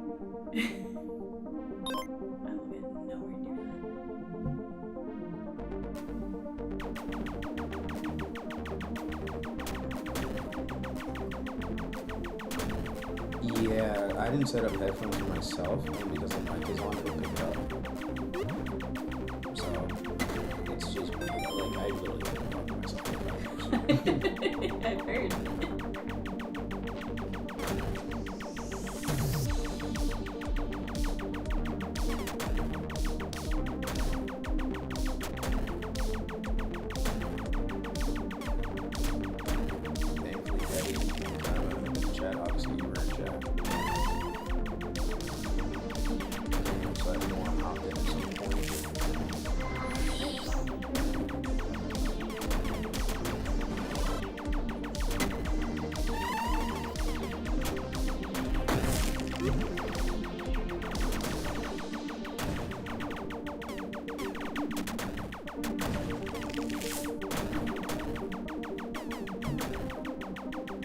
So necessary.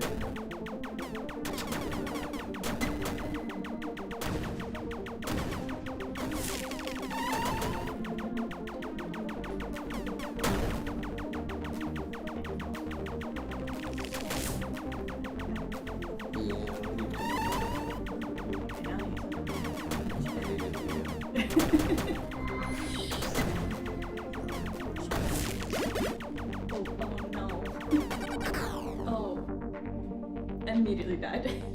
I got reversed.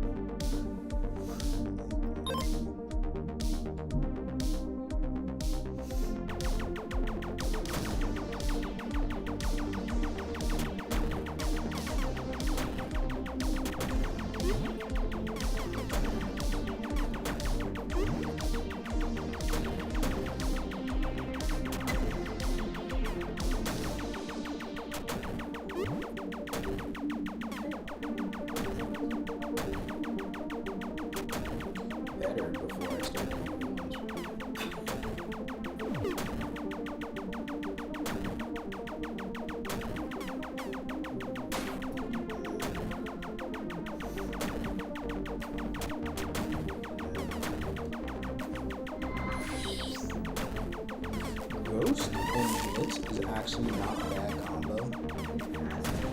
No, because Ghost is the most likely to die from damage. What?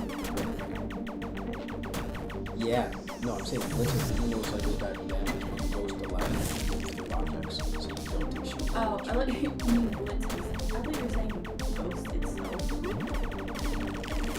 It's more like a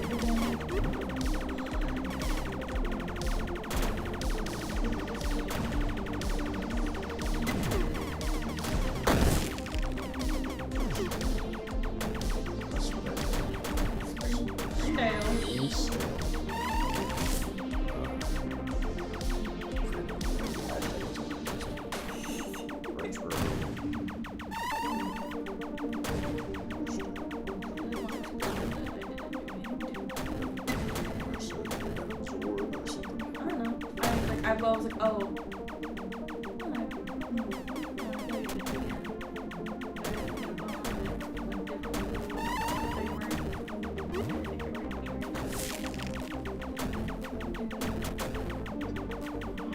What is this?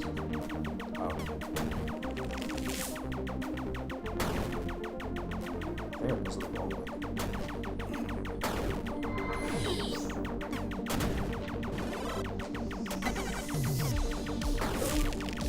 How did I do that? I didn't post the live stream at all. I posted the last time.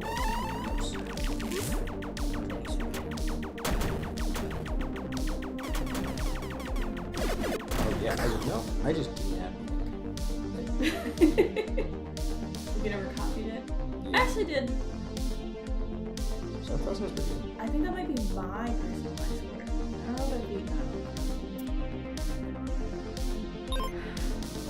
You know, I typically like the other controller better, but I actually don't think they work as well. well, now I'm using this one and I'm like, I feel like I'm doing way better with this one. Patty thinks you're awesome. Thank you.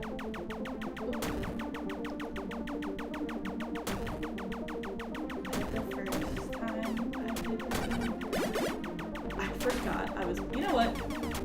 I'm like, I feel like my shields are completing a lot. I feel like I've been playing Spark a lot more recently than this. The first time I played, I got like, I don't know, like 200 points, and I was like, that. Let's see. United, pretty good. You know what? Maybe that's why. I was like, oh, I don't know where my Nova building up so much.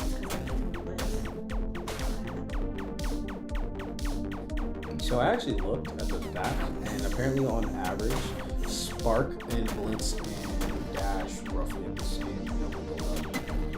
But I had more bullets, so I think I was You go a little faster.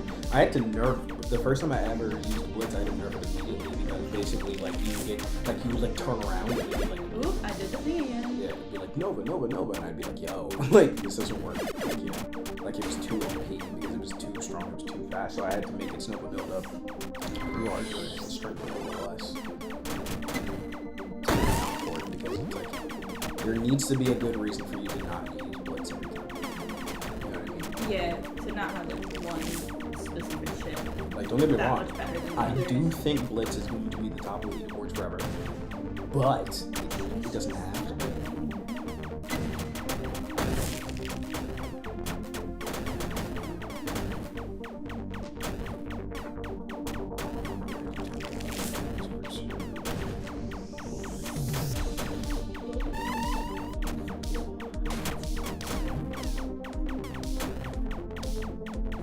Oop, there she goes. That's my favorite.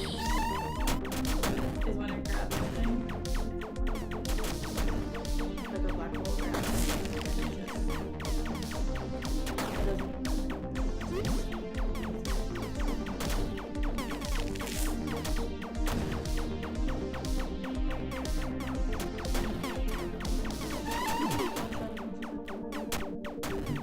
I'm not gonna lie, after I made it, I was like, it's kind of useless. It, It's because you have to orient yourself in a weird way. like it's a very specific. That being said, when you get quad shot, I didn't realize that. when you have quad shot and 2 times, you get to 8 time shot, 8 time shots. I think my. Oh, I don't need it.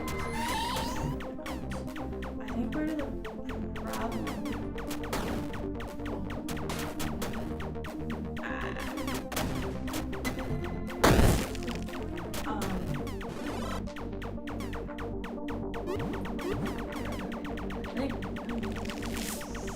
Oh, part of the problem was. You're probably like, yeah, that makes sense on why he does that a lot.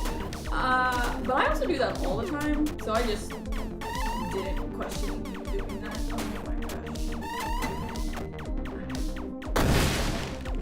I'm really bad at reading. I have my notebook. I think I've just been ignoring the pop-ups. That's why I gave the glow thing, but it's easy to ignore the glow thing too.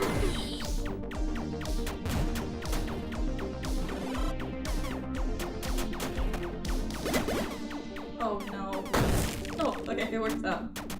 I got metered. I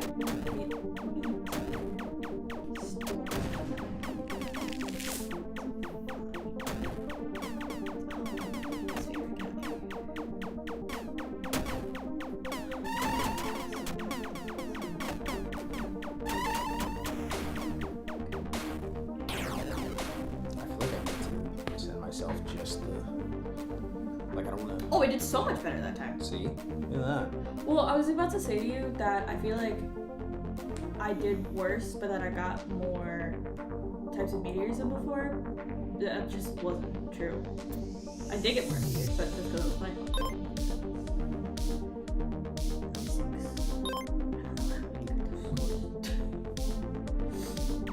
After a while, you just kind of get there. To be honest with you. Like, you play long enough, it's like, the score comes. Also, the more, because the ratio of bad things to good things to like lesser things changes, you get more points for destroying like harder meteors. Like a parasite compared to Yeah, even if they're the same size, you get more points for it.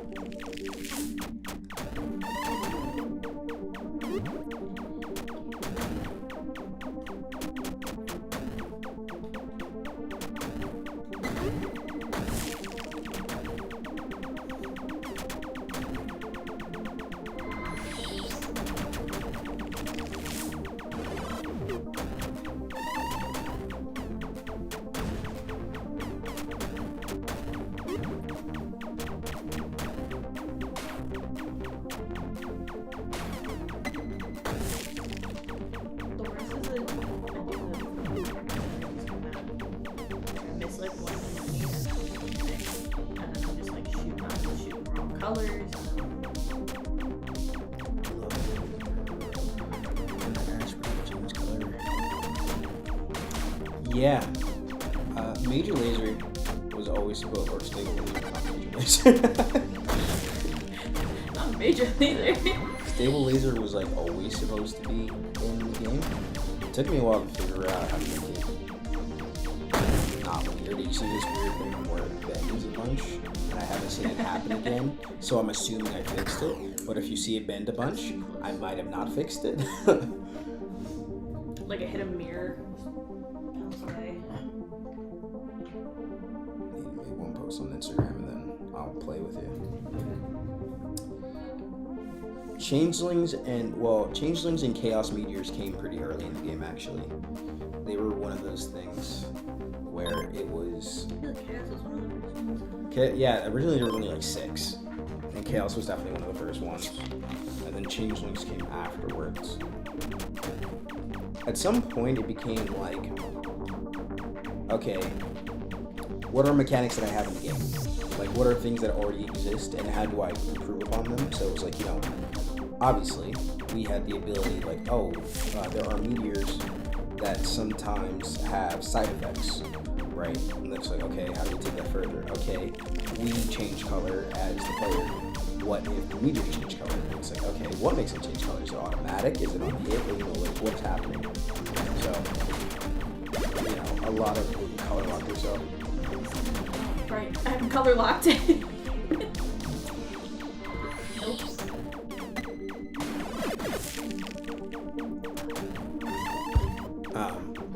But it's one of those things where it's like I just kept building upon the concept and seeing what else we can do. So like, exploders came before nuclears actually, but I'm never gonna get score again. yeah, it's because you got to body check and then kill them at the same time.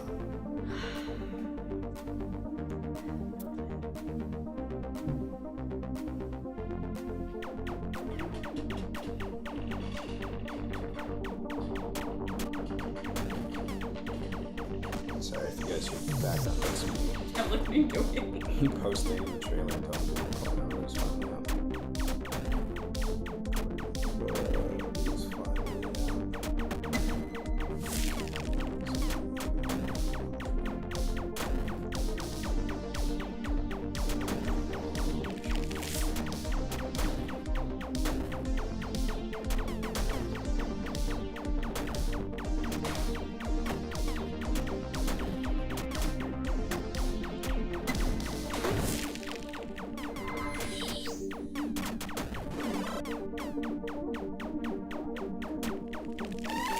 Or, I don't know if I've gotten it. The faster regeneration. And, like, realized I got it. So when I first made those, they were all like, it was so like the name and the code is kind of funky because it says like, oh, it's faster regen 25%. They're actually all at least 50% because 25% was not noticeable. Like I did 25%. I was like, this is garbage. This isn't even fun. So I made it 50%. That's another thing. Balancing what is fun, what is fair, what is hard. You know what I mean? It's like one of those things where it's like, oh, okay, do I care that people can maybe scum the game a little bit? And it's like, the answer is like no, as long as they're having fun about it. They're bouncing bullets. You know, it means if you mismatch the colors, it'll bounce off and try to hit something else.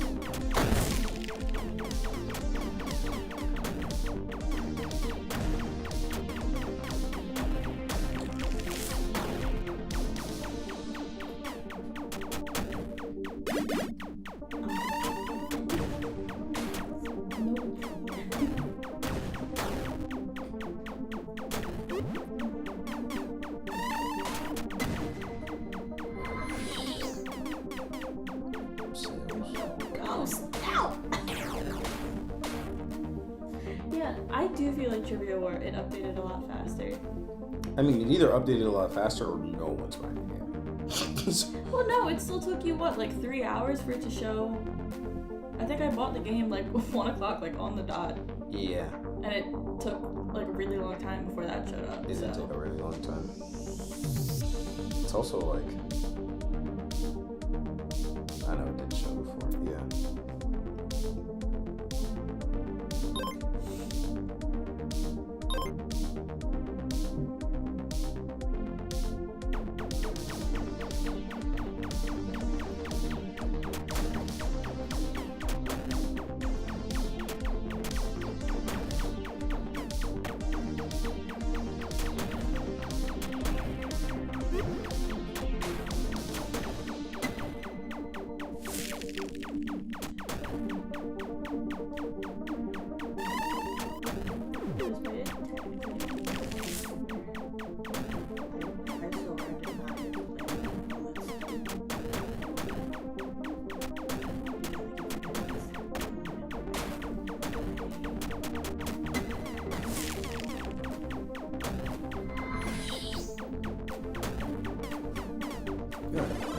Lots of booze.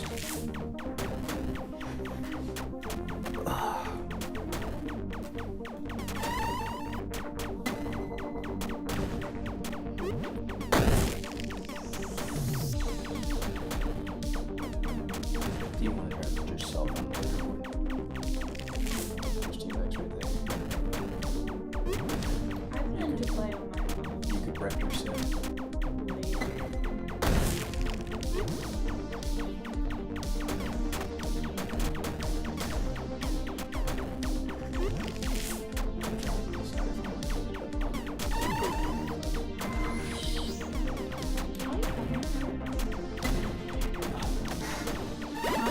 Purple and X-Fire. Oh, I didn't. Get the other one. Did you not realize I got Meteor Store? Because I didn't. I actually have an idea. There's one called Fire Storm, and it's just fire. I also keep forgetting. I have notes to use a lot.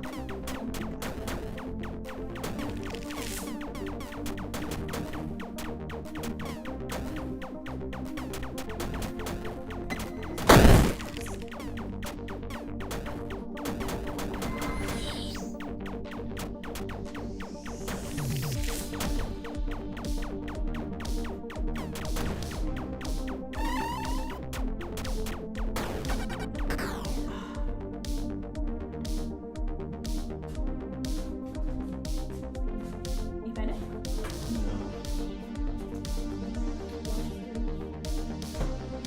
See that? It's purple one.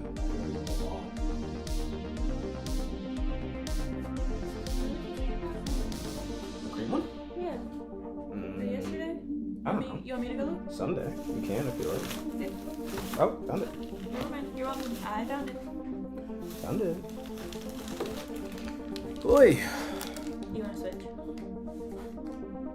If you want.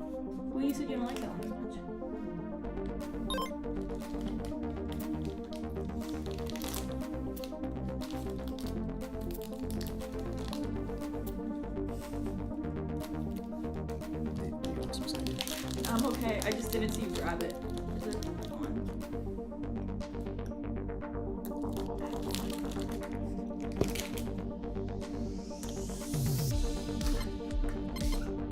Co-op time.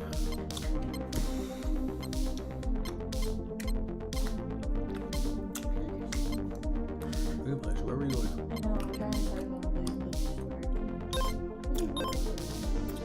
What? I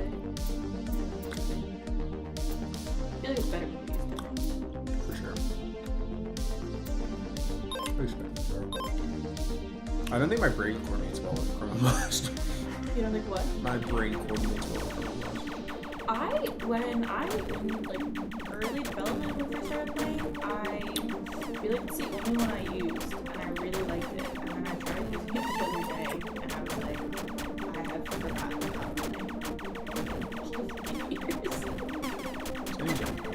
Oh, sorry, I was trying to help. Yeah, don't worry.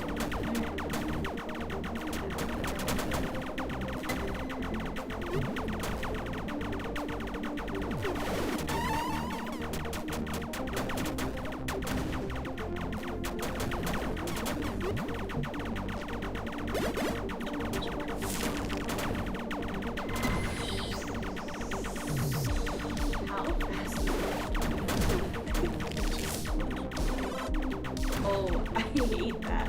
There's a power up. Like there's an achievement where you have to get dash and also the speed up and also the like actual speed up. It's one.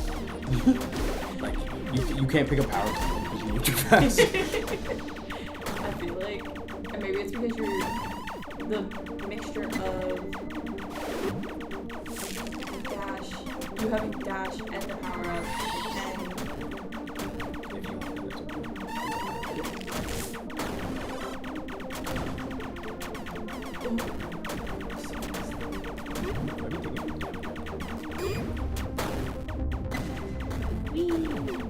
it's just like it's very hard, you know?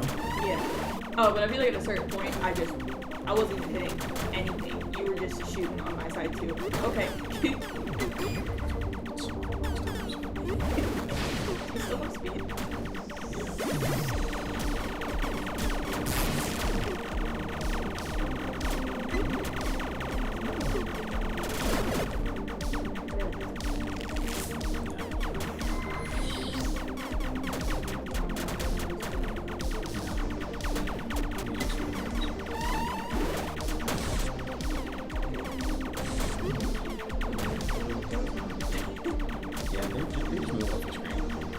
They just shoot in that direction.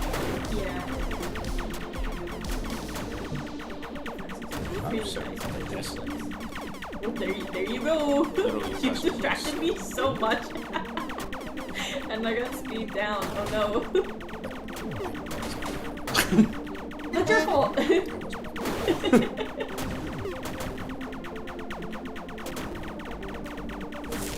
pick Bro, up. that No, was- I can't pick up that Pick what up. There was a Oh no. I hit the tried the drill. I think. I've been thinking about. I was like, I should probably announce when people die. Oh, does it not? You just blow up, you know. Yeah. Okay. So I guess unless you see me blow up. Don't worry, we're about to lose. Well, I like went to hit the drill. It wouldn't have hit the planet, but then I hit it with a bullet and it pushed it towards the planet, and then you hit it away from the planet, and then it hit me. Man, You got so many more views.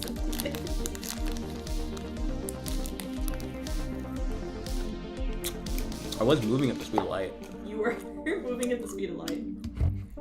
It's kind of funny. We only got 12,000 now.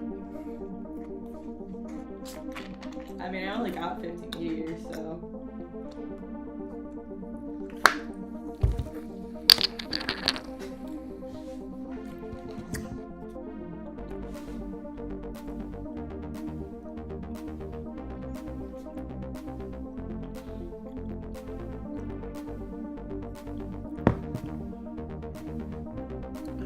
Sorry, guys. Sometimes I'm just refreshing stuff to see if we hit other goals. See how well we're doing.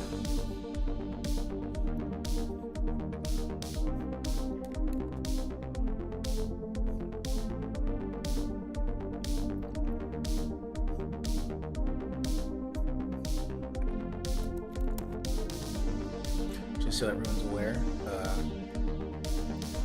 Tribute Wars made a whopping. Sorry, Colornova's made a whopping $23. Woo! All right, this family is rich now. No.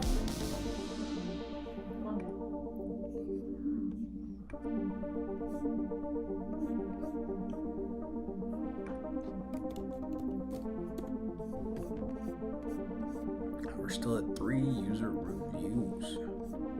Are you 3 now? I've had 3 for a while. Oh, I think I might have missed you saying that. One of them is a. Oh, one was right. Yeah. Sorry, guys. I forgot that the Steam page is probably playing out loud. It must have been real loud. Oh no.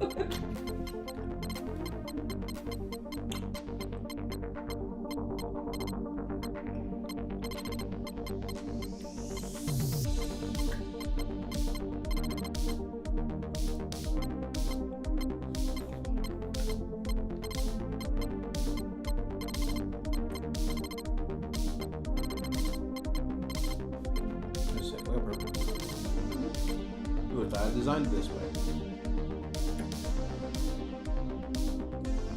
You have to wear like it? No, I'm saying you thought I designed it this way because it's a max stack. Because it fits? Yeah.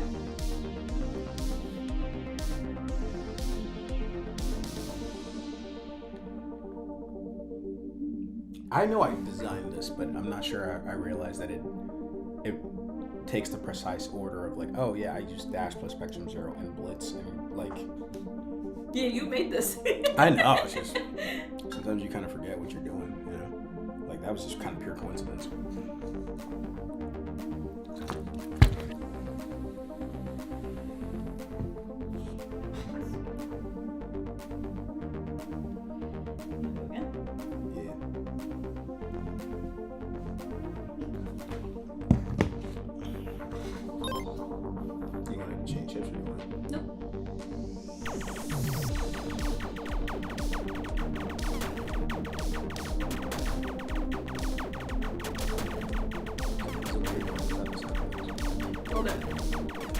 I got used to it really quickly though, but when I first realized that we don't have any sound, I was like, I'm not gonna like it. Can I turn off the orange? Oh yeah, that's fine. I thought you had it on. Move down when I unpause this, ready?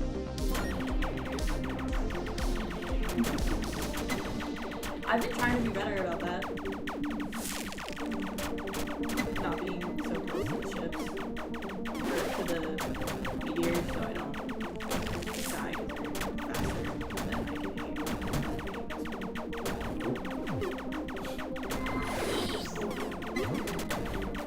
Because this ship is so much smaller.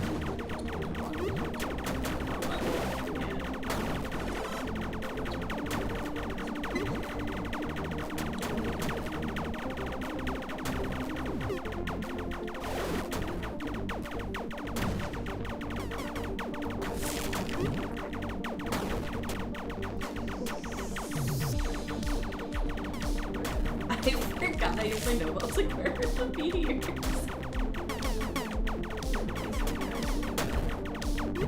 I try to sometimes I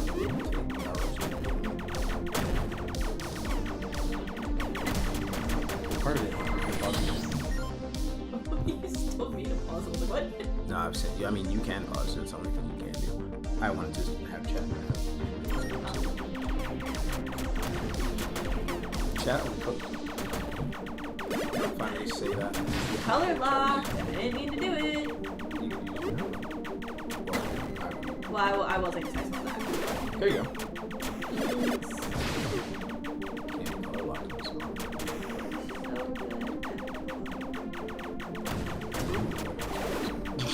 Sure, you just didn't really move it first. It was kind of crazy. Maybe we can steal one of the active pickups. Like, I think I only have one. they show up every like 45 seconds. Has to. No, I definitely did, because I have speed up right now. I definitely speed up. There's another one.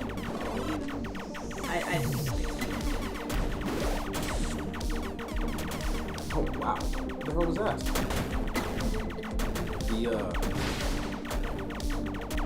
That drill bit wouldn't die. I kept like it just bouncing. I'm like, what is happening? Do you have Oh. Nova. Sorry, I forgot I had it. I was just like, okay, this is where I die. Well, earlier I thought I had it, but because I'm staying mostly on the right side, I just saw Nova ready.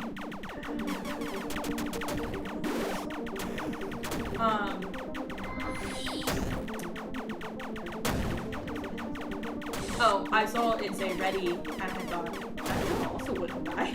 Yeah, I don't know if it's just really strong. I don't know the worst time of your bug. I don't know. Dulac didn't figure it out. I thought it said my Nova was ready, and I went to use it, and it's not ready. But then you used yours, so I was like, I guess I just read it wrong. And so I forgot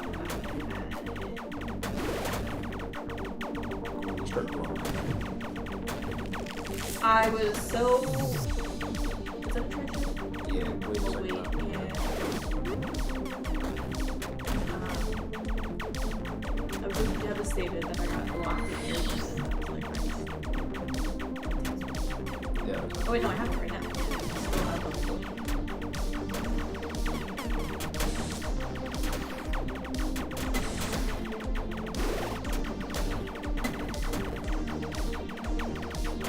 No, she would be so great fires because they can do so much. Because everything in this game, it doesn't matter what kind of meteor it is, it's the same amount of damage process. Yeah, I think it's just that urgency because it comes flying in so fast. Isn't the mission so cool? It is. Sometimes I think about that affect each other. So like if we shoot at each other. Oh, I don't like that. Oh, I never do that again.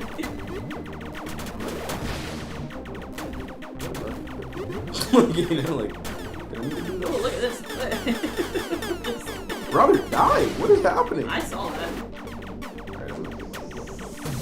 Well, we had force field on, so it also, like, it bounced off the force field. Yeah. I don't know why it wasn't dying though.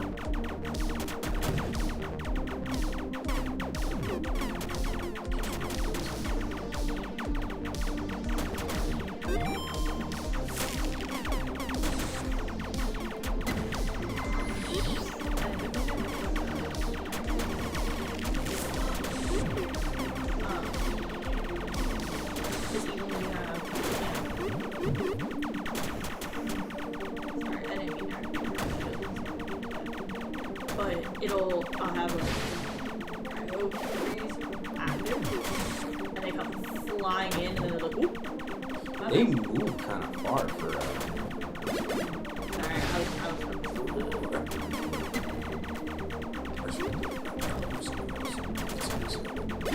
Oh no! Stop doing that. Oh, I even have.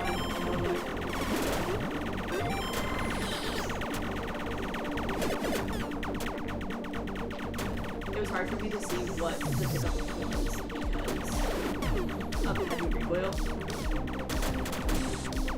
Surely this can't be that bad.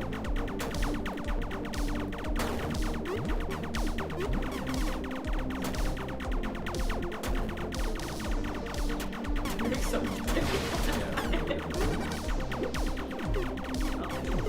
As soon as I said something.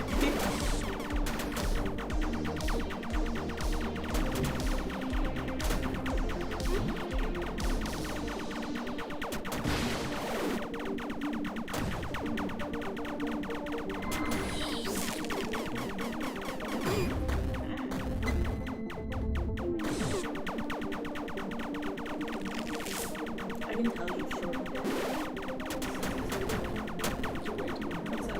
Yeah. It's still potentially too okay, but it's way more reasonable now.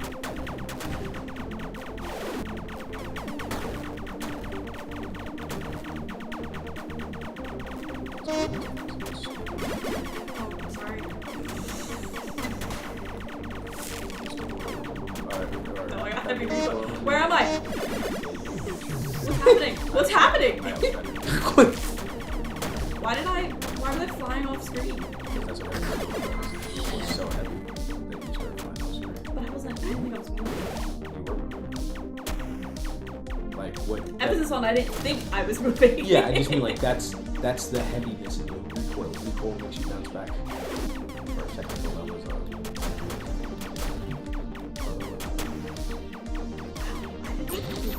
You still have all your health. all my shields. Yeah. Yeah, but I have more shields. You basically have more shields. No, I played Spark. That was. Oh, You sure about that? No, I'm not. Pretty sure you played Blitz. Okay, so that makes more sense. Then actually, I think I stayed alive pretty long for using Blitz. I have considered if I wanted to add revival into the game, but I figured that's an update situation if I wasn't.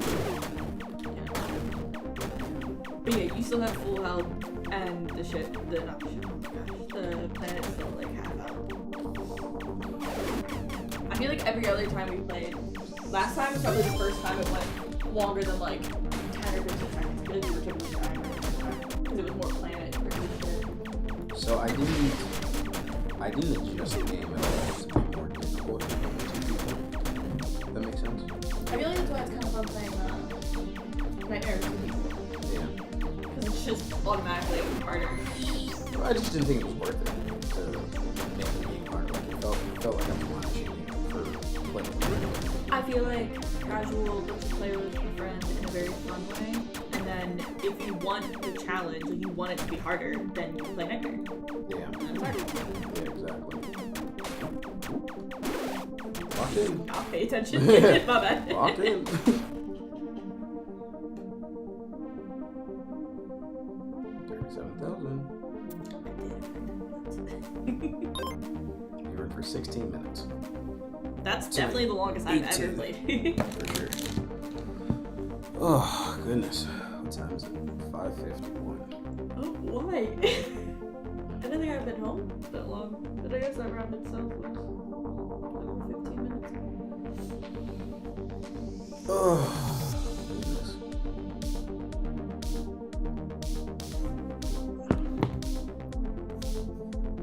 Tell you what, I'm gonna look.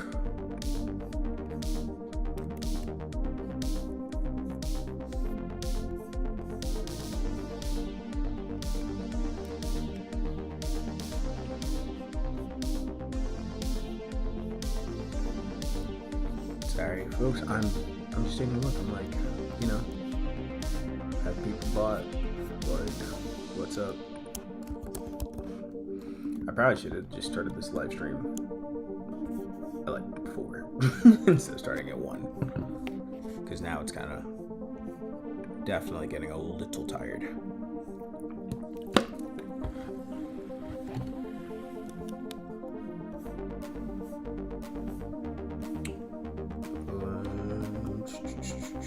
What else was I gonna check?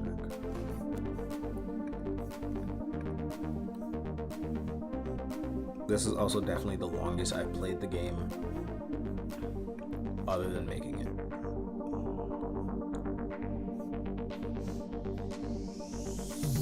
I need my friends to log in and buy the game. What are they doing? Do they not want to see me chug a warm beverage? What's going on?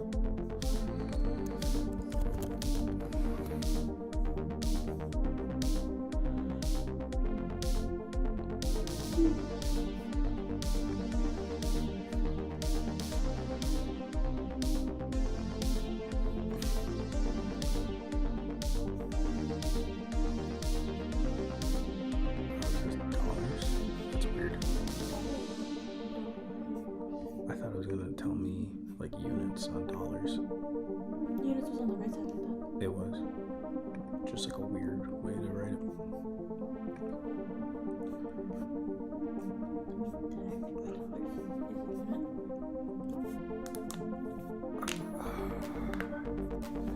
Anything's a unit if you believe. I mean, Alright. yeah. Alright, so here's what we're gonna do. we're gonna run a little nightmare mode, and if there's no quantifiable numbers since then, well, man, we're just. I think I'm gonna have to call it a stream because I'm tired, and I've been at this for hours. You did make the second half of my work day go faster. Hours.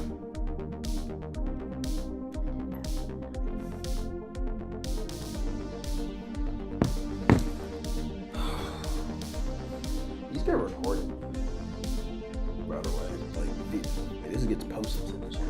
I know what's been good. I'm gonna look. Sounds like you're good at these things. I'm sure my boss is gonna see this. I DM'd her about this. Also, I did do something, and there's tangible proof that I did something, so I have an audit trail to back me up. I feel like I don't strike her pulse a lot. Okay, strike. She should be where? Yeah. Double striker, you said? I really like the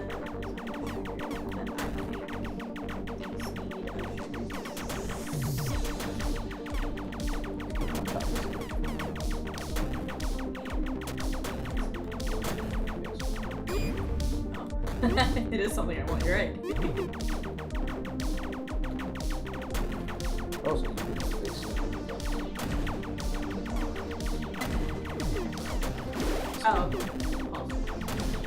Like, no, striker is a sniper.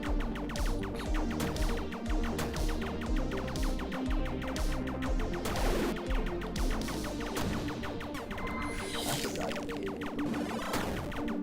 Yeah. I'm scared.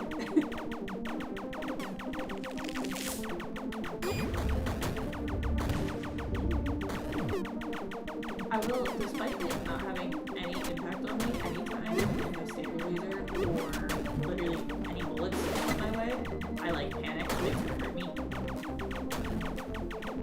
Now, stabilizer is supposed to be performance, but it doesn't hurt. Oh, right.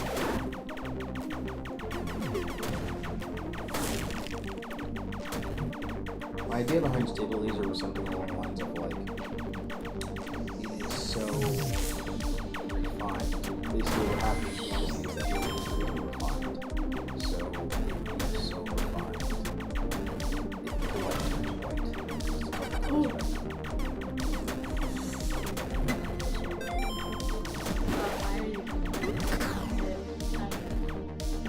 Good. I'm so sad. I had a Nova too. I was about to use it. Did you get caught by it?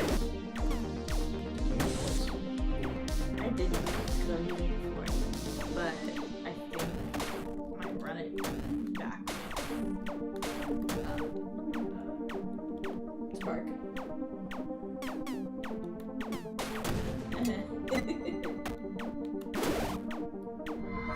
Especially because those are in this level.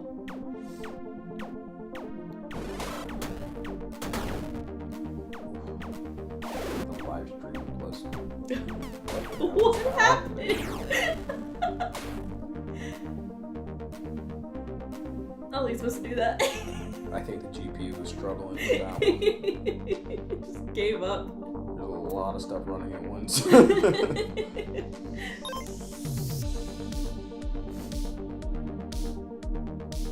I was like, oh, we top that, and then I forgot it's local co-op leaderboard. You said you went to. Let me change shit.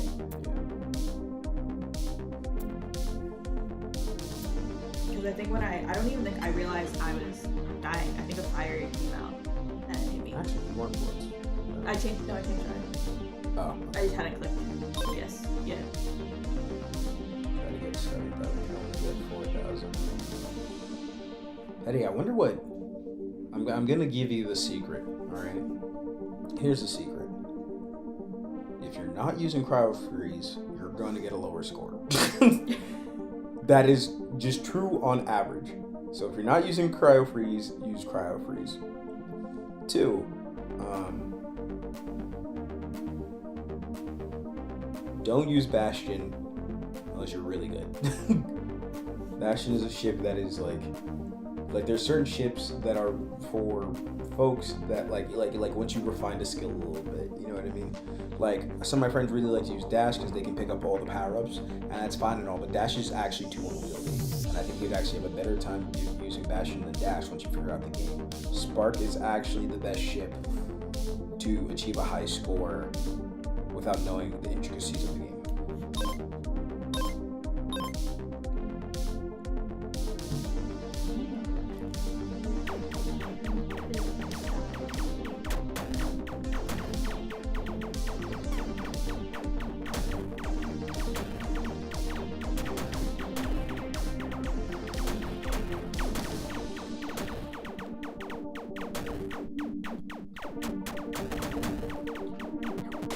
Bro. Sorry. Last. I am the planet's worst enemy.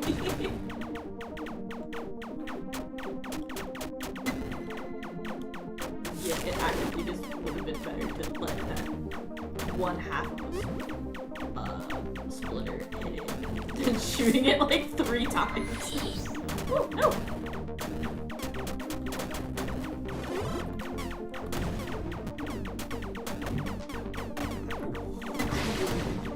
Poorly.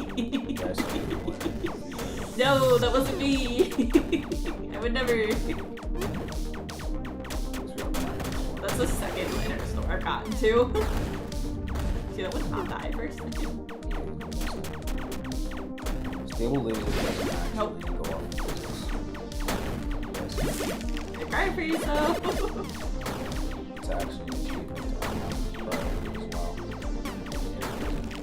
Oh, To not kill the power, so just normal water. it's really the only fighting. Sorry. The only fighting chance you have.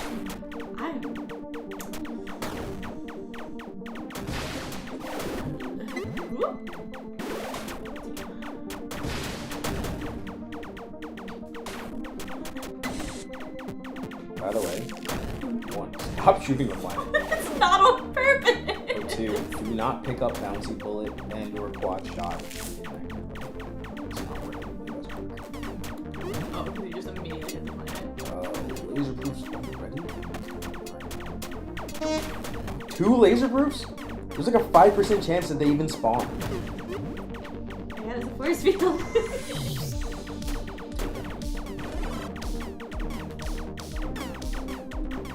Oh no. Oh, that was sick. That was so cool! I don't think I knew it could do that. Yeah. If they're small enough, they can destroy. The laser proofs? That was Well, it. 1, I didn't know that they could specifically destroy the laser proofs. 2, they destroy any meteor that's small enough. I did not know you could do that. That is really cool. That was really cool. I really like when your own game surprises you. Well, so here's the thing. I designed the drills to destroy meteors. I just also didn't design it to not destroy laser proofs. Yeah. Or have laser proof also be Drill proof. drill proof, yeah. Yeah. That is really cool though. Now I'm like, I should make it loud, like metal noise or something. And you maybe it did make a noise you wouldn't know. I mean, it made an explosion noise probably, but I don't know. If Maybe, it did a but loud because we don't have the sound. I mean, I'd like to think I'd remember the sounds I put in the game, but there's definitely things Okay. I don't remember. Yeah.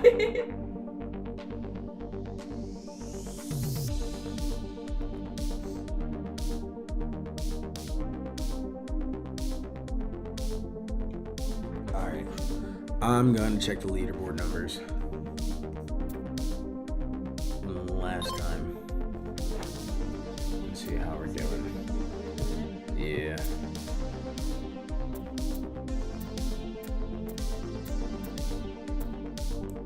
One I can't really check. This doesn't really do the jingle. This is just me looking at what the numbers are looking like. But I have to physically go to these numbers, blah, blah, blah, that, okay.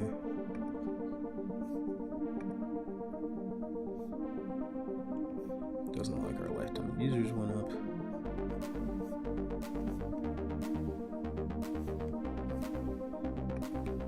Minus 2 say 6. Woo! So something happened. Somebody bought something somewhere.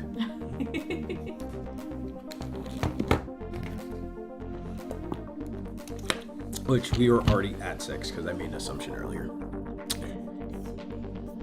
Which, I don't know if that was a right or wrong assumption. Let's see if we got any more reviews. And then I will physically check the leaderboards after that.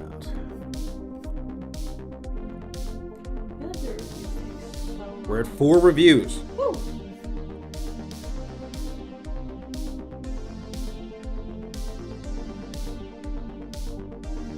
Like between the time I posted my review and it has to go under review, and it's like, yeah, you have a review, it's set to public, and it would be like, there's no reviews. I'm like, okay, crazy, and then it would finally post. A really long time after that.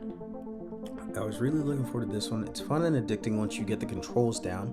The power-ups are really cool and unique as well. One thing I changed is the UI because it's a little elementary. I don't know what that means. Do you think it's ugly? Simple, maybe, but I feel like that's kind of the draw of the game. Yeah, but he's talking about the UI. Like, why wouldn't the UI be simple? Wouldn't you want the UI to be simple?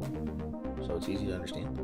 Maybe. But this is good, quick fun. If I ever get a Steam Deck, I might pick it up back for a quick session every once in a while. And he's using Horizon. I mean, hey, shout out to you, Rigio. I appreciate, one, cool that you were looking forward to it, because I have no clue who you are. But 2, thank you for the review. I appreciate that too. I can't beat up playing for like another hour or something after that. So Karamito is the dude that, he's the guy that won the competition. They got the 30K. Okay, yeah. He goes by like Karam or something though, in other regards.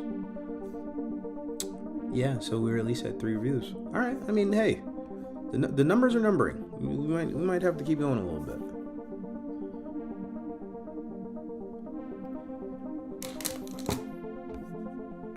All right,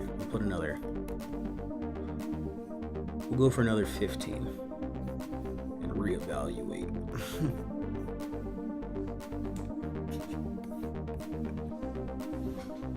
Yeah, I know, Petty, I know you're probably looking at the global leaderboard and you're like, not that many people are using cryo search. It's because they don't know better. In fact, the guy that won the competition for the demo, he was maxing out like 13,000 because he was using like Bastion and like something else, and then he was like, yeah, I saw Color Blast. Yeah, he was like, I saw that your score was using. He was like, I saw that your score was using. Sorry, just lost my whole train of thought. He saw that I was using Spark and Chrome Blast. Sorry, Cryo Freeze, and then immediately he broke 40,000. Like literally in this next run. But switch him, no. We're gonna double Cryo Freeze. Okay. No, it's a good combo. So what See if happens? you can handle freeze. it better than I can. Yeah, because one of us freezes and then one of them breaks the freeze.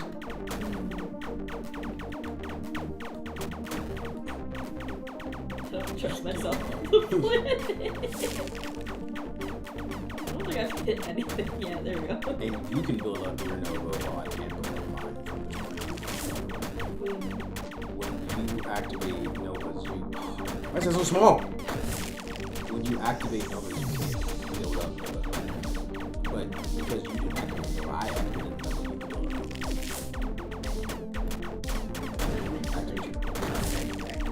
I thought you meant just like in general, you can't build up a Nova, and I was like, why?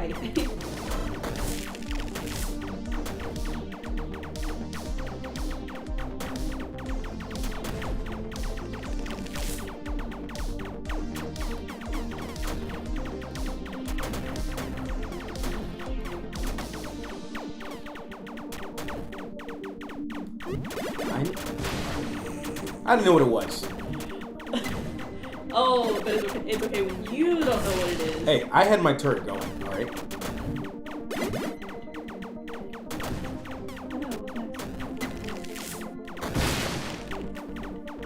I used mine I got MagSafe pickup, so I was gonna use it the second time I got it. So I was like, I'll save it for when I feel like we need it instead of. You're playing co-op, it feels like things go by faster, so it's weird to me to like see that change and all of a sudden it's like, what happened? What happened to the But it's just because we took care of stuff so much faster, you know? Yeah. That is another thing. I think some people probably think that I do stuff, weird stuff like maybe I increase the spawn rate of things. I actually do not increase the spawn rate of things. Basically, it just becomes harder to kill them, and as such, it feels like they're spawning faster. But I didn't need to make them spawn faster, and it's fine.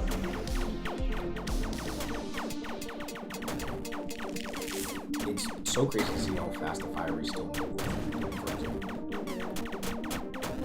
It's because there's sky on my boat. Literally.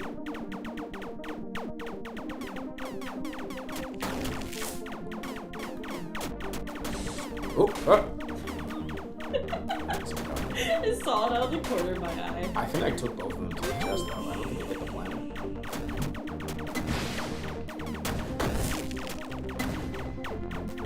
Oh, my shields are gone. Planet saves out.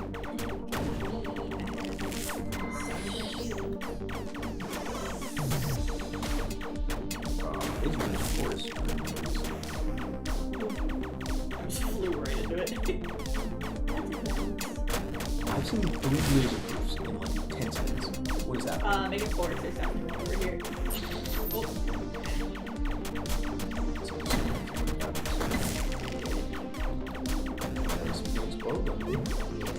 You're right, double cryo is kind of nice, because I already have another one. It's pretty OP. I will argue it's not as fun.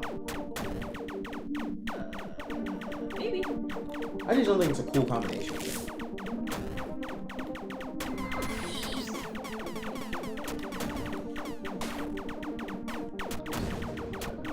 Nope.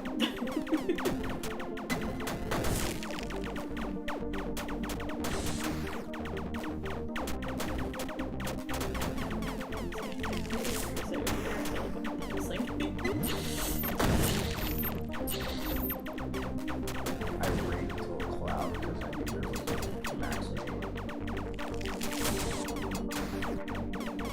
Tell you what, out of all the things that I've made like power-wise, Does that affect you too? what? Slow moving? No, you said you're gonna Some of them only affects others. Oh no. No. I'm trying to block here. I got quad shield, so no, I'm just sitting in a way they won't hit. I'm so sorry.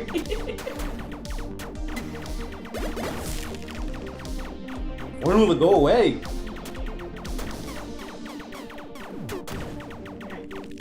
Like it's been so long.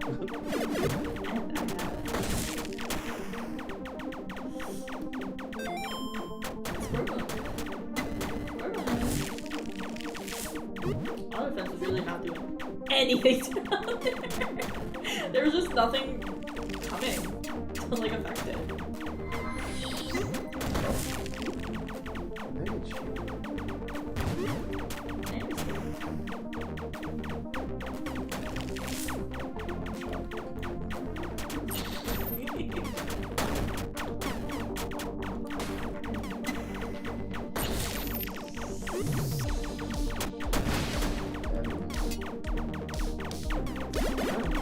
No, it didn't have to connect.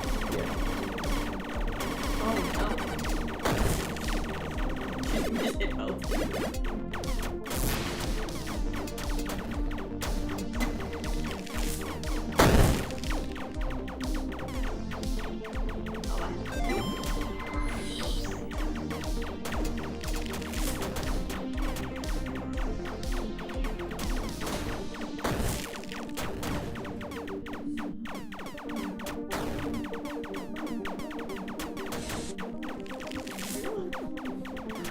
I don't even think I like killed it off screen. I didn't notice there.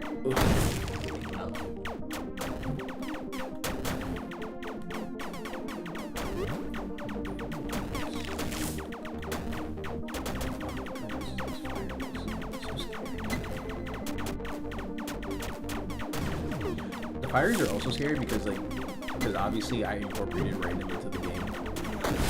You know, when things are exactly like weird and not fun, but like sometimes I'm like,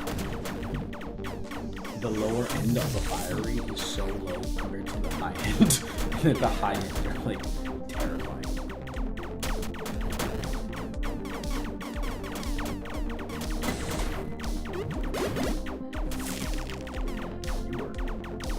Yeah.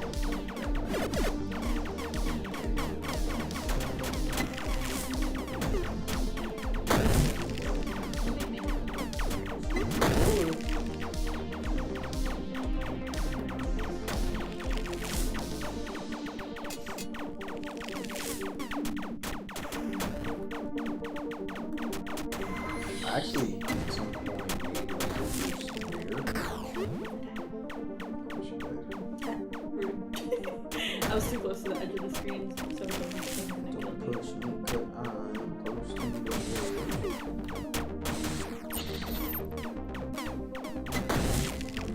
Alright, What? Oh, Destroyed it. yeah. Shot. Shot right at you. Yeah. Out of like a corner, with nothing to do. That's actually the one downside to the Nova break, to the ice frozen. I mean, it's like, you know, you double freeze things and then they break. It's like, okay, And what it is it break? releases whatever it has. Something the hell dimension. Or there'd be a cloud or a drill, or sometimes it's I got to a situation where I've double broken something, and then what it releases is like a black hole that then like dulls me into like a trillion meters, and then I die. Right into the paralyzers. Yeah. Yeah, exactly. I gave it like the biggest meteor. One of the big monster parasites just comes flying in. It just immediately crashes I my... did so many more meteors that time. You did do way better. You still doubled the amount of meteors than I did, though.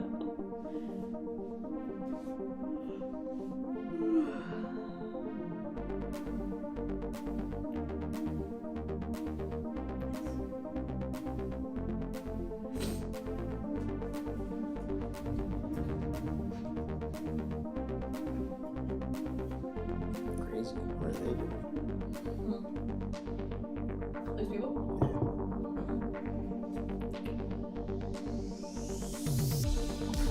Alright.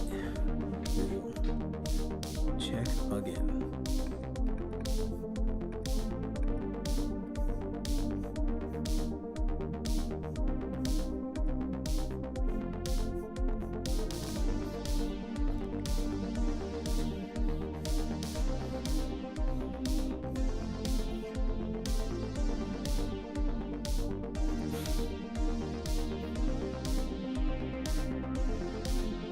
Did you get a notification? Did you get an email that the game dropped, by the way?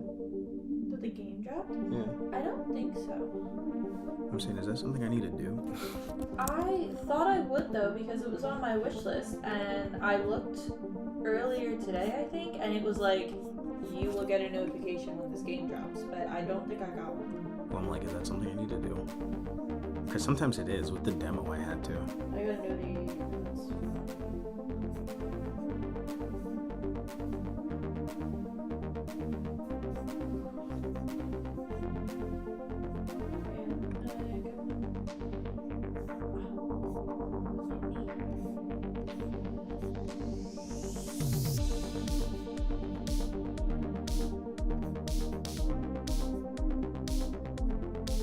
Yeah, I don't remember how to check.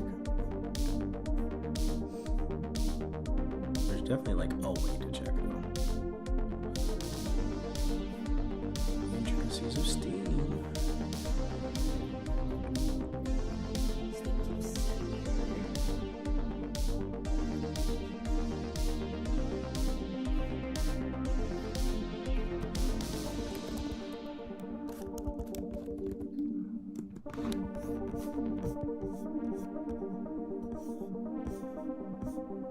Yeah, think about it. I bet that guy didn't mean UI. I think he meant just like graphics, you know?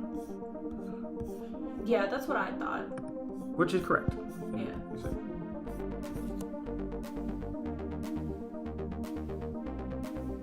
I I saw that, and I was like, oh, I think that's kind of cool. I also think that's kind of cool. I didn't know it does that. Yeah.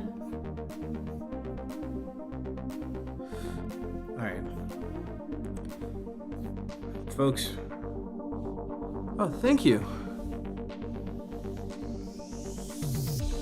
We got a nice work on the game.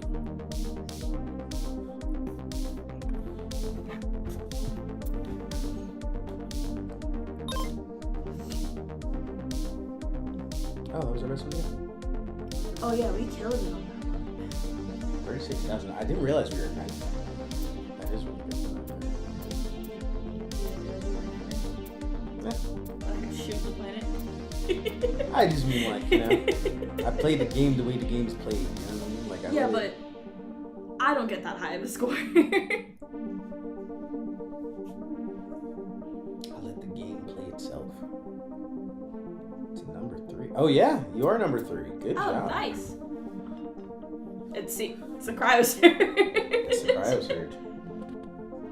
Ironically, TF2 Rat is a Steam reviewer. Like, Really? Yeah, he really played the game. Really locked in about it. Yeah. Guess when you review a game, you gotta really play it. Which is funny because isn't one of them one of the like 400 ones also a review or something? Like one of the really low ones? Rem is, Pyro is. Yeah.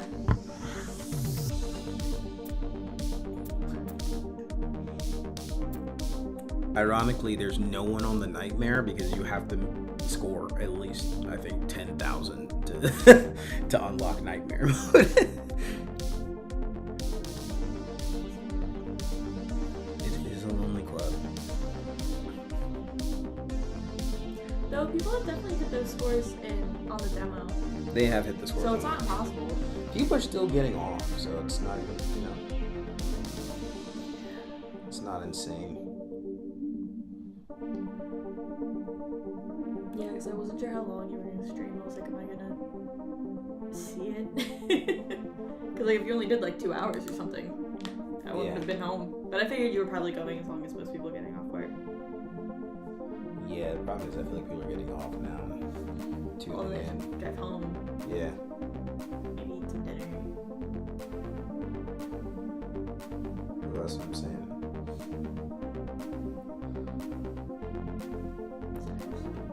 No, you can't.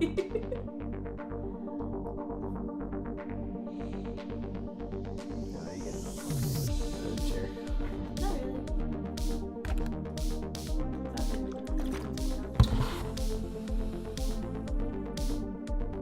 I was gonna say, I'll hang out on the stream, but probably play for a little bit. There is such a thing as getting a little tired of your own game, I promise you. If anyone has any more questions or anything, let me know what you're thinking, let me know what you're feeling. Any questions you have.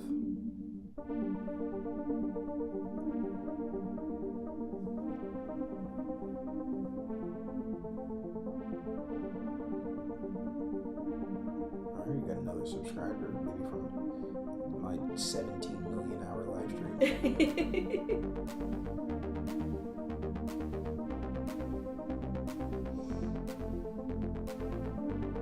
People have been telling me to live stream for a while, actually.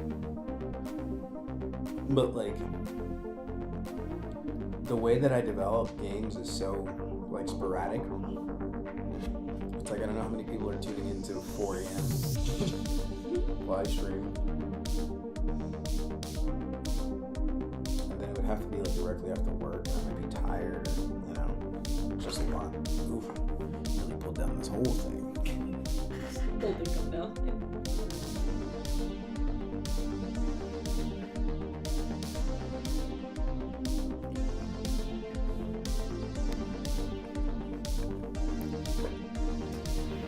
For the record, these things are dependent on it. You know, it has to happen during the live stream. So if you got a friend or something that can help us get to these numbers, let them know.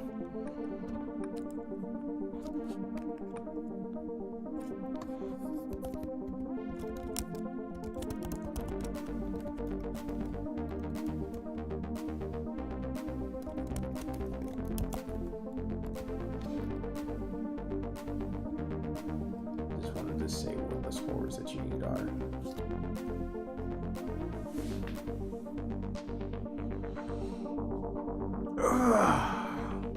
You could also gift your friend copies. I'm sure there's, for some reason, Steam does a thing where it automatically is like, yeah, would you like to buy like 4 copies of a game to send to people?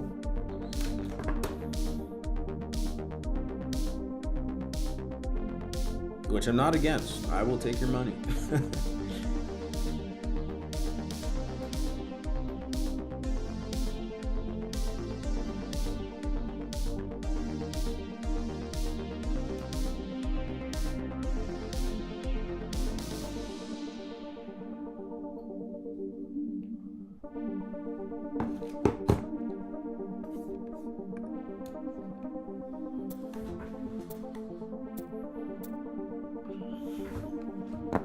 I'm gonna check what the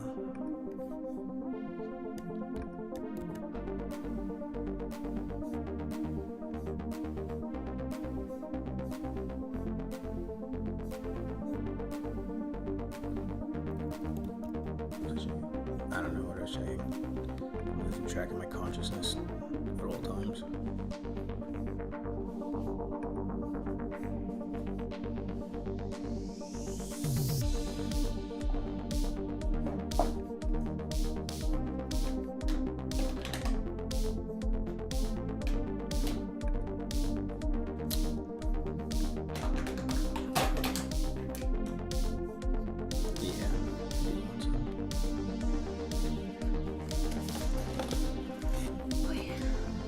After I get off this stream, probably need to have some dinner.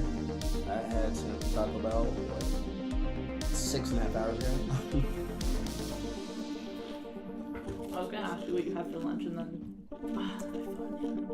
and then I saw the Taco Bell cup, and I was like, I bet you got Taco Bell. It was good. They have some new stuff. As compared to last time? Mm-hmm. No. I mean, we can go back. I enjoyed myself.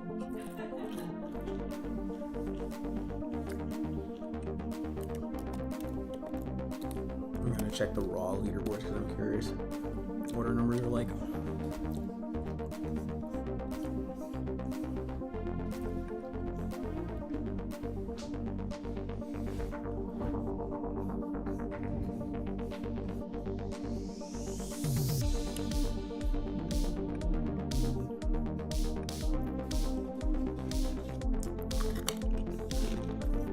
Still at 11. Okay.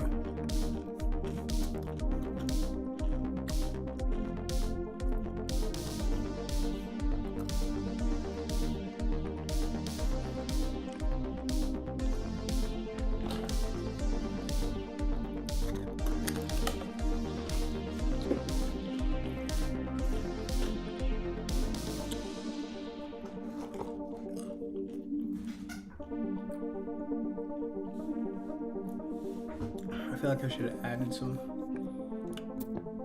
idle animations or something somewhere. Well, I guess I kind of did with the backgrounds.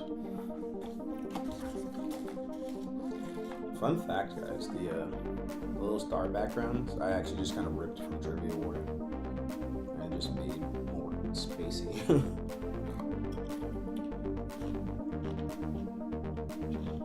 But they're more or less the same thing.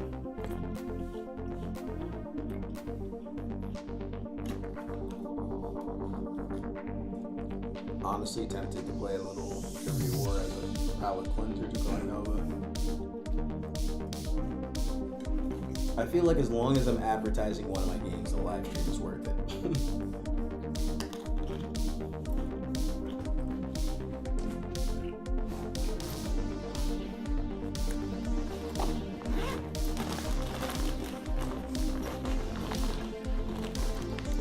Sorry, she's laughing at my cooler beverages because I didn't know what kind of situation streaming puts you in, you know what I mean? Like,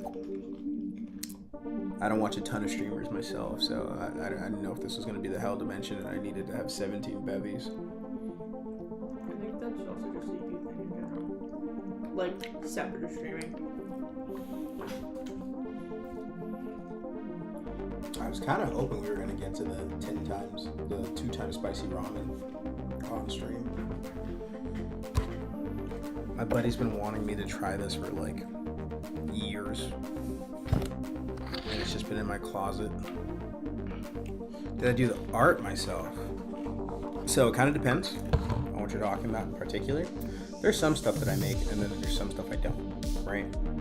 So like, for example, these planets, these are all from Kenny, actually. I don't know if you're familiar with Kenny NL, but Kenny NL is like he basically makes game dev assets.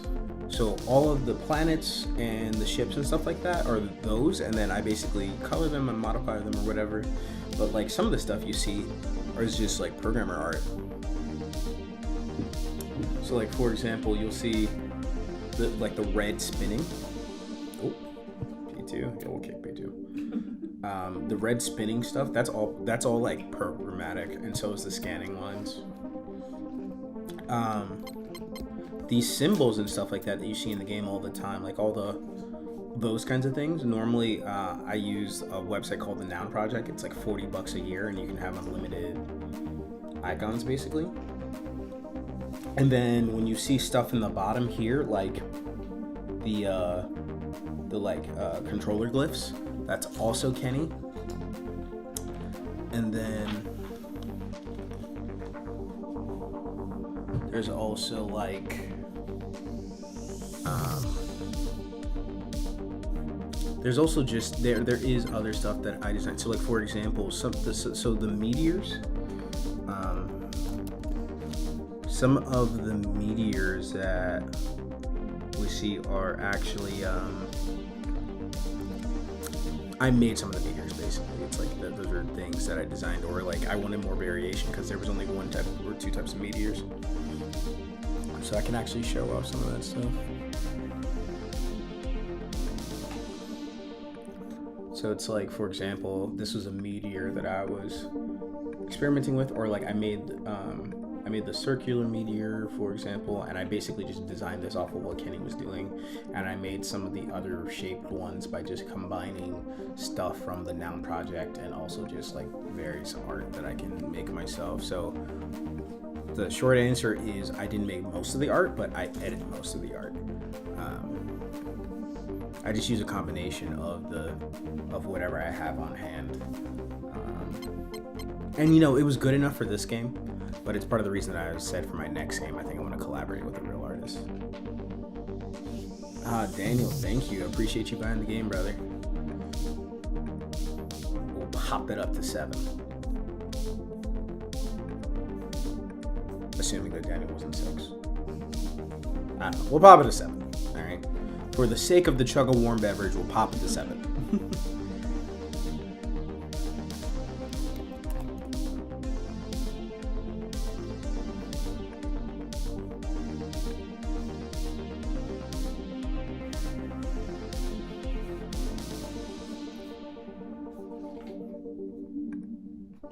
Did not mean to. Don't. Just stop. Just stop. I still have Adobe Illustrator. I shouldn't. I literally never use it anymore. And I should stop paying for it.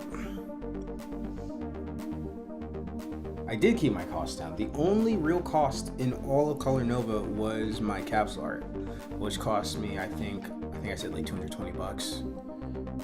Which, honestly, for capsule art is not as expensive as you think. A lot of people are spending like upwards of $500 on their capsule art.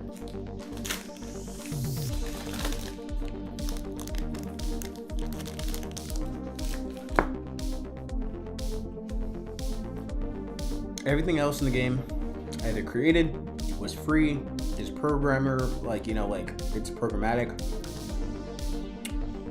An asset pack that I had from a long time ago, but no other cost associated with other than buying the Steam.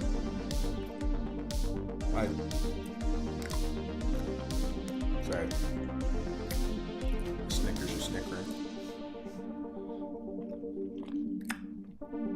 Other than buying the, you know, the $100 Steam page and then the capsule art.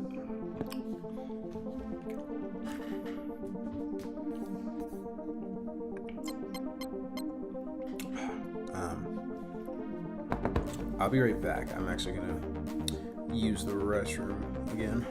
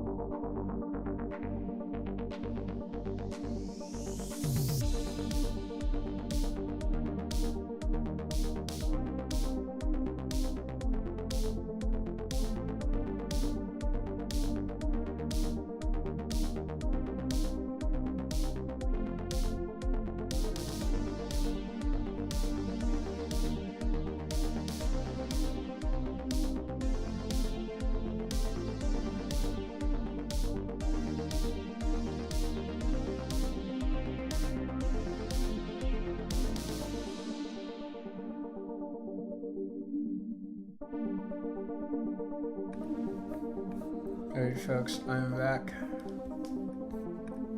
Which, I'm gonna put a hard cap on the stream at 7.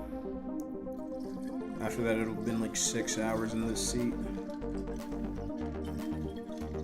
6 hours on stream in this seat. I was in the seat for hours before that.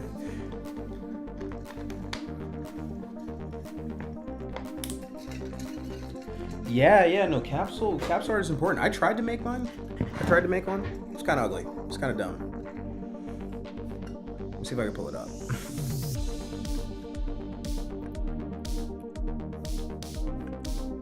Sometimes you can kind of get away with like making your own. I got away with that for Trivial War. I was not getting away with that for Colornova. I'll show you what the original capsule art looked like.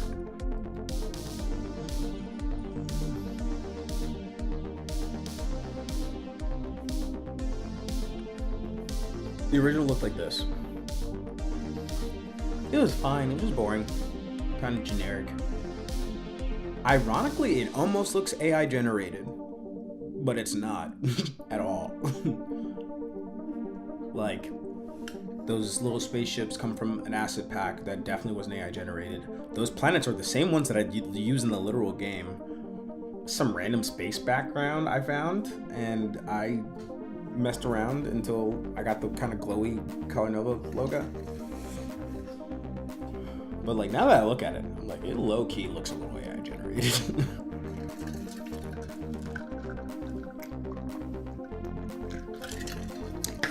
Whereas I will pull up the Trivia War one, and the Trivia War one just kind of works.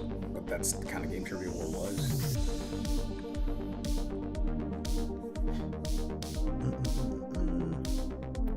Let's go to games.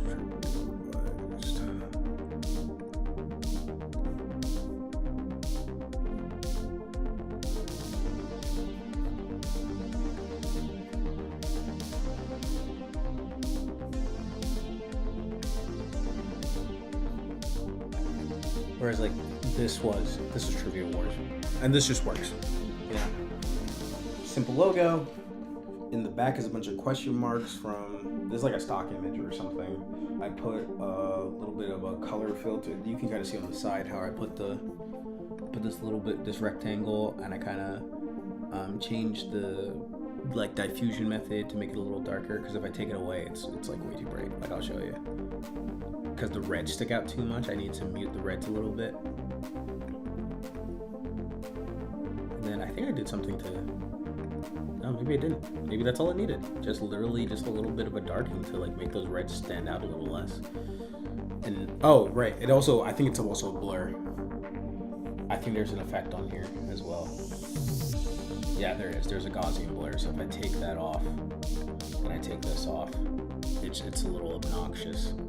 So I had to blur everything back to make it make sense and kind of take away from the foreground.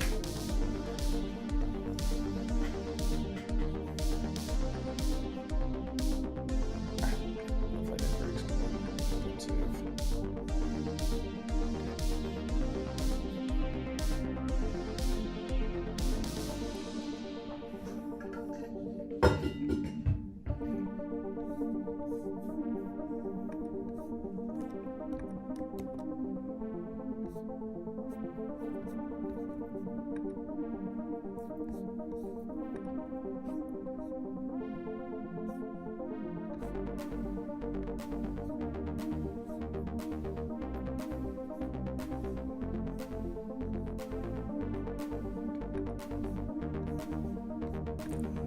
Somebody is tagging me in something.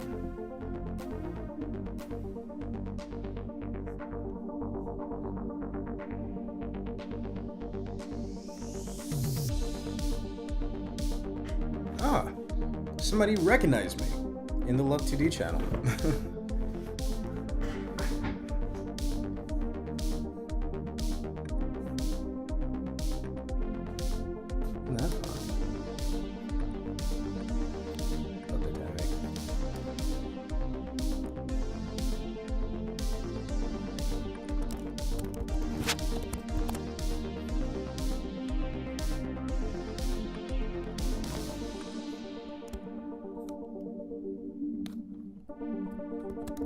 That's so cool.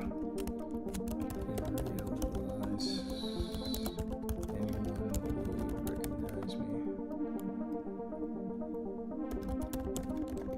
the community. It's really cool. Someone like, you know, was like, I posted, you know, just some thank yous in the Love 2D Discord, and somebody was like, hey, like, basically, like, don't I recognize you, like, blah, blah, blah, and they're like, yeah, like, I've been following your work, like, from your first devlog on the game, which is really cool.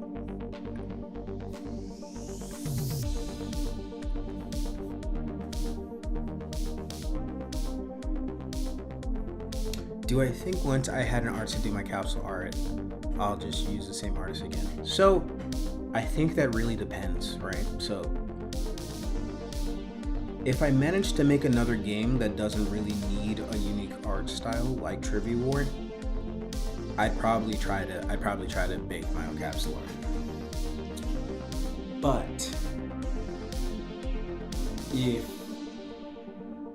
I made a game like Colornova again, which is like, doesn't have the unique art style, but it still needs a little bit more oomph, I would definitely just honestly, like Pedro's so good and he's so fast. Like literally, like you book him and he's done it in like 2-3 days. Like he's fantastic. I am inclined to reuse him, but I don't think. Well, two things. For example, right? Let's say I told you guys for my next game, I think I want like a dedicated artist person. I don't think one I could afford Pedro, and I don't think two that he's interested. And in that case, I would probably try to make the person who's actually designing the graphics of the game to also make the capsule art, right? Because like, why hire outside if I can avoid it, basically? There's not to say there's not a scenario in which I wouldn't go back to Pedro. Just like, if there's already someone who's capable of doing it, what's the point in outsourcing it if we can save money, you know? Like, the entire cost of this game pretty much lies in the capsule art, so like this game would be profitable immediately if I didn't have capsule artists. I will say though, Pedro I think is very reasonably priced overall. He's never really given me a number and made me like double take. He's pretty reasonable in that regard. And I literally suggested Pedro to somebody earlier in the Love 2D Discord server, because they were like, I love your capsule art, like, who's your artist? And I'm like, yeah, it's Pedro. He's literally the best. And that's kind of part of the community. Like I said, Pedro, like, someone suggested Pedro to me like 5 years ago. And let me see if I could pull up the capsule art so you guys can see it, because like Pedro killed it. Pedro makes some of the greatest art I've ever had the pleasure of commissioning. I will show you guys my game that will literally, well, no, it'll come out eventually. It's, you know, it's on my dreams of things to get done, but I need you guys to see how good. It's low quality. I gotta pull up the higher quality. Hold on, give me a second. I don't want to show you guys. I don't want to do Pedro this disjustice.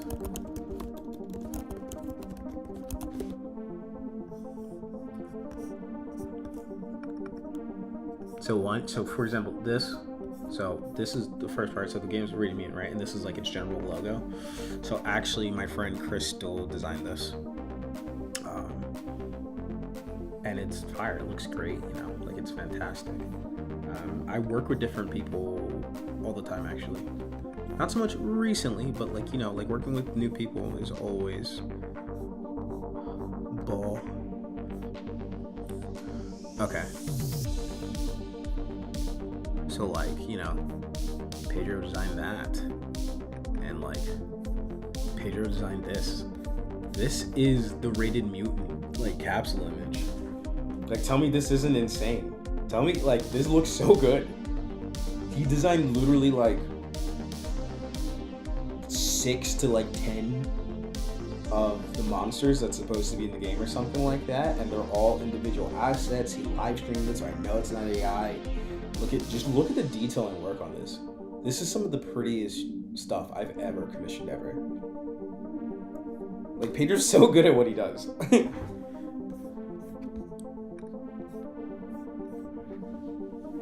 I recommend Pedro to like literally anyone who will listen.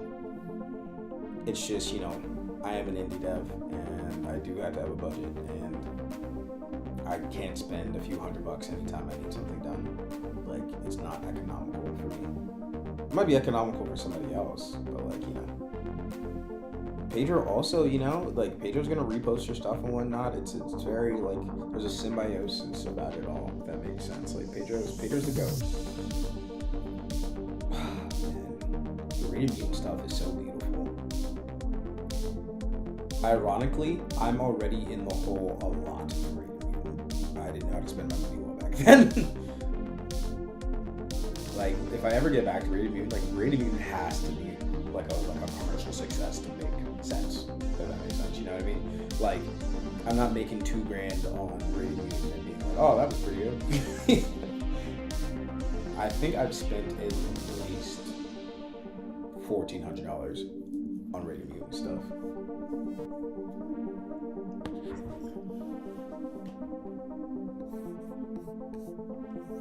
like you know, Radiant Mutant will make a return one day once I'm capable. Just like, man, I'm still in love with this art so much. Like all the monsters, Pedro's the kind of guy where you can give him your concepts, your ideas, give him like references, and he's gonna make the most beautiful and insane things ever. You know what I mean? Like some of these guys, I'm like, oh, that looks so good. You know, like this little fly guy. Pedro brought him to life in a way that I couldn't even fathom. You know. He actually made me a few pieces. There's more. So there's this too, which is basically just like the top half of that, but it has those flames and the layers. And then there's one more big piece. And actually, I know you can't really see it, but behind that was the spider crab, which was kind of underneath. Like I said, he did everything in layers for me so that I can use the individual pieces and make more stuff. But there's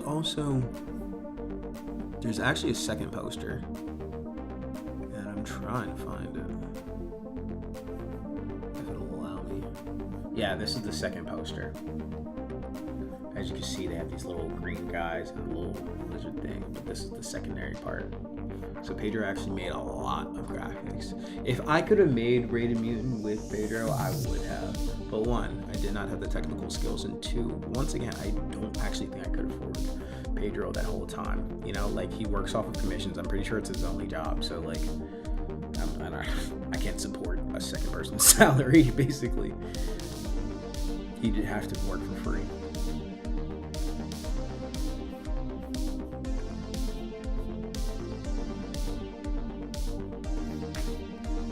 Yeah, one of these days I will get back to Radiant Mutant.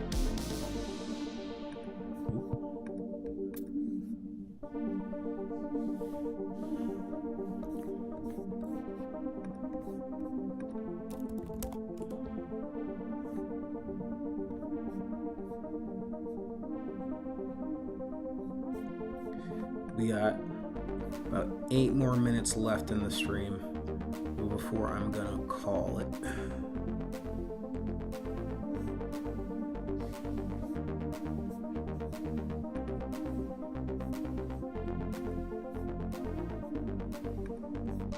But I'll definitely be back. I don't know if we're gonna. I don't know if you guys will get devlog next week per se, but the week after that, definitely expect a devlog. Just talking about what this first week is like how people are perceiving the game. Are people perceiving the game? Hopefully, I get some streamers and stuff to actually play the game.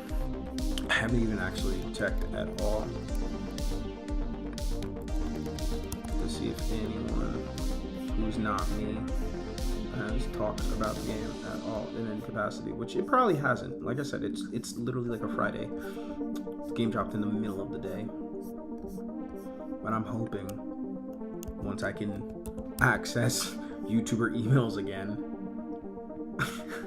I can't believe, I think I took a screenshot so I can show you guys that they literally told me no more.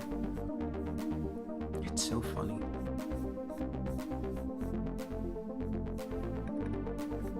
The YouTube blocked me from getting more emails.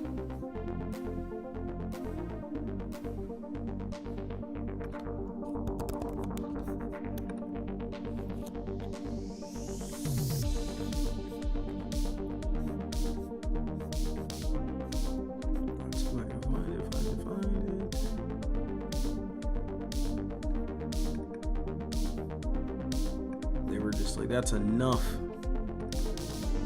Yeah, here we go.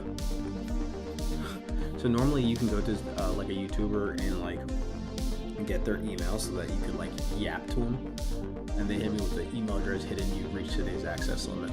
So if you want to advertise your game appropriately and send YouTubers keys, maybe start getting all those emails weeks in advance. because then you won't be like me, who has 200 keys and only gave out 18 of them to reviewers. And most of the people I hit up were like so huge that they don't like they're not gonna play the game. Like they're literally not gonna play the game. So yeah, it would have been nice if I got some more grounded folks those keys so that they could play on stream and advertise for me and whatnot. I do hope some of the bigger ones I sell just I was just like, hey man, I like your content. It'd be really cool if you peeped the game. Like, it wasn't even like a, like some of them aren't even like game reviewers. Sometimes some of them were like just retro game folks where I'm like, hey man, even if my game was in like the B-roll of one of your videos, I'd love that.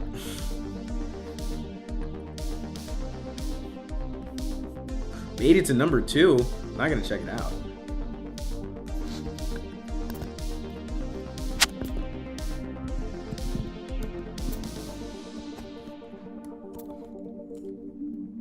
Oh, hell yeah. I'm telling you, it's that Spark and Cryo Surge combo.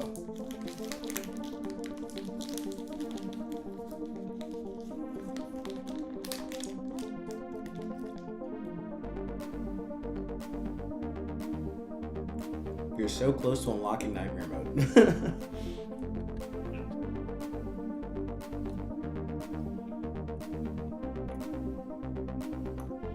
I didn't realize I set that high score with Dash and Spectrum 0.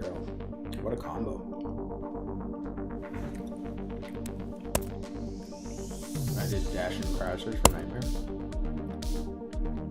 I'm definitely going to convince people that Dash is the way to go, even though I personally don't think Dash is a suitable ship for most things because it's too chaotic.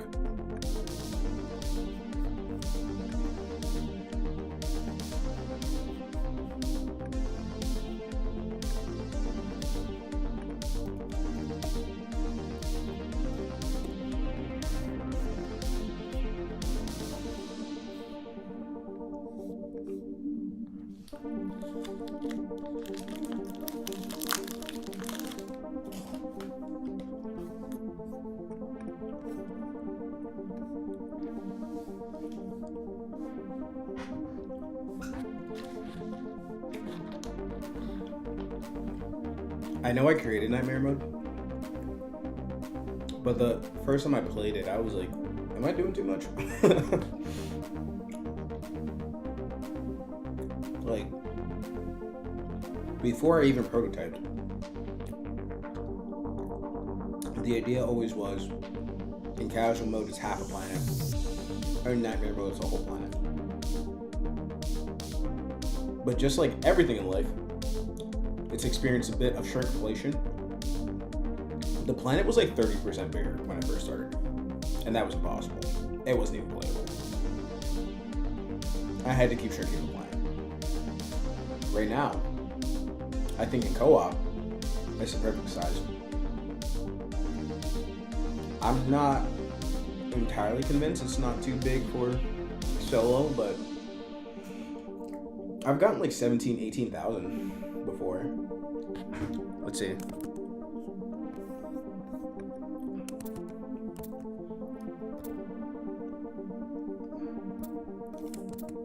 Yeah, I've gotten 17,000, 18,000 in Nightmare before. So, I feel like it's good enough. I feel like if I can do it, and there's definitely people that are better than me at these things, right? It is a false assumption to believe that you are the best person at your game.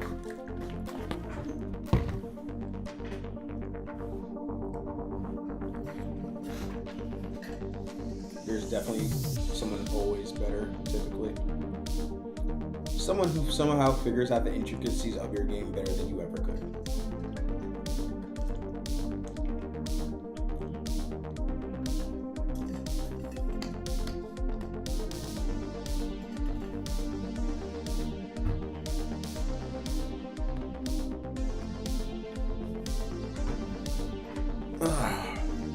Anyways, folks, we are reaching that time. We have probably like 30 more seconds till we hit 7 o'clock. Thank you to everyone that tuned in and that has been tuning in. It's like, you know, it's hard to make stuff and be vulnerable on the internet. So it really helps when there's folks like you guys out there who, you know, you stop by and chat, you buy the game, you review, you tell me how you're feeling, you know what I mean? I think the difference between indie game devs and like AAA is like, I think we have a better community, if that makes sense. I feel like it's so cutthroat out there, whereas like for indies, we're here and we're trying to do, you know, we're just trying to make cool stuff. Anyways, like I said, I will return with some long form content probably in the next week or two. You might see some shorts. You might see a new trailer. We'll see. Tell your friends, tell everyone. If you're watching the VOD of this, which one? Jesus Christ, brother, it's like 6 hours. So if you're somehow watching the VOD of this, thanks for tuning in. Please go buy Colornova. Like I said, I need to sell something like 55, 60 copies to break even. Sorry, that is before Steam's cut. That is just to pay back the cost of my cool capsule art. And yeah, you know, come hang out on Discord. By the way, Petty, I don't know if you're on Discord, but like come join into the Discord if you're not, you know. Sometimes I talk just random game dev things, or I'll drop like just various tips and tricks like in the game dev channel. If I see something that I didn't know, I'll probably be dropping something about that email thing. But yeah, come hang out in Discord and we can talk about the game and you can tell me your thoughts and you can tell me you hate it, honestly. Just come hang out. But yeah, once again, thank you for playing Colornova. Thank you for watching the video about Colornova, or I don't know, man. Thank you. And I'm out. Peace.